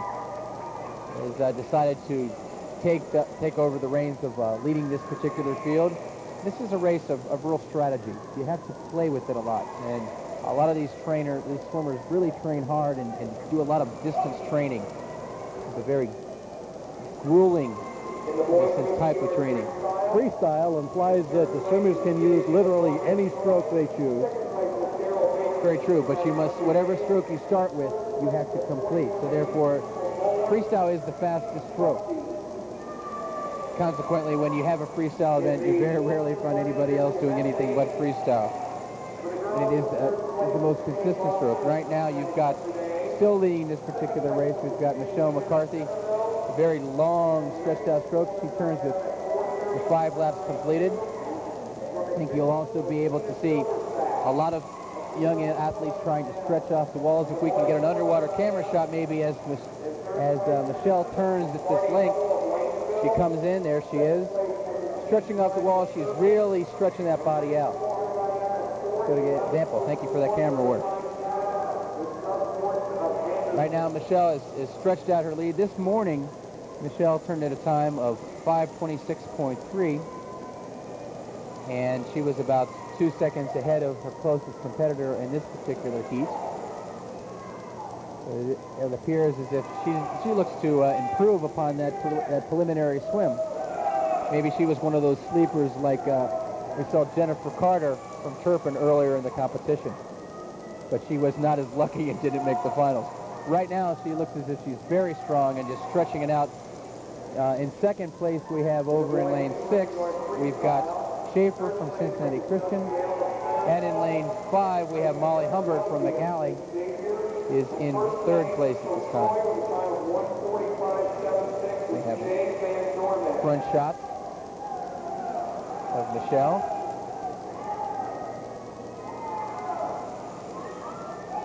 As these young athletes train in a distance event, you're trying to really stretch it out and be as efficient as you possibly can. Remember to the Olympics, we had a young athlete who they commented on as she was swimming in the Olympics, the turnover ratio that she had and how they were wondering if she was all wound up and wasn't going to be able, she was going to be able to, I guess, finish the competition or her race. She never died out. In this particular race here, Michelle is a very long stroke, and she certainly looks very comfortable in the water. I think that is more common than what you have seen, the high ratio of turning over in the strokes. Well, Michelle only missed swimming in the championship final by 1.2 seconds.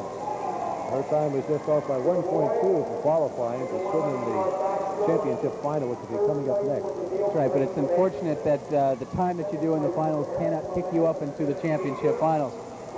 Whatever place you qualify in the preliminaries, that's what section or group that you swim in. And Michelle happened to qualify in the consolation, as did the other 7 girls in this particular event. In the consolation heat, it allows you the opportunity to swim again and improve your times. Right now, completing about 15 lengths of the pool, we've got Michelle still holding a comfortable lead in lane 4. Over in lane 6 and 7, you've got Schaefer and Kramer. Schaefer from Cincinnati Christian and Kramer from Ursuline Academy. And these young ladies are working. We've got about 4 more lengths of the pool to go. And right now, still with a very long stretch draw stroke, you've got Michelle McCarthy with a commanding lead of about 4 body lengths. A good shot of Michelle as she doubles back against some of the competition.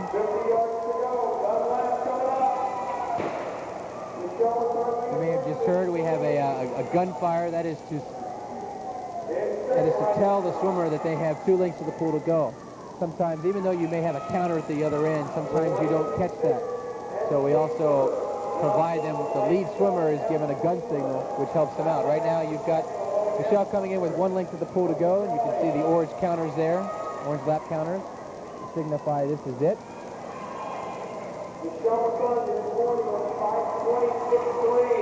Michelle, it appears as if she really is going to improve on that morning's preliminary swim.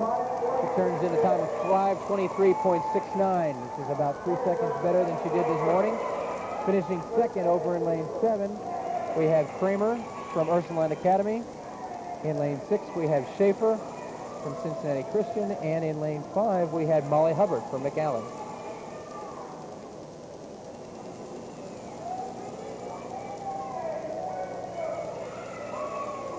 Jimmy Gordon has an interview down at poolside. Jimmy?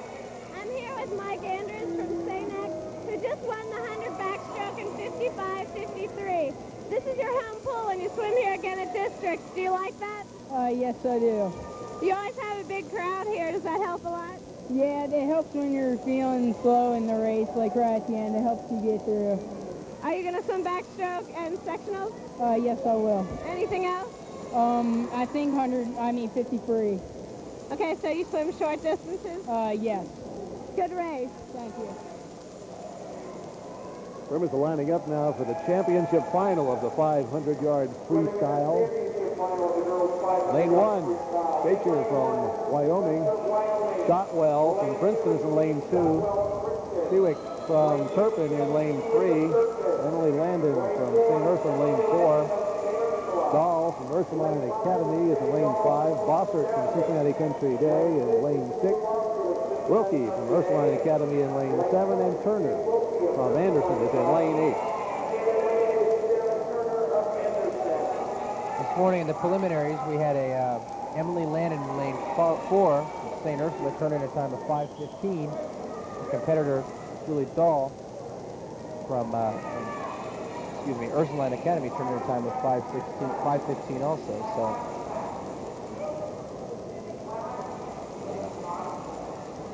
wait for the start here. If you look at the heat sheet, you may assume that you're going to have a close battle, but I would wager to say that that Dahl from Ursuline Academy should be able to take a commanding lead. Her best time, at least to date, according to the swimming honor roll that is compiled weekly, is 5:08.76, which is about 7 seconds faster than her preliminary swim. But I don't think we should eliminate anyone in particular. Emily Landon or perhaps even Kathy Bossert over in lane 6. They're all very, very talented, and they are all very good fighters, so you never know. They may be right in there trying to challenge Julie Dahl as she tries to take off and win this particular event.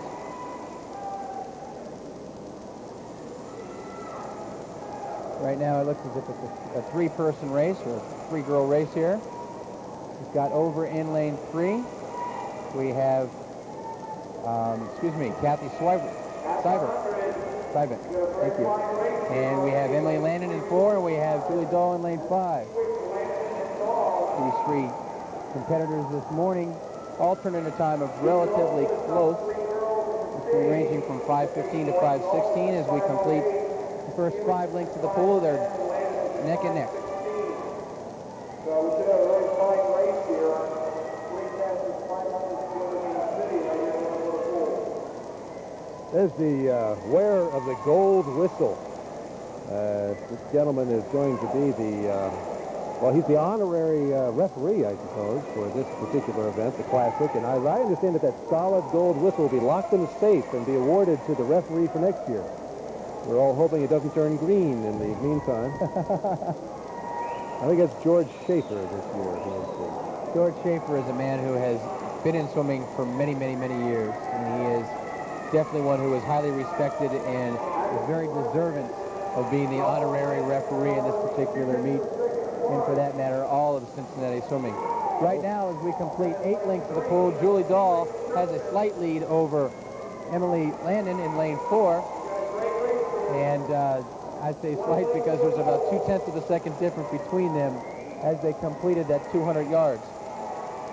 They both appear as if they're trying to pull away from Kathy Syvick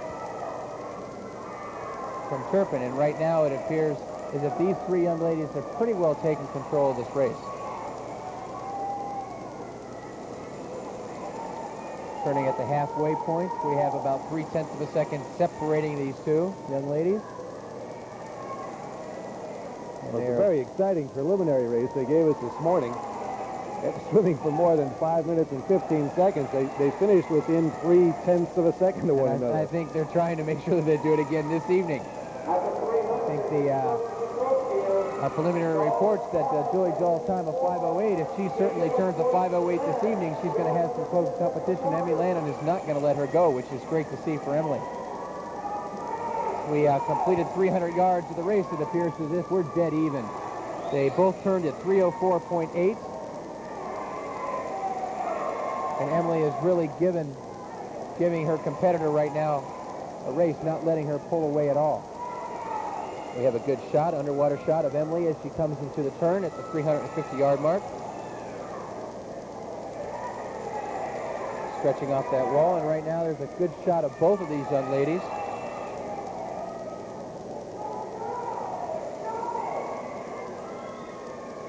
Swimming in 3rd at this point is Kathy Syvick from Turpin over in 3, and Kathy Bossert over in lane 6 is 4th at this time.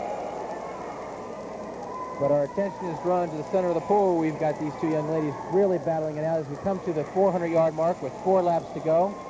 There are 0.2 of a second separating these 2 young ladies, and I think, Lex, they're really going to go for that 5:08 mark, if not better.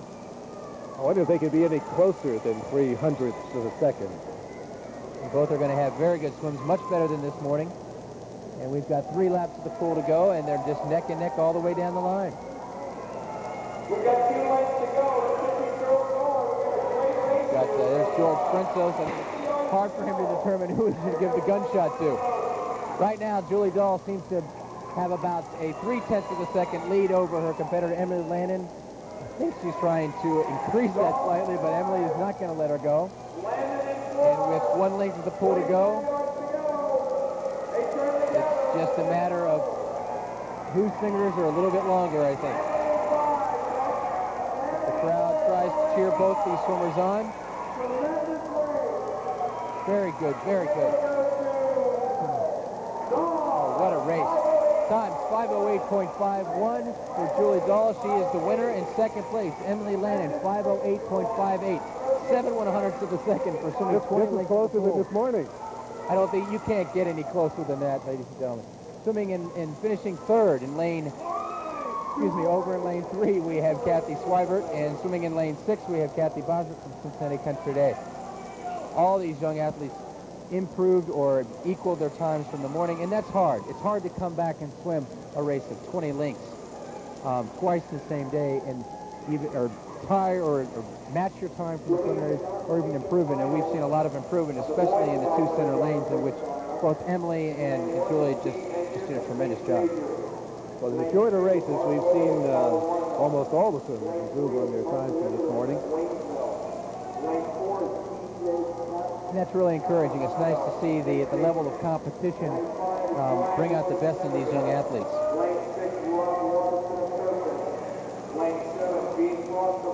A lot of these athletes these young ladies are swimming down. A lot of them will swim to the other end of the pool and jump in and warm down. It's one of the nice advantages as to a facility like this where you can actually go to the other end and swim down.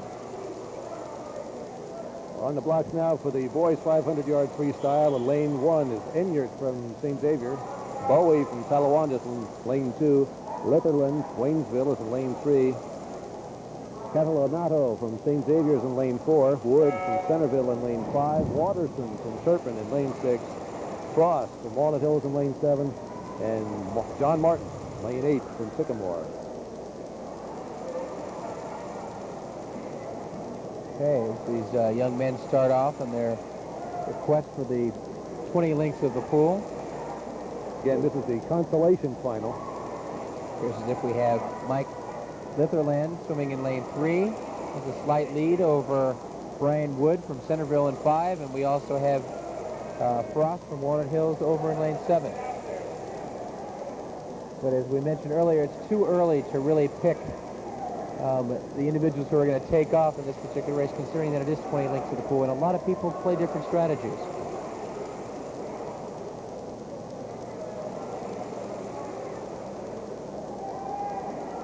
Don't forget, in addition to covering all of the swimming events here at the 1989 Southwest Ohio High School Swimming and Diving Classic, we will also be bringing you complete coverage of the boys and girls diving events. Consult your cable program guide for times in your area. Okay, as we complete 5 lengths of the pool here, it appears as if it's pretty well evened up. The gentlemen who were in the lead before are still in the lead, but they've been joined by several of their other competitors. Right now, over in lane 7, Frost has a slight lead over the rest of the field, but everybody else is pretty even. And we've got about less than 2 seconds that separates swimmers from 1 to 7. So, like Catalanato. TJ Catalanato in lane 4 appears as if he's starting to pick up the tempo and the pace, and he is trying to move into the lead. And he is challenging Frost over in lane 7, and it appears as if TJ does have a slight lead. After 8 lengths of the pool, the TJ has a slight lead. He has turned at 2:00.08. And trying to pull himself away from the rest of the field.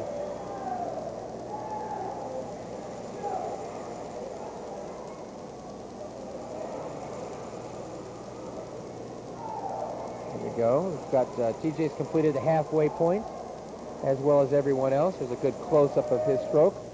Nice and long. He's got a wandering right arm that kind of stretches out and flaps a little bit, but he's efficient underneath the water, and that's really what matters here in this particular event. But for that matter, in all of swimming, is the efficiency underwater. Perhaps we can get a close-up of TJ as he approaches the wall underwater. There we go. You see as he bends his elbow and presses underneath and follows through. And it's very important in swimming that you try to catch the water as far up front as you possibly can and then press it all the way down through and past the hips. Right now, challenging on the outside, TJ's competition, Mike, our meet record in this particular event was also held by Stephanie Zunic, set back in 1985, time of 2:21.3. This morning, Lehman from Centerville turned a time of 2:26. Let's see. Hope she'll be able to improve on that performance and give that record a run or a challenge. Right now in the center of your field, taking a lead already over the rest of the field is Lehman from Centerville.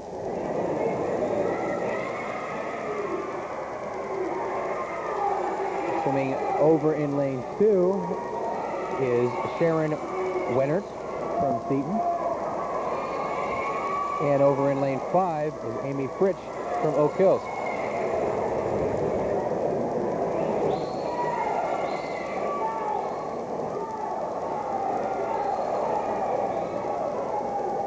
tell there in her stroke. Look at the strength in those legs and how she really gets some propulsion through the water. It's important, as we mentioned earlier, look at the distance in which these young athletes get off the walls when they do their underwater pull and kick. As we mentioned, each time they turn, they are allowed to take one pull and one kick underwater before their head must break the surface. Lehman from Centerville has a commanding lead.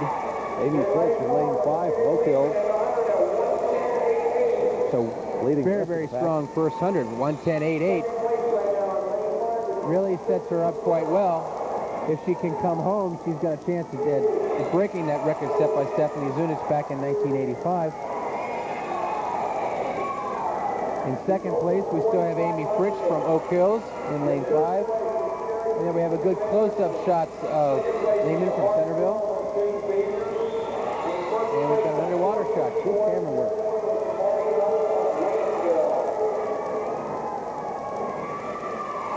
Follow those feet all the way out. With 50 yards to go, let's still stay leading Centerville. The very commanding lead. The rules in breaststroke have gone through many, many changes over the years. And it's interesting to see the different adaptations that a lot of these young athletes have put into this particular event. Right now, coming on their last length of this particular race is Lehman from Centerville. She has a very strong lead, and she looks as if she's going to win this event in a time of 2:28.3, which is a very, very strong swim. Finishing in second place, we have Amy Fritz from Oak Hills, time of 2:33.4, and in finishing in third, we have Vaughn from Talawanda at the time of 2:35.24.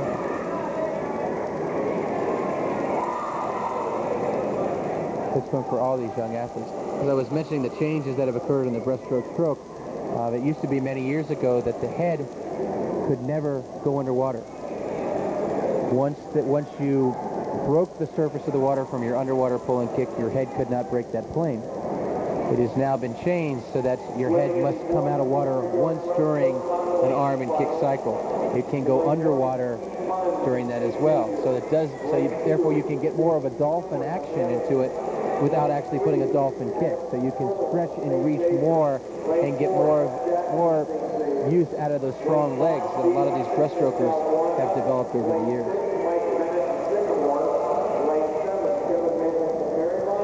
Next event, the boys' 200-yard breaststroke. Consolation final. Munes from St. Xavier in lane 1, Cameron from Hamilton in lane 2. Bartell from St. Xavier in 3, Jackson St. Xavier in 4, Hutchinson from Talawanda in lane 5, Bennett from Sycamore in lane 6, Manis from Mariemont in lane 7, and Argenter from Turpin in lane 8.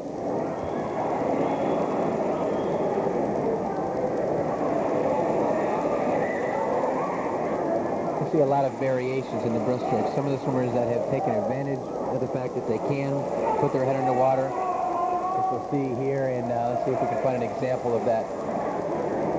Okay, we've got one. Lane 4, Jackson seems to get his head under the water. Lane 4 does. You've got lane 7, Kevin Manis, who also takes advantage of that. But then on the other hand, if you see Hutchinson from Talawanda in lane 5, really keeps his head above the water, at least the crown, the back part of his head always stays out of water. It never penetrates, never goes under except for on the turns themselves. Right now, as we make our way towards the starting end of the pool, with 4 laps completed of this 8-lap race, Hutchinson from Talawanda has a slight lead over Jackson from St. Xavier and Triddle from St. Xavier, and also over Cameron from Hamilton.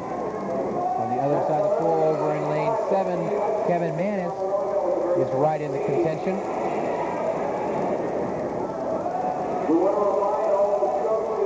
Still having a slight lead over the rest of the field is Hutchinson from Talawanda in lane 5.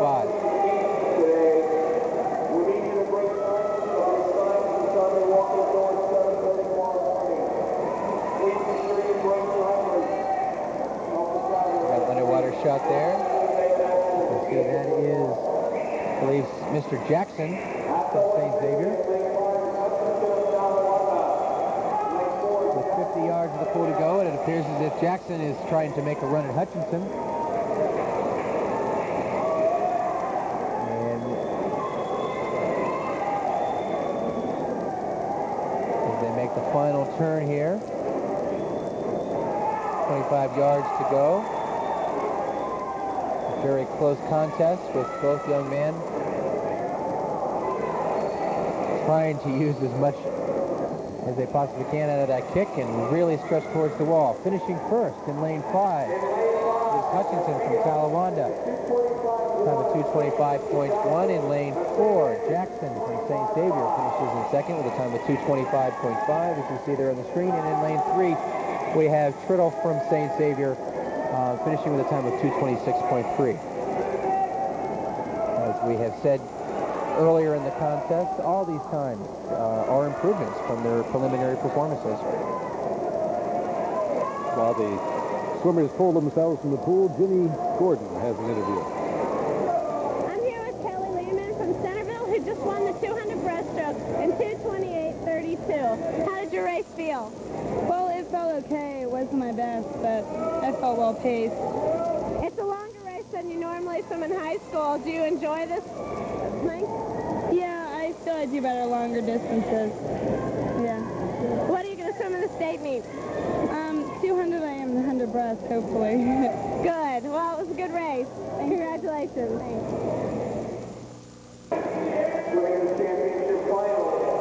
Thank you, Ginny. The championship final of the boys' 200-yard breaststroke is coming up next. This will be the last individual event. Lane number 1, Babbitt from Cincinnati Country Day. Loberg from Sycamore in lane 2. Sheehan from St. Xavier in lane 3. Doug Wharton is back. And Anderson, he's in lane 4. Radel from Western Hills is in lane 5. Credit from Centerville in lane 6. The Flogel from St. Xavier is in 7. And Schweinling from Walnut Hills is in lane 8.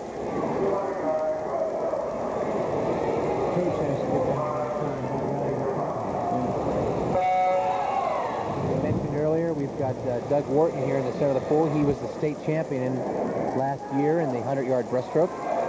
Giving him competition should be Todd Radel from Western Hills. This morning, Todd turned in a time of 2:15.8, whereas Doug's preliminary swim was a time of 2:12.3. The meet record, we should mention, is held by Jerry Frensos from Roger Bacon, set back in 1984. It's a time of 2:09.5. It's very possible that we could see a new meet record from either Doug or Todd this evening, depending if they can really get themselves out and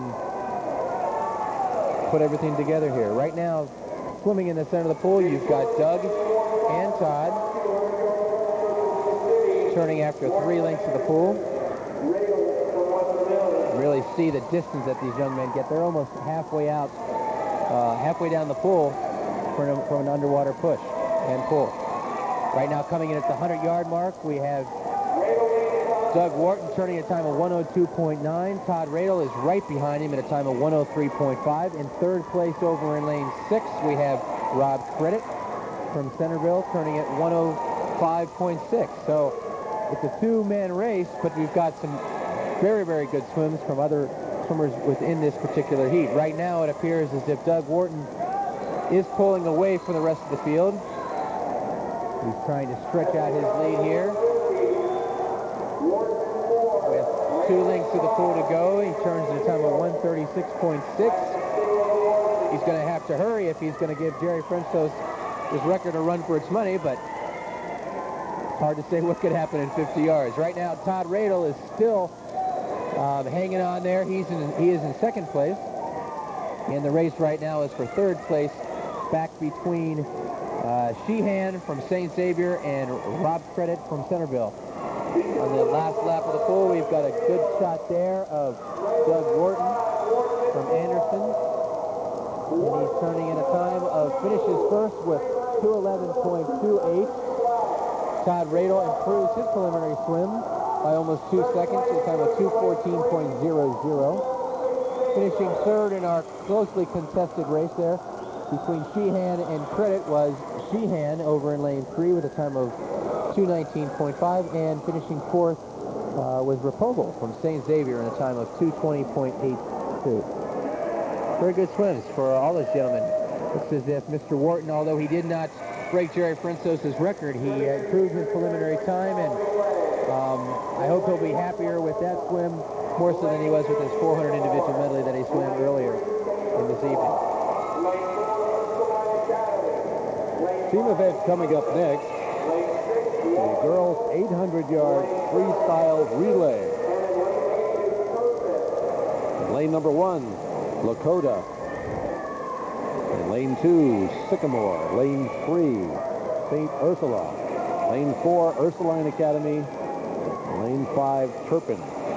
Lane 6, Walnut Hills. And lane 7, Anderson. And lane 8, Turpin Team B.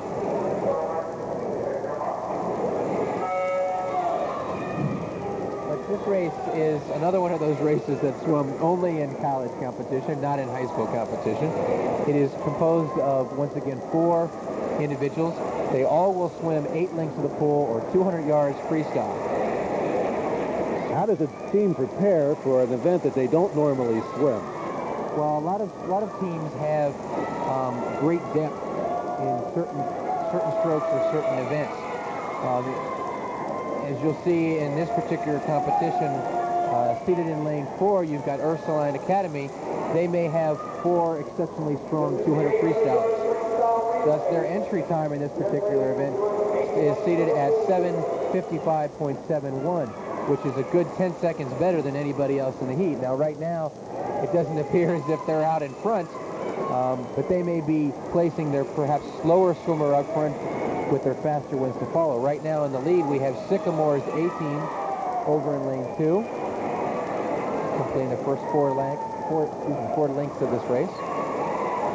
And as we mentioned, seed times, I think it's important to note this morning we had a few other teams swim this particular race. This is a time final event. This morning, Mercy's team turned in a time of 8:55.4.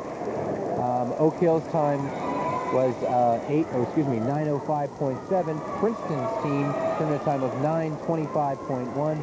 And the team from Talawanda turned in a time of 9:25.6.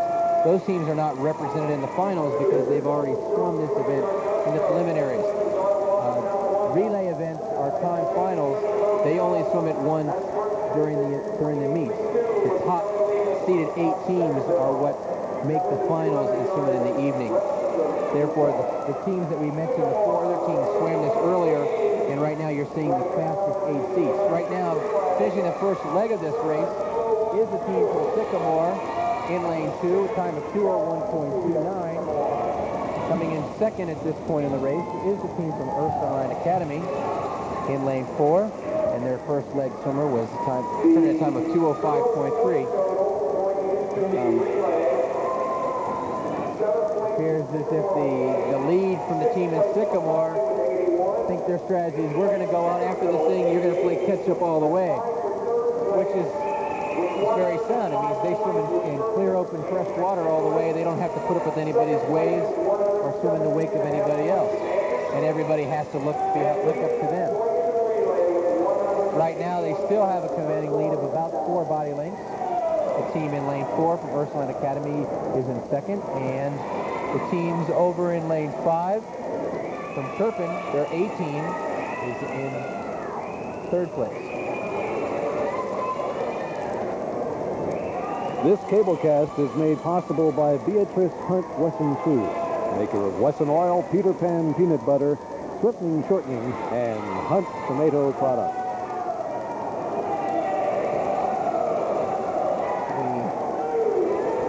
Turn at the, let's see, where are we here? This is about the 150-yard mark for this particular swimmer's leg. They've got 50 more yards to go as the team over in lane 2 that you see there makes her turn from Sycamore. Once the swimmer completes these 2 lengths of the pool, the team will be halfway through the event. I think we'll be starting to see the team in lane 4 as well as in 5 start to encroach upon that lead that the Sycamore team has established over in lane 2. If indeed the entry times have any merit. But as we mentioned, this is not an event that's typically shown in high school, so therefore it's difficult for the coaches to put together entry times. So it's hard to say that these could actually be correct. Still leading over in lane 2 is the Sycamore team as we've started the third leg of this 4-leg race. In second place over in lane 4, Ursuline Academy, which has closed the lead of 4 body lengths down to about 1. And in lane 5, we have the team from Turpin, their A squad, is about half a body length behind the team from Ursuline. So it's shaping up to be a good contest between 3 teams here as we are now past the halfway mark, completing the third lap of 8 for this particular swimmer. You can see from the view there on our camera, you've got swimmers on all different laps of the pool here, but that goes to show the depth and diversity of these particular teams. Looks like both Ursuline Academy and Turpin made that turn before Sycamore. Right, they have now surpassed the Sycamore team. Both of these teams are neck and neck, and it appears as if we're going to have a good contest all the way down the line for the 800 freestyle relay.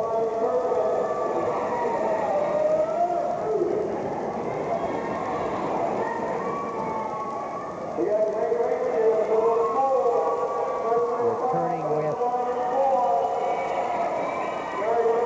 50 yards of the pool of this particular leg to go. We're going to have, I believe it looks like as these young swimmers are stepping up at the block, we're going to have Jenny Dahl in lane 4, finishing the leg for Ursuline.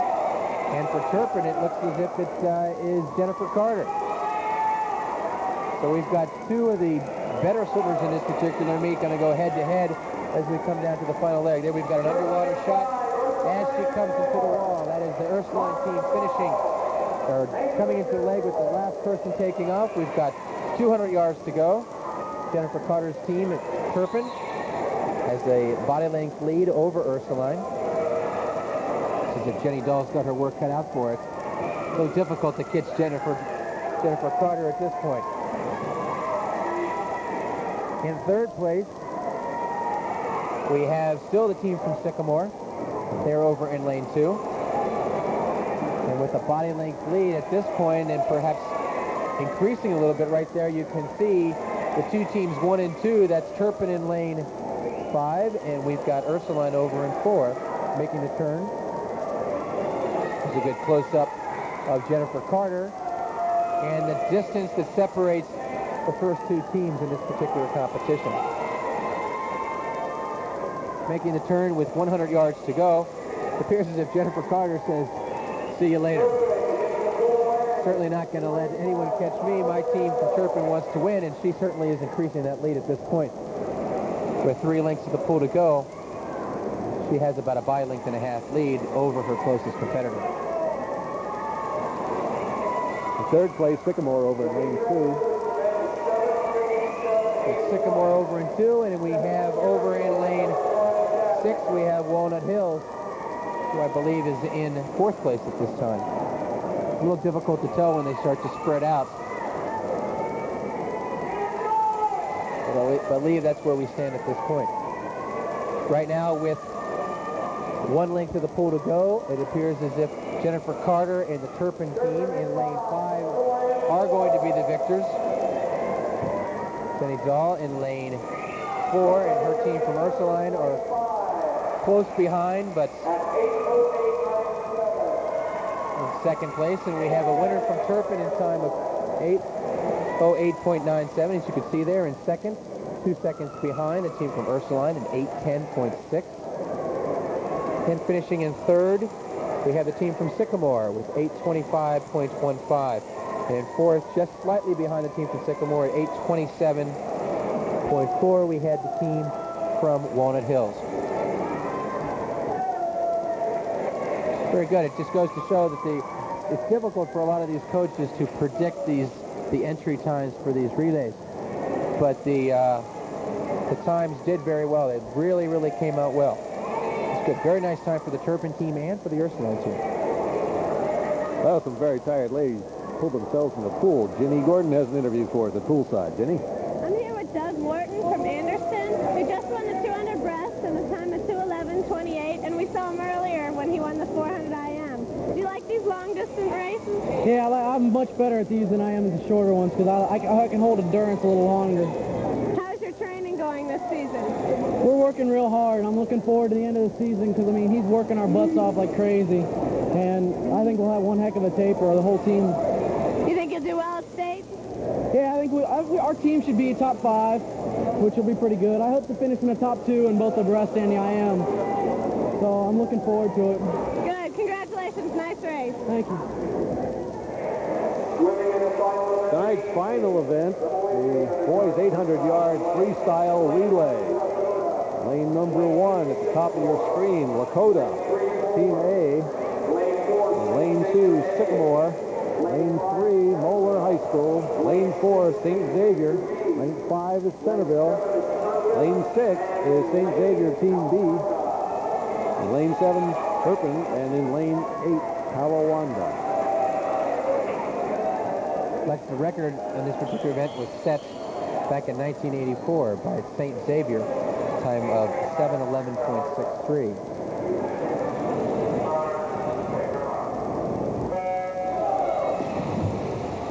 Very fast time set many, many years ago. I'd be interested to see if St. Xavier's team is up to the challenge and can they work on that particular time. Well, this pool is their home turf. They seem to feel very comfortable here. And with the Classic, they have been the team winners ever since the Classic began in 1984. St. Xavier has been a powerhouse in swimming in Cincinnati and even the state of Ohio for many, many years. They've also been national champions back when I was swimming in the high school days, back in the 1970s. So it's nice to see a strong dynasty that has still maintained its existence over those years. But they're being challenged now in the home front by quite a few strong teams. Sycamore, Moeller, a lot of these teams are really coming of age and really starting to develop. So it's good to see that it's not just one team any longer that controls everything and is the dominant powerhouse.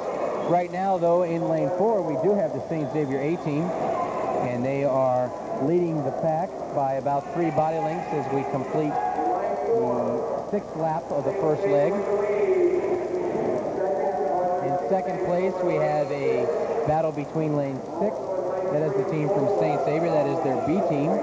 And over in lane 3, we have Moeller's A team, which is swimming neck and neck with the St. Xavier B team. St. Xavier is able to field 8 athletes for this particular event. And if they're running 1-2 at this time, that certainly is very promising for their squad. There's just a lot of depth there, Tom. It really, really is. Right now, as they complete the first leg of this particular event, St. Xavier's A team in lane 4, the first swimmer turning a time of 1:48.8. In second place, we have the team from Moeller. They're the first person turning a time of 1:53. So there's a difference of about 4.5 seconds between the leaders at this part, the first and second place teams. And we've got another team that has worked their way back up into this race. Sycamore over in lane 2 is in contention now for second place.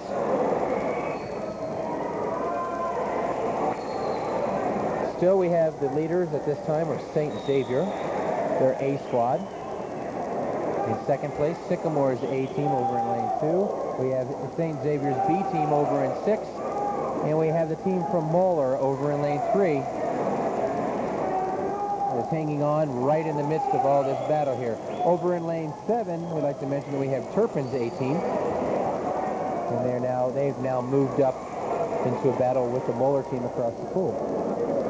There's a good shot there of our leader. And turns down towards the start end of the pool. St. Xavier's strategy may have been to put everyone up front and just take off and run with it. may have been to balance everything out. It's difficult to say, but at this point, they are on record-setting pace. Hopefully they can be able to maintain that, and we'll have a better indication after we see the time at this particular point. Coming into at the end of the second leg, we had St. Xavier turning a time of 3:42.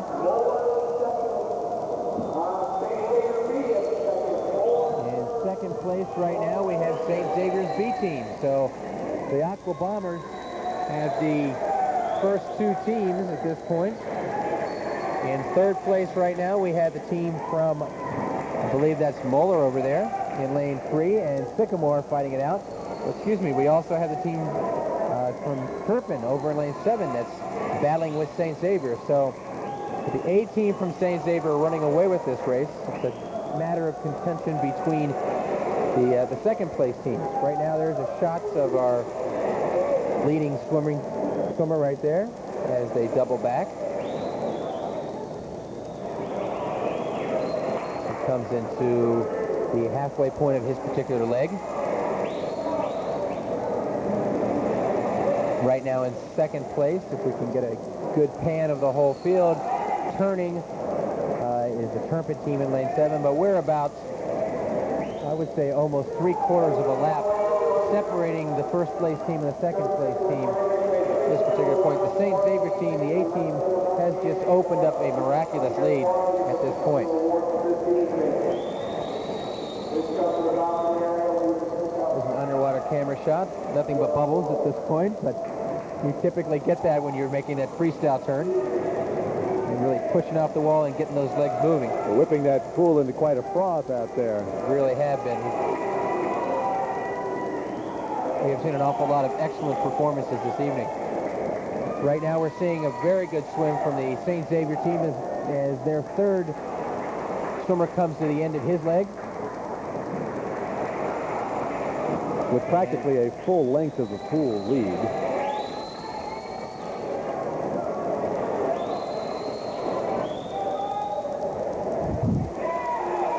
Right now we've got in second place the team from Turpin over in lane 7, and in third place the St. Xavier B team. Across the pool we have the team from Sycamore and Muller are contesting a little challenge over there to see who is going to finish up fourth, because right now it appears that St. Xavier definitely has the first place wrapped up. They have over a full length lead over the second place team. The team from Turpin is in second, with St. Xavier's B team in third at this point. We have the team from Centerville in lane 5 that, with a strong last leg, appears as if they're trying to work their way back into this contest. But it appears right now as if St. Xavier definitely will win this particular event. Right now you've got a shot there of the Turpin and St. Xavier B teams battle. You cross the pool, you can see there that is that's Muller's team, and you've got Sycamore slightly behind, and now in the center, really coming up quickly, is the team from Centerville. We have a shot there of St. Xavier's A team. This is their final 50 yards of this particular race. The swimmer makes the turn, and right now you see all of these swimmers making their final turn for 50 yards to go.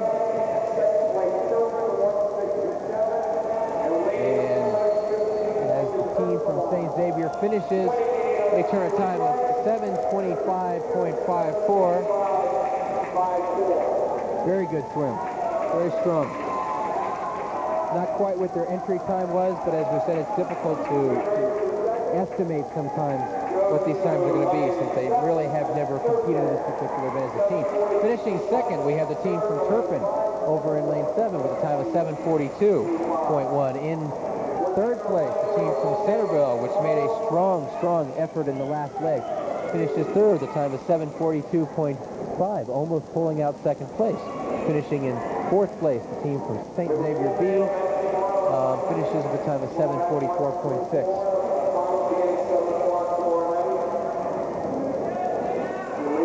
Very strong swims. It's nice to see everybody finish this meet up with a strong effort like that, especially to see a team like St. Xavier having 8 strong competitors that they can put up in an event such as this. I mean, that's difficult to do. It just certainly shows the depth of that particular team.